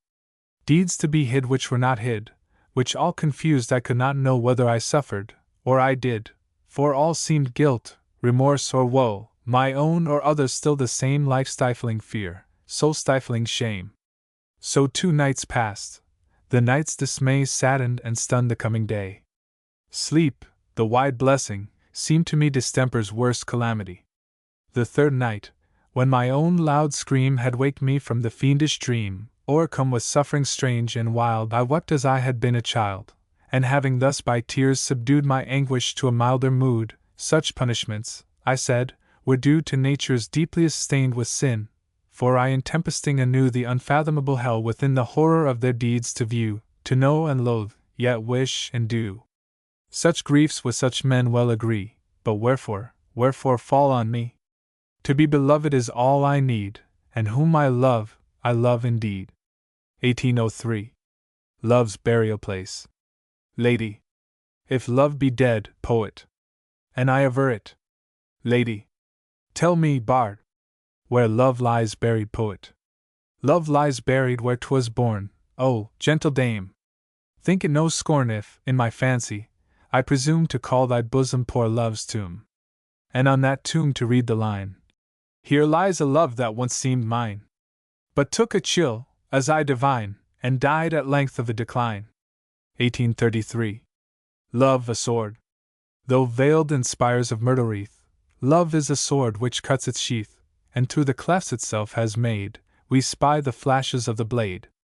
But through the clefts itself has made, we likewise see love's flashing blade by rust consumed, or snapped in twain, and only hilt and stump remain. 1825. The kiss. One kiss, dear maid. I said and sighed, your scorn the little boon denied. Ah, why refuse the blameless bliss? Can danger lurk within a kiss? Yon viewless wanderer of the vale, the spirit of the western gale, at morning's break, at evening's close inhales the sweetness of the rose, and hovers o'er the uninjured blooms sighing back the soft perfume. Vigor to the zephyr's wing her nectar-breathing kisses fling, and he the glitter of the dew scatters on the rose's hue. Bashful, lo! She bends her head, and darts a blush of deeper red. Too well those lovely lips disclose the triumphs of the opening rose. O fair! O graceful! Bid them prove as passive to the breath of love.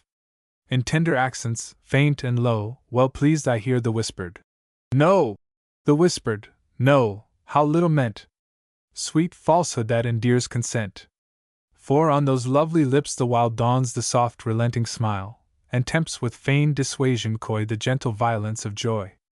1794. Not at home. That jealousy may rule a mind where love could never be I know, but ne'er expect to find love without jealousy. She has a strange cast in her a swart sour-visaged maid, but yet love's own twin sister she, his housemate and his shade. Ask for her and she'll be denied, what then? They only mean their mistress has lain down to sleep, and can't just then be seen. 183. Names from Lessing. I asked my fair one happy day, what I should call her in my lay. By what sweet name from Rome or Greece? Laelage, Nezera, Chloris, Sappho, Lesbia, or Doris, Arethusa or Lucrece. Ah, replied my gentle fair, beloved, what are names but air? Choose thou whatever suits the line. Call me Sappho, call me Chloris, call me Laelage or Doris, only call me thine. Morning Post, August 27, 1799. To Lesbia. Vivamus, mea Lesbia, ac amamus dat, Catullus. My Lesbia, let us love and live, and to the winds, my Lesbia, give each cold restraint, each boding fear of age and all her saws severe. Yon sun now posting to the main will set, but 'tis to rise again. But we, when once our mortal light is set, must sleep in endless night. Then come, with whom alone I'll live, 1,000 kisses take and give. Another 1,000, to the store add hundreds, then 1,000 more. And when they to 1,000,000 mount, let confusion take the account, that you, the number never knowing, may continue still bestowing, that I for joys may never pine, which never can again be mine. Morning Post, April 11, 1798. The Death of the Starling.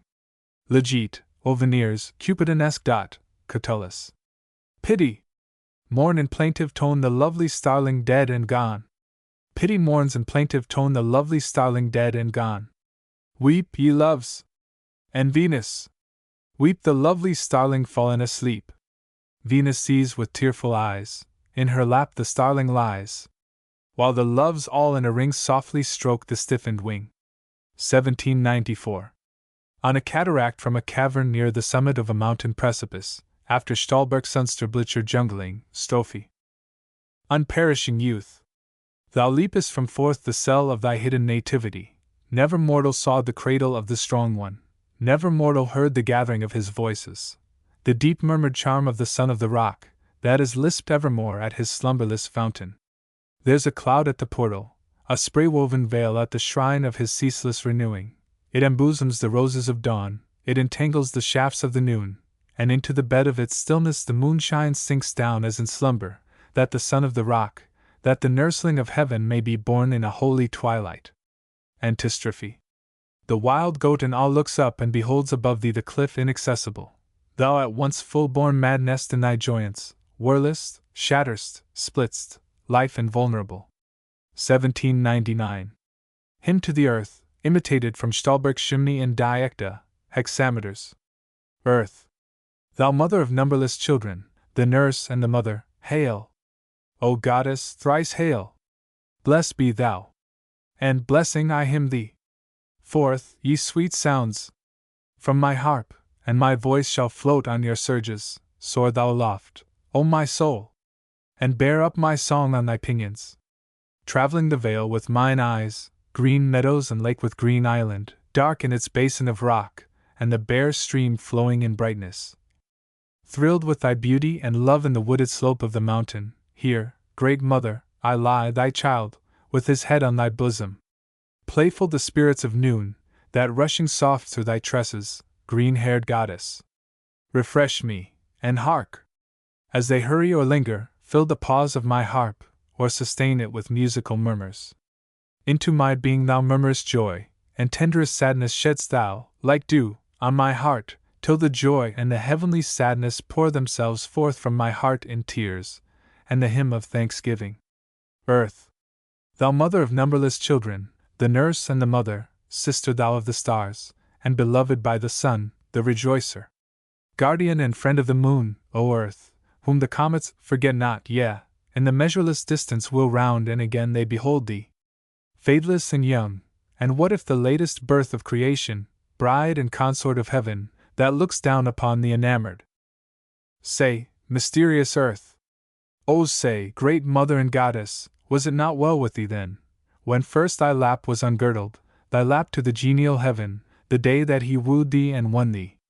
Fair was thy blush, the fairest and first of the blushes of morning. Deep was the shudder, O Earth! The throe of thy self-retention, inly thou strovest to flee, and didst seek thyself at thy center. Mightier far was the joy of thy sudden resilience, and forthwith myriads of lives teemed forth from the mighty embracement. Thousandfold tribes of dwellers, impelled by thousandfold instincts, filled, as a dream, the wide waters. The rivers sang on their channels, laughed on their shores the hoarse seas, the yearning oceans swelled upward, young life flowed through the meadows, the woods, and the echoing mountains, wandered bleeding in valleys, and warbled on blossoming branches. 1799. The Visit of the Gods imitated from Schiller. Never, believe me, appear the immortals, never alone, scarce had I welcomed the sorrow-beguiler, Iacchus. But in came boy Cupid the smiler. Lo!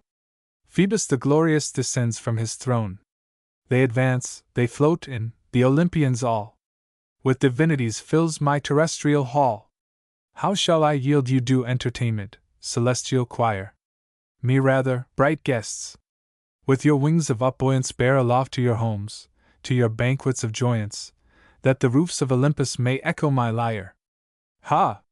We mount! On their pinions they waft up my soul. Oh, give me the nectar! Oh, fill me the bowl! Give him the nectar! Pour out for the poet, Hebe! Pour free! Quicken his eyes with celestial dew, that sticks the detested no more he may view, and like one of us gods may conceit him to be. Thanks, Hebe! I quaff it! Iopian, I cry. The wine of the immortals forbids me to die. 1799. Translation of a passage in Ottfried's metrical paraphrase of the Gospel. She gave with joy her virgin breast, she hid it not, she bared the breast which suckled that divinest babe. Blessed, blessed were the breasts which the Saviour infant kissed, and blessed, blessed was the mother who wrapped his limbs in swaddling clothes, singing placed him on her lap, hung o'er him with her looks of love, and soothed him with a lulling motion. Blessed, for she sheltered him from the damp and chilling air, blessed, blessed, for she lay with such a babe in one blessed bed, close as babes and mothers lie. Blessed, blessed evermore, with her virgin lips she kissed, with her arms, and to her breast she embraced the babe divine, her babe divine the Virgin Mother. There lives not on this ring of earth a mortal that can sing her praise. Mighty Mother, Virgin pure, in the darkness and the night for us she bore the heavenly Lord. 1799. The Virgin's Cradle hymn copied from a print of the Virgin in a Catholic village in Germany. Dormi Jesu!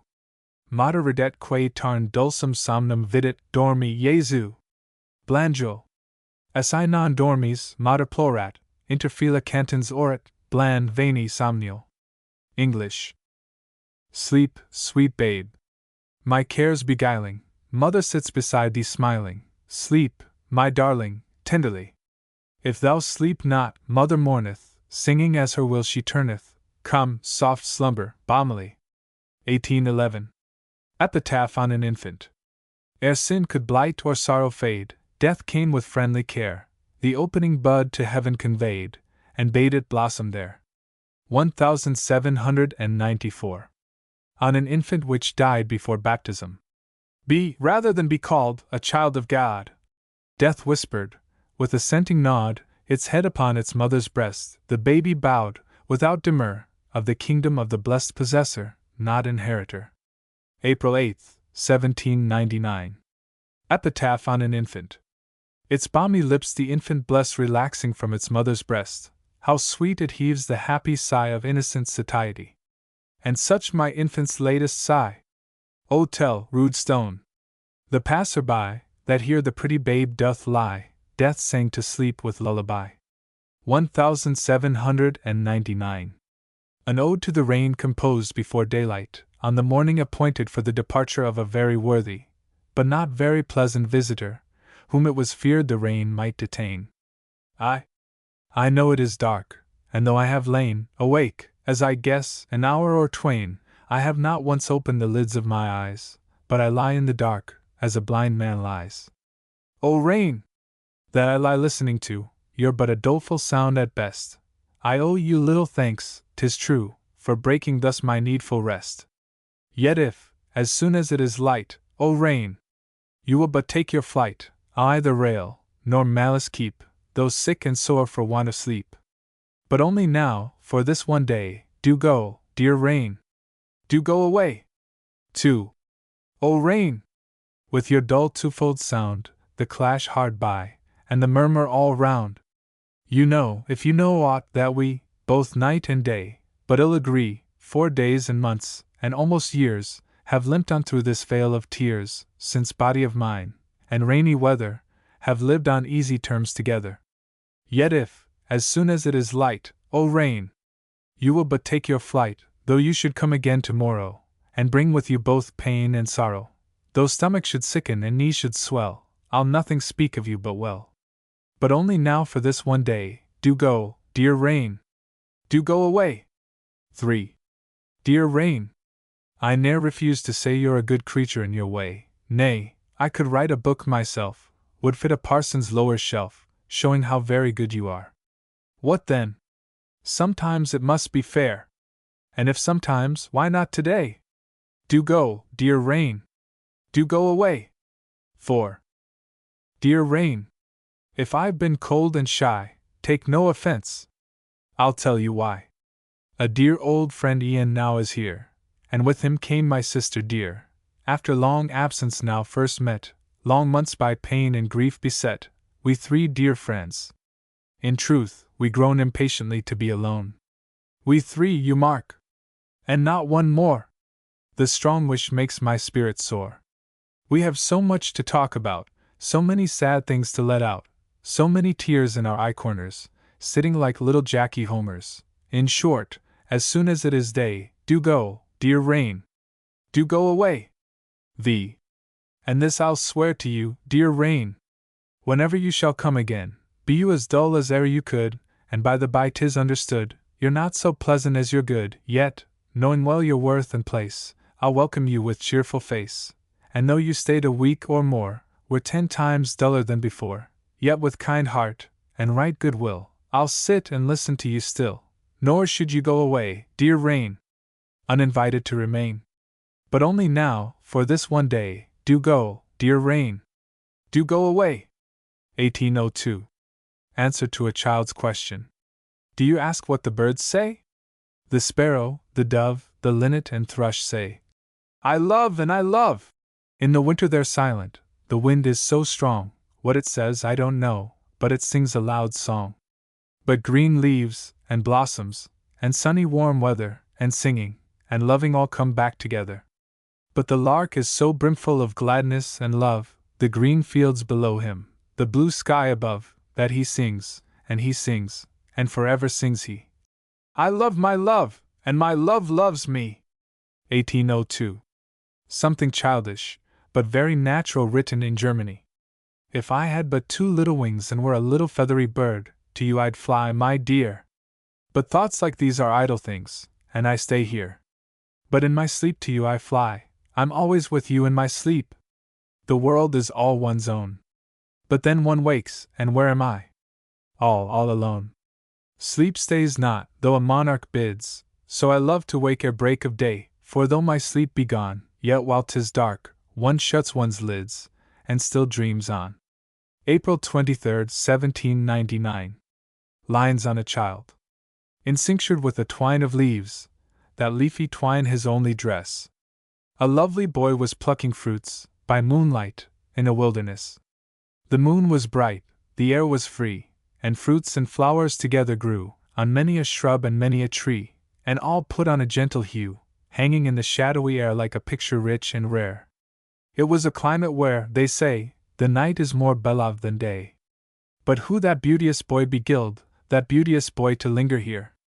Alone, by night, a little child, in place so silent, and so wild, has he no friend, no loving mother near? 1798. The Knight's Tomb. Where is the grave of Sir Arthur O'Kellen?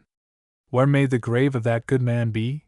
By the side of a spring, on the breast of Helvellyn, under the twigs of a young birch tree. The oak that in summer was sweet to hear, and rustled its leaves in the fall of the year, and whistled and roared in the winter alone, is gone, and the birch in its stead is grown dot. The knight's bones are dust, and his good sword rust. His soul is with the saints, I trust. 1817. Fire, famine, and slaughter, a war eclogue. Underscore the scene, a desolated tract in La Vendée. Famine is discovered lying on the ground. To her enter fire and slaughter. Fam's sisters. Sisters. Who sent you here? Slough. To fire. I will whisper it in her ear. Fire. No! No! No! Spirits hear what spirits tell, 'twill make an holiday in hell. No! No! No! Myself, I named him once below, and all the souls, that damned be, leaped up at once in anarchy, clapped their hands and danced for glee. They no longer heeded me, but laughed to hear hell's burning rafters unwillingly re-echo laughters. No! No! No! Spirits hear what spirits tell, 'twill make an holiday in hell. Fam, whisper it, sister. So and so. In the dark hint, soft and slow. Slough. Letters for do form his name, and who sent you? Both. The same. The same. Slough. He came by stealth, and unlocked my den, and I have drunk the blood since then of thrice 300,000 men. Both. Who bade ye do't? Slough. The same. The same. Letters for do form his name. He let me loose, and cried halloo. To him alone the praise is due. Fam, thanks, sister, thanks. The men have bled, their wives and their children faint for bread. I stood in a swampy field of battle. With bones and skulls I made a rattle, to frighten the wolf and carrion crow and the homeless dog, but they would not go. So off I flew, for how could I bear to see them gorge their dainty fare? I heard a groan and a peevish squall, and through the chink of a cottage wall, can you guess what I saw there? Both. Whisper it, sister. In our ear. Fam. A baby beat its dying mother. I had starved the one and was starving the other. Both. Who bade ye do't? Fam. The same. The same. Letters for do form his name. He let me loose, and cried halloo. To him alone the praise is due. Fire. Sisters. I from Ireland came. Hedge and cornfields all on flame, I triumphed o'er the setting sun. And all the while the work was done, on as I strode with my huge strides, I flung back my head and I held my sides. It was so rare a piece of fun to see the sweltered cattle run with uncouth gallop through the night, scared by the red and noisy light. By the light of his own blazing cot was many a naked rebel shot. The house stream met the flame and hissed, while crash fell in the roof, I wist, on some of those old bedridden nurses that deal in discontent and curses. Both. Who bade ye do't? Fire. The same. The same. Letters for do form his name. He let me loose, and cried halloo. To him alone the praise is due. All. He let us loose, and cried halloo. How shall we yield him honor due? Fam, wisdom comes with lack of food. I'll gnaw the multitude, till the cup of rage o'erbrim. They shall seize him and his brood. Slough. They shall tear him limb from limb. Fire. O thankless beldams and untrue! And is this all that you can do for him, who did so much for you? 90 months he, by my troth, hath richly catered for you both, and in an hour would you repay an 8 years' work? Away! Away! I alone am faithful. I cling to him everlastingly. 1797. The 2 round spaces on the tombstone. The devil believes that the Lord will come, stealing a march without beat of drum, about the same time that he came last on an old Christmas day in a snowy blast. Till he bids the trump sound, neither body nor soul stirs, for the dead men's heads have slipped under their bolsters. Ho! Ho! Brother Bard, in our churchyard both beds and bolsters are soft and green, save one alone, and that's of stone, and under it lies a counselor keen. This tomb would be square, if it were not too long, and 'tis railed round with iron, tall, spear-like, and strong. This fellow from Aberdeen hither did skip with a waxy face and a blubber lip, and a black tooth in front to show in part what was the colour of his whole heart. This counsellor sweet, this Scotchman complete, the devil scotch him for a snake, I trust he lies in his grave awake. On the 6th of January, when all around is white with snow as a Cheshire yeoman's dairy, Brother Bard, ho! Ho! Believe it, or no, on that stone tomb to you I'll show after sunset, and before cock-crow, 2 round spaces clear of snow. I swear by our knight and his forefathers' souls, that in size and shape they are just like the holes in the large house of privity of that ancient family. On those 2 places clear of snow there have sat in the night for an hour or so, before sunrise, and after cock-crow, he hicking his heels, she cursing her corns, all to the tune of the wind in their horns, the devil and his grandam, with the snowdrift to fan 'em, expecting and hoping the trumpet to blow, for they are cocksure of the fellow below. 180. The devil's thoughts. From his brimstone bed at break of day a walking the devil is gone, to visit his little snug farm of the earth, and see how his stock went on. Over the hill and over the dale, and he went over the plain, and backward and forward he swished his long tail as a gentleman swishes his cane. And how then was the devil dressed? Oh! He was in his Sunday's best. His jacket was red and his breeches were blue, and there was a hole where the tail came through. He saw a lawyer killing a viper on a dung heap beside his stable, and the devil smiled, for it put him in mind of Cain and his brother Abel. Apothecary on a white horse rode by on his vocations, and the devil thought of his old friend Death and the Revelations. He saw a cottage with a double coach house, a cottage of gentility. And the devil did grin, for his darling sin is pride that apes humility. He went into a rich bookseller's shop, quoth he. We are both of one college, for I myself sate like a cormorant once fast by the tree of knowledge. Down the river there plied, with wind and tide, a pig with vast celerity, and the devil looked wise as he saw how the while it cut its own throat. There, quoth he with a smile, goes England's commercial prosperity. As he went through Coldbath Fields he saw a solitary cell, and the devil was pleased, for it gave him a hint for improving his prisons in hell. General, burning face he saw with consternation, and back to hell his way did he take, for the devil thought by a slight mistake it was general conflagration. 1799. Cologne. In Cologne, a town of monks and bones, and pavements fawned with murderous stones, and rags, and hags, and hideous wenches, I counted 72 stenches, all well denayed, and several stinks. Ye nymphs that reign o'er sewers and sinks, the river Rhine, it is well known, doth wash your city of Cologne. But tell me, nymphs, what power divine shall henceforth wash the river Rhine? Sonnets attempted in the manner of contemporary writers, signed, Nehemiah Higginbottom. I, pensive at eve on the hard world I mused, and my poor heart was sad, so at the moon I gazed and sight, for how soon eve darkens into night. Mine eye perused with tearful vacancy the dampy grass which wept and glittered in the poly ray, and I did pause me on my lonely way, and mused me on those wretched ones who pass o'er the black heath of sorrow. But, alas! Most of myself I thought, when it befell that the sooth spirit of the breezy would breathe in mine ear. All this is very well, but much of one thing is for no thing good. Ah! My poor heart's inexplicable swell. To simplicity. Oh! I do love thee, meek simplicity. For of thy lays the lulling simpleness goes to my heart, and soothes each small distress, though small, yet haply great to me.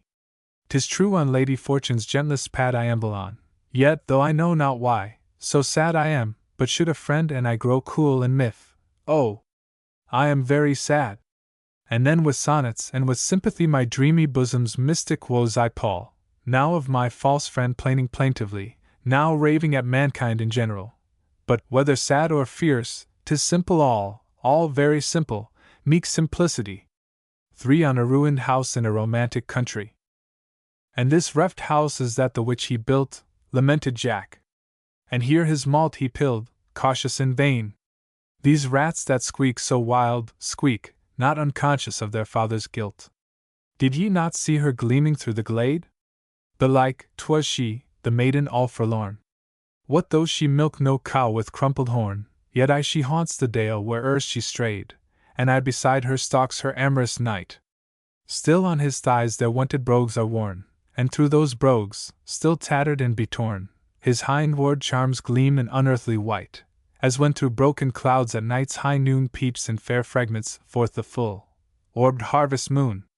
1797. Limbo.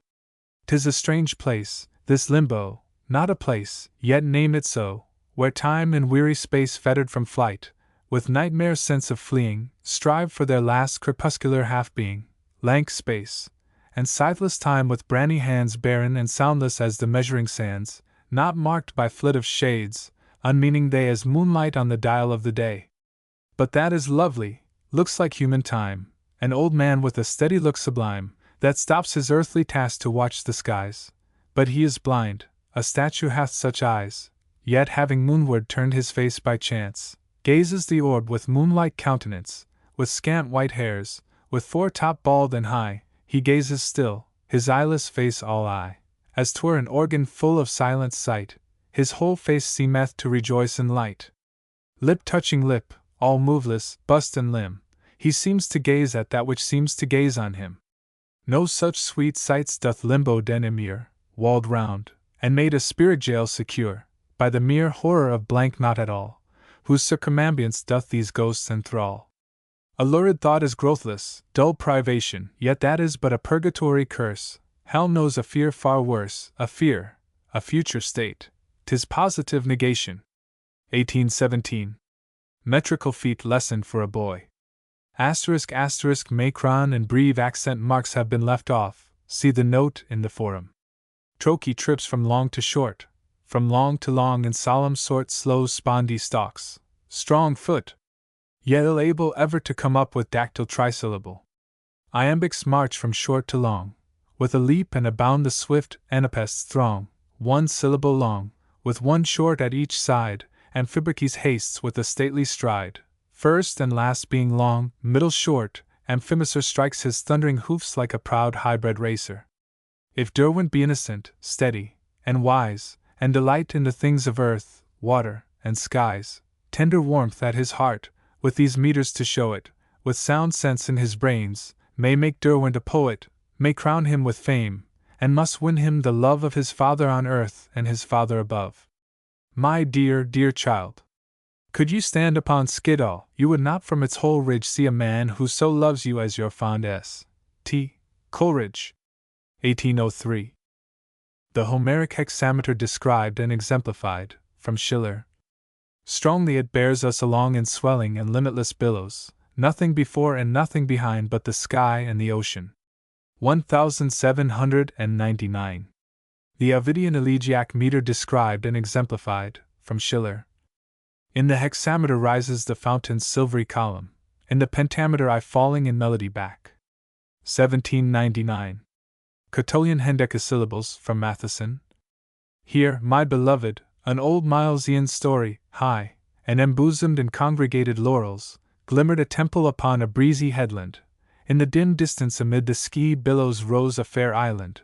The god of flocks had blessed it.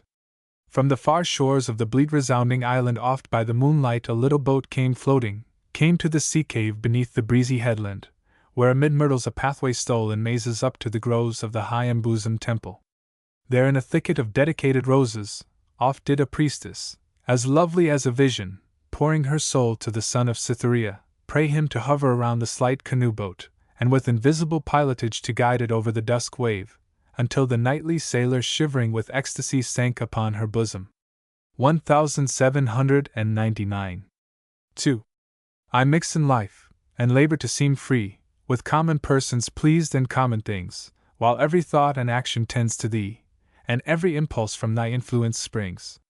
1796. Epitaph on a bad man. Under this stone does Walter Harcourt lie, who valued not that God or man could give. He lived as if he never thought to die. He died as if he dared not hope to live.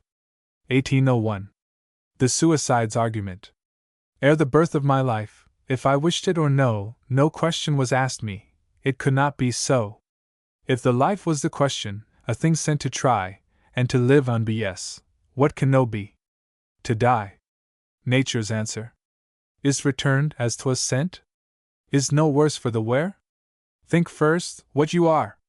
Call to mind what you were. I gave you innocence, I gave you hope, gave health, and genius, and an ample scope. Return you me guilt, lethargy, despair? Make out the inventory, inspect, compare. Then die, if die you dare. 1811. The good, great man. How seldom, friend, a good, great man inherits honor or wealth with all his worth and pains. It sounds like stories from the land of spirits if any man obtain that which he merits, or any merit that which he obtains. Reply to the above. For shame, dear friend, renounce this canting strain. What wouldst thou have a good great man obtain? Place? Titles? Salary? A gilded chain? Or throne of corses which his sword had slain? Greatness and goodness are not means, but ends. Hath he not always treasures, always friends, the good great man?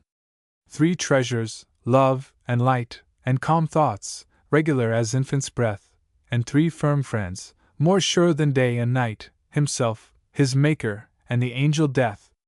Morning Post, September 23, 1802. Inscription for a fountain on a heath.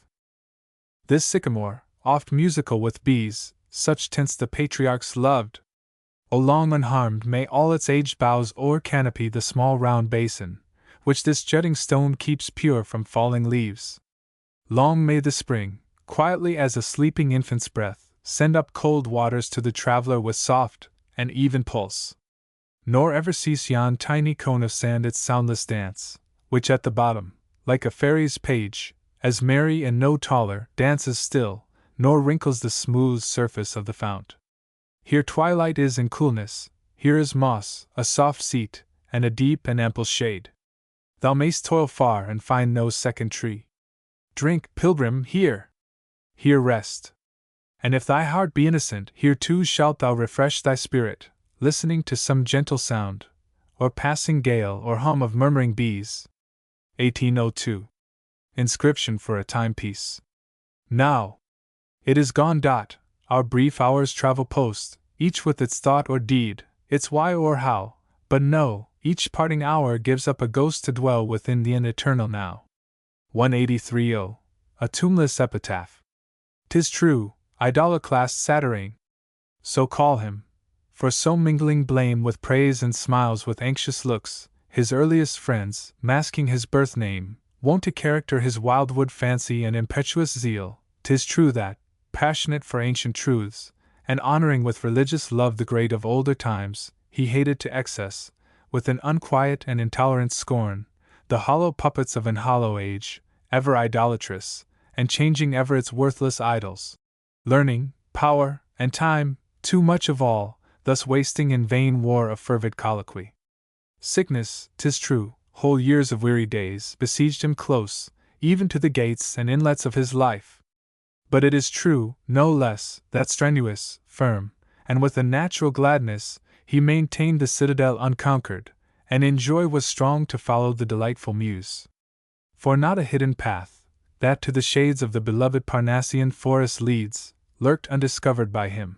Not a rill there issues from the fount of Hippocrene, but he had traced it upward to its source, through open glade, dark glen, and secret dell, knew the gay wild flowers on its banks, and culled its medicinable herbs. Yea, oft alone, piercing the long-neglected holy cave, the haunt obscure of old philosophy, he bade with lifted torch its starry walls sparkle, as erst they sparkled to the flame of odorous lamps tended by saint and sage. O framed for calmer times and nobler hearts! O studious poet, eloquent for truth! Philosopher! Contemning wealth and death, yet docile, childlike, full of life and love. Here, rather than on monumental stone, this record of thy worth thy friend inscribes, thoughtful, with quiet tears upon his cheek. 1809. Epitaph. Stop, Christian passer-by, stop, child of God, and read with gentle breast. Beneath this odd a poet lies, or that which once seemed he. Oh, lift one thought in prayer for S.T.C., that he who many a year with toil of breath found death in life, may here find life in death. Mercy for praise, to be forgiven for fame he asked, and hoped, through Christ. Do thou the same. November 9, 1833. Notes. I am indebted to Mr. Heinemann, the owner of the copyright of Dykes Campbell's edition of Coleridge's poetical works, Macmillan and Company, 1893, for permission to use that text, one of the most carefully edited texts of any English poet, in this volume of selections. My aim, in making these selections, has been to give every poem of Coleridge's that seems to me really good, and nothing else. Not every poem, none perhaps of those in blank verse, is equal throughout, but I think readers of Coleridge will be surprised to find how few of the poems contained in this volume are not of almost flawless workmanship, as well of incomparable poetic genius. Scarcely any English poet gains so much as Coleridge by not being read in a complete edition. The gulf between his best and his worst work is as wide as the gulf between good and evil. Even Wordsworth, even Byron, is not so intolerable to read in a complete edition. But Coleridge, much more easily than Byron or Wordsworth, can be extricated from his own lumber heaps. It is rare in his work to find a poem which is really good in parts, and not really good as a whole. I have taken every poem on its own merits as poetry, its own technical merits as verse, and thus have included equally the frigid 18th century conceits of the kiss and the modern burlesque license of the comic fragments. But I have excluded everything which has an interest merely personal, or indeed any other interest than that of poetry, and I have thus omitted the famous Ode on the Departing Year. In spite of the esteem in which Coleridge held it, and in spite of its one exquisite line, God's image, sister of the seraphim. And I have omitted it because as a whole it is untempered rhetoric, shapeless in form, and I have also omitted confession pieces such as that early one which contains, among its otherwise too emphatic utterances, the most delicate and precise picture which Coleridge ever drew of himself. To me hath heaven with bounteous hand assigned energic reason and a shaping mind, the daring ken of truth, the patriot's part, and pity's sigh, that breathes the gentle heart, sloth jaundiced all. And from my graspless hand drop friendship's precious pearls, like hourglass sand. I weep, yet stoop not. The faint anguish flows, a dreamy pang in morning's feverish doze. Every poem that I have given in full, and without exception, in the form in which Coleridge left it. The dates given after the poems are Dykes Campbell's. Occasionally I have corrected the date given in the text of his edition by his own correction in the notes. P.I. The Ancient Mariner. The marginal analysis which Coleridge added in reprinting the poem, from the lyrical ballads, in Sibylline Leaves, has been transferred to this place, where it can be read without interrupting the narrative in verse. Part 1.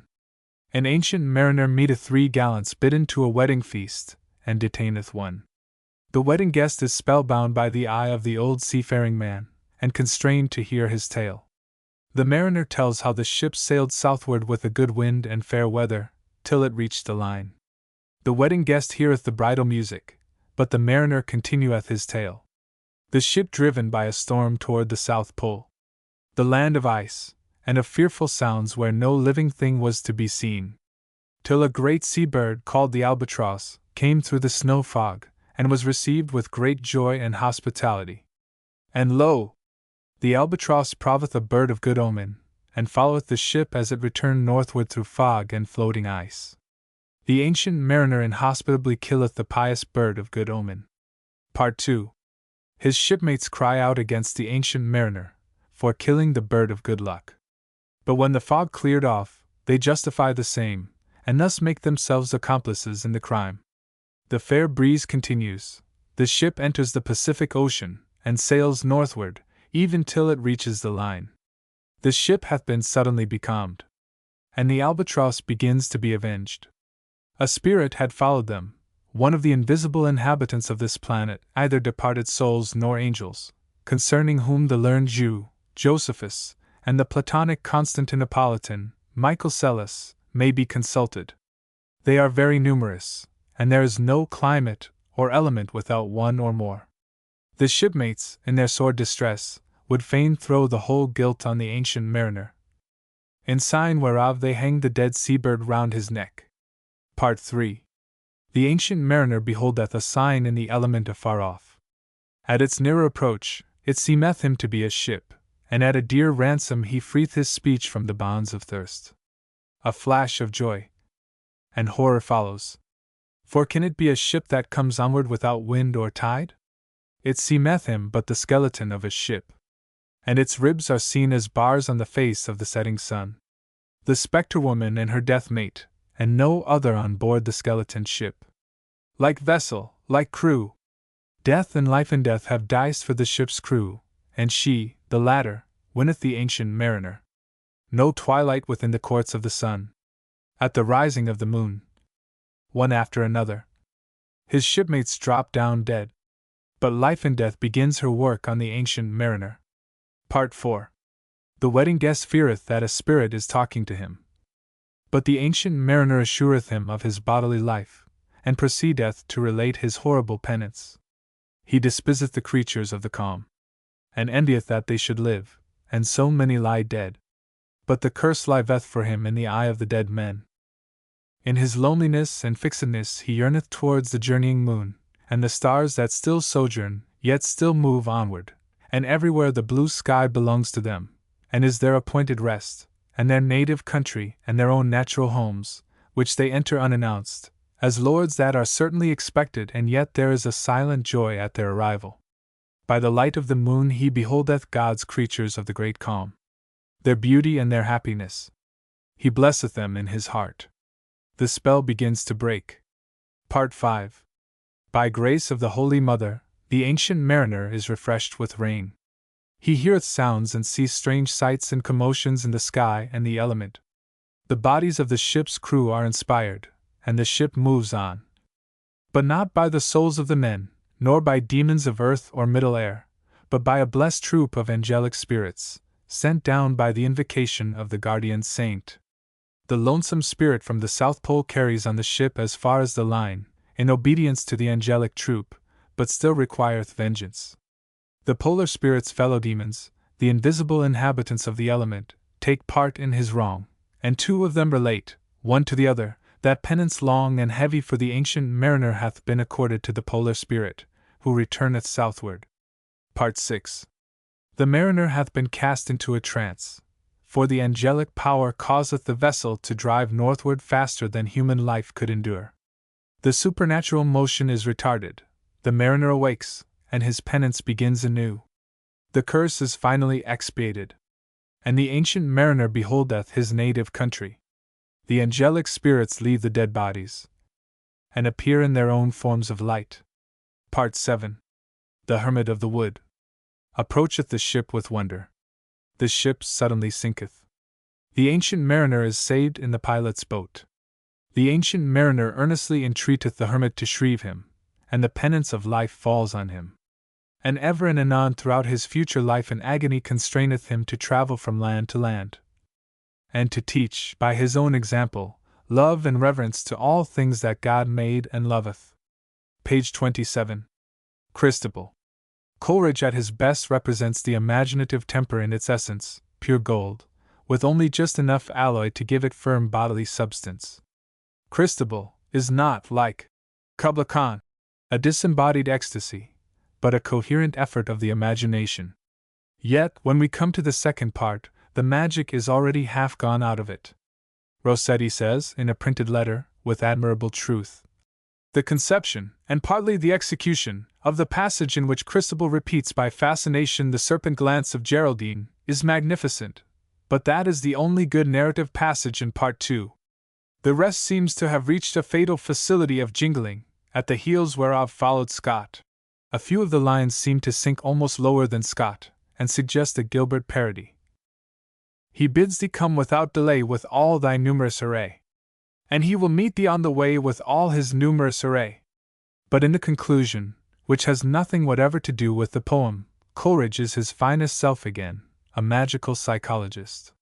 It is interesting to know that Crashaw was the main influence upon Coleridge while writing Christabel, and that the hymn to the name and honor of the admirable S. Teresa was ever present to his mind while writing the second part. Page 61. Love. This poem was originally published in the Morning Post of December 21, 1799, as part of an introduction to the tale of the Dark Lady. This introduction begins, "O leave the lily on its stem, O leave the rose upon the spray, O leave the elder bloom, fair maids, and listen to my lay. A cypress and a myrtle bough this morn around my harp you twined, because it fashioned mournfully its murmurs in the wind. And now a tale of love and woe, a woeful tale of love I sing. Hark, gentle maidens! Hark, it sighs and trembles on the string." Page 65. The Three Graves. Coleridge only published what he calls the following humble fragment of what was to have been a poem in 6 parts. But he wrote an imperfect sketch of the first 2 parts, which was published from the original MS. by Dykes Campbell in his edition. The poem as Coleridge left it is sufficiently complete, and I have ventured to divide it into Part 1 and Part 2, instead of the usual Part 3 and Part 4.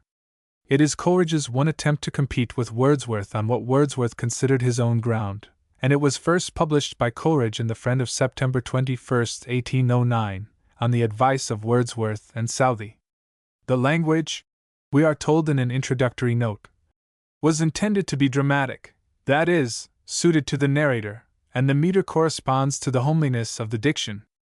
It is therefore presented as the fragment, not of a poem, but of a common ballad tale.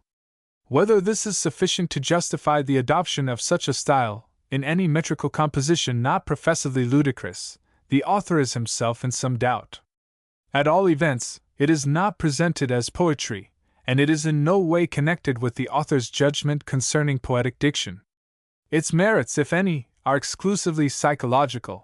Exclusively, it would be unjust to say, but to a degree beyond those of any similar poem of Wordsworth, certainly. Page 78. Dejection. This ode was originally addressed to Wordsworth, but before it was published in its first form, the William of the still existing MS was changed to Edmund.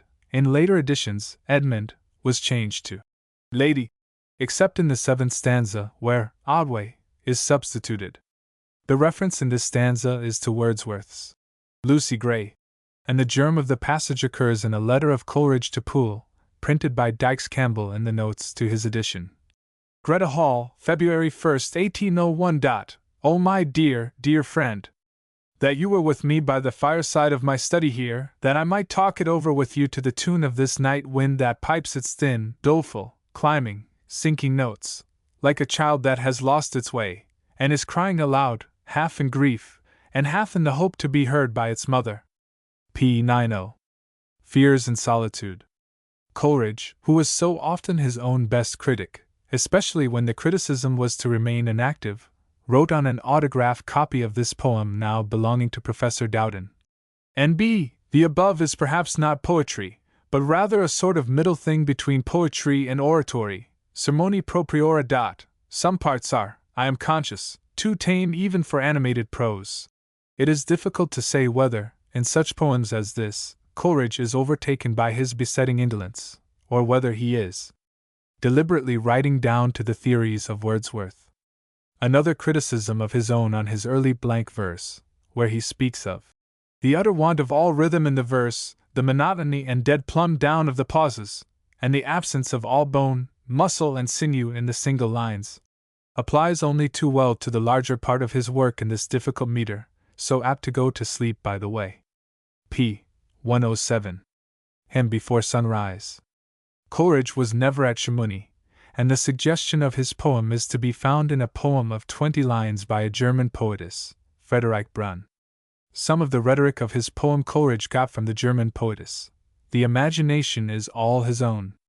It is perhaps a consequence of its origin that the imagination and the rhetoric never get quite clear of one another, and that, in spite of some magical lines, wholly Coleridge's, like "Oh, struggling with the darkness all the night, and visited all night by troops of stars," the poem remains somewhat external, a somewhat deliberate heaping up of hosannas. Page 114. The Nightingale. The persons supposed to take part in this conversation poem are of course William and Dorothy Wordsworth. Page 134. A Daydream. There cannot be any doubt, I think, that the Azra of this poem is Miss Sarah Hutchinson, Mary, her sister Mrs. Wordsworth, our sister and our friend, Dorothy and William Wordsworth. Dykes Campbell. Page 142. Work without hope. What could be left to hope for when the man could already do such work? Asks Mr. Swinburne. With this exquisite poem, in which Coleridge's style is seen in its most faultless union of his finest qualities, compare this passage from a letter to Lady Beaumont, about a year earlier. Though I am at present sadly below even my par of health, or rather unhealth, and am the more depressed thereby from the consciousness that in this yearly resurrection of nature from her winter sleep, amid young leaves and blooms and twittering nest-building birds, the sun so gladsome, the breezes with such healing on their wings, all good and lovely things are beneath me, above me, and everywhere around me, and all from God, while my incapability of enjoying, or, at best, languor in receiving them, is directly or indirectly from myself, from past procrastination and cowardly impatience of pain. It was always upon some not less solid foundation that Coleridge built these delicate structures. Page 147. Phantom. This, almost Coleridge's loveliest fragment of verse, was composed in sleep, like Kubla Khan, constancy to an ideal object, and phantom or fact? There is a quality, in this and some other poems of Coleridge, which he himself has exquisitely rendered in the passage on Ariel in the Lectures on Shakespeare. In air he lives, from air he derives his being, in air he acts, and all his colors and properties seem to have been obtained from the rainbow and the skies. There is nothing about Ariel that cannot be conceived to exist either at sunrise or sunset. Hence all that belongs to Ariel belongs to the delight the mind is capable of receiving from the most lovely external appearances. Coleridge is the Ariel of English poetry, glittering in the song from Sapolia, translucent in the phantom, infantine, with a note of happy infancy almost like that of Blake, in something childish, but very natural, in these poems, and in the Ode to the Rain, and the Inscription for a Fountain on a Heath. There is a unique way of feeling, which he can render to us on those rare occasions when his sensations are uninterrupted by thought, which clouds them, or by emotion, which disturbs them. He reveals mysterious intimacies with natural things, the flapping, flame, or a child's scarcely more articulate moods. And in some of them, which are experiments in form, he seems to compete gaily with the Elizabethan lyrists, doing wonderful things in jest, like one who is for once happy and disengaged, and able to play with his tormentor, verse. Page 153. Forbearance. Gently I took that which urgently came, is from Spenser's Shepherd's Calendar, but gently took that ungently came. Page 154. Sancti Dominici Palem. The friend, as Dykes Campbell points out, was Southey, whose Book of the Church had been attacked by Charles Butler. This is one of Coleridge's most masterly experiments in dealing with material hardly possible to turn into poetry. What exquisite verse, and what variety of handling! The 18th century smooth force and pungency of the main part of it ends in an anticipation of the burlesque energy of some of Mr. George Meredith's most characteristic verse. Anyone coming upon the lines, more than the Protestant milk all newly lapped, and purling a tame wild cat's whiskered jaws, would have assigned them without hesitation to the writer of A Certain People, and other sonnets in the Poems and Lyrics of the Joy of Earth. Page 158. Ne plus ultra. This mysterious fragment is one of the most original experiments which Coleridge ever made, both in meter and in language, abstract terms becoming concrete through intellectual passion, and may seem to anticipate the unknown eros. Page 164. The Pains of Sleep. In a letter to Sir George and Lady Beaumont, dated September 22, 1803, Coleridge wrote, describing his journey to Scotland, "With the night my horrors commence.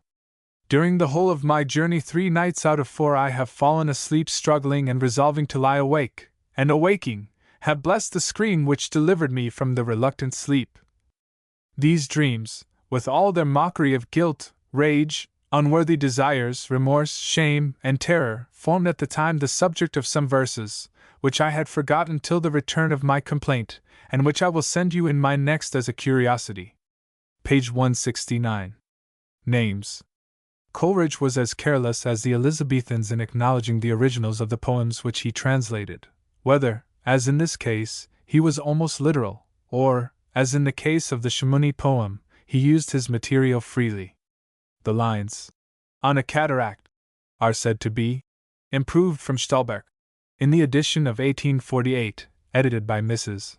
H. N. Coleridge, and the title may suit the whole of them. Page 182. Answer to a child's question. I have omitted the 4 lines, printed in brackets in Campbell's edition, which were omitted, I think rightly, by Coleridge in reprinting the poem from the Morning Post of October 16, 1802.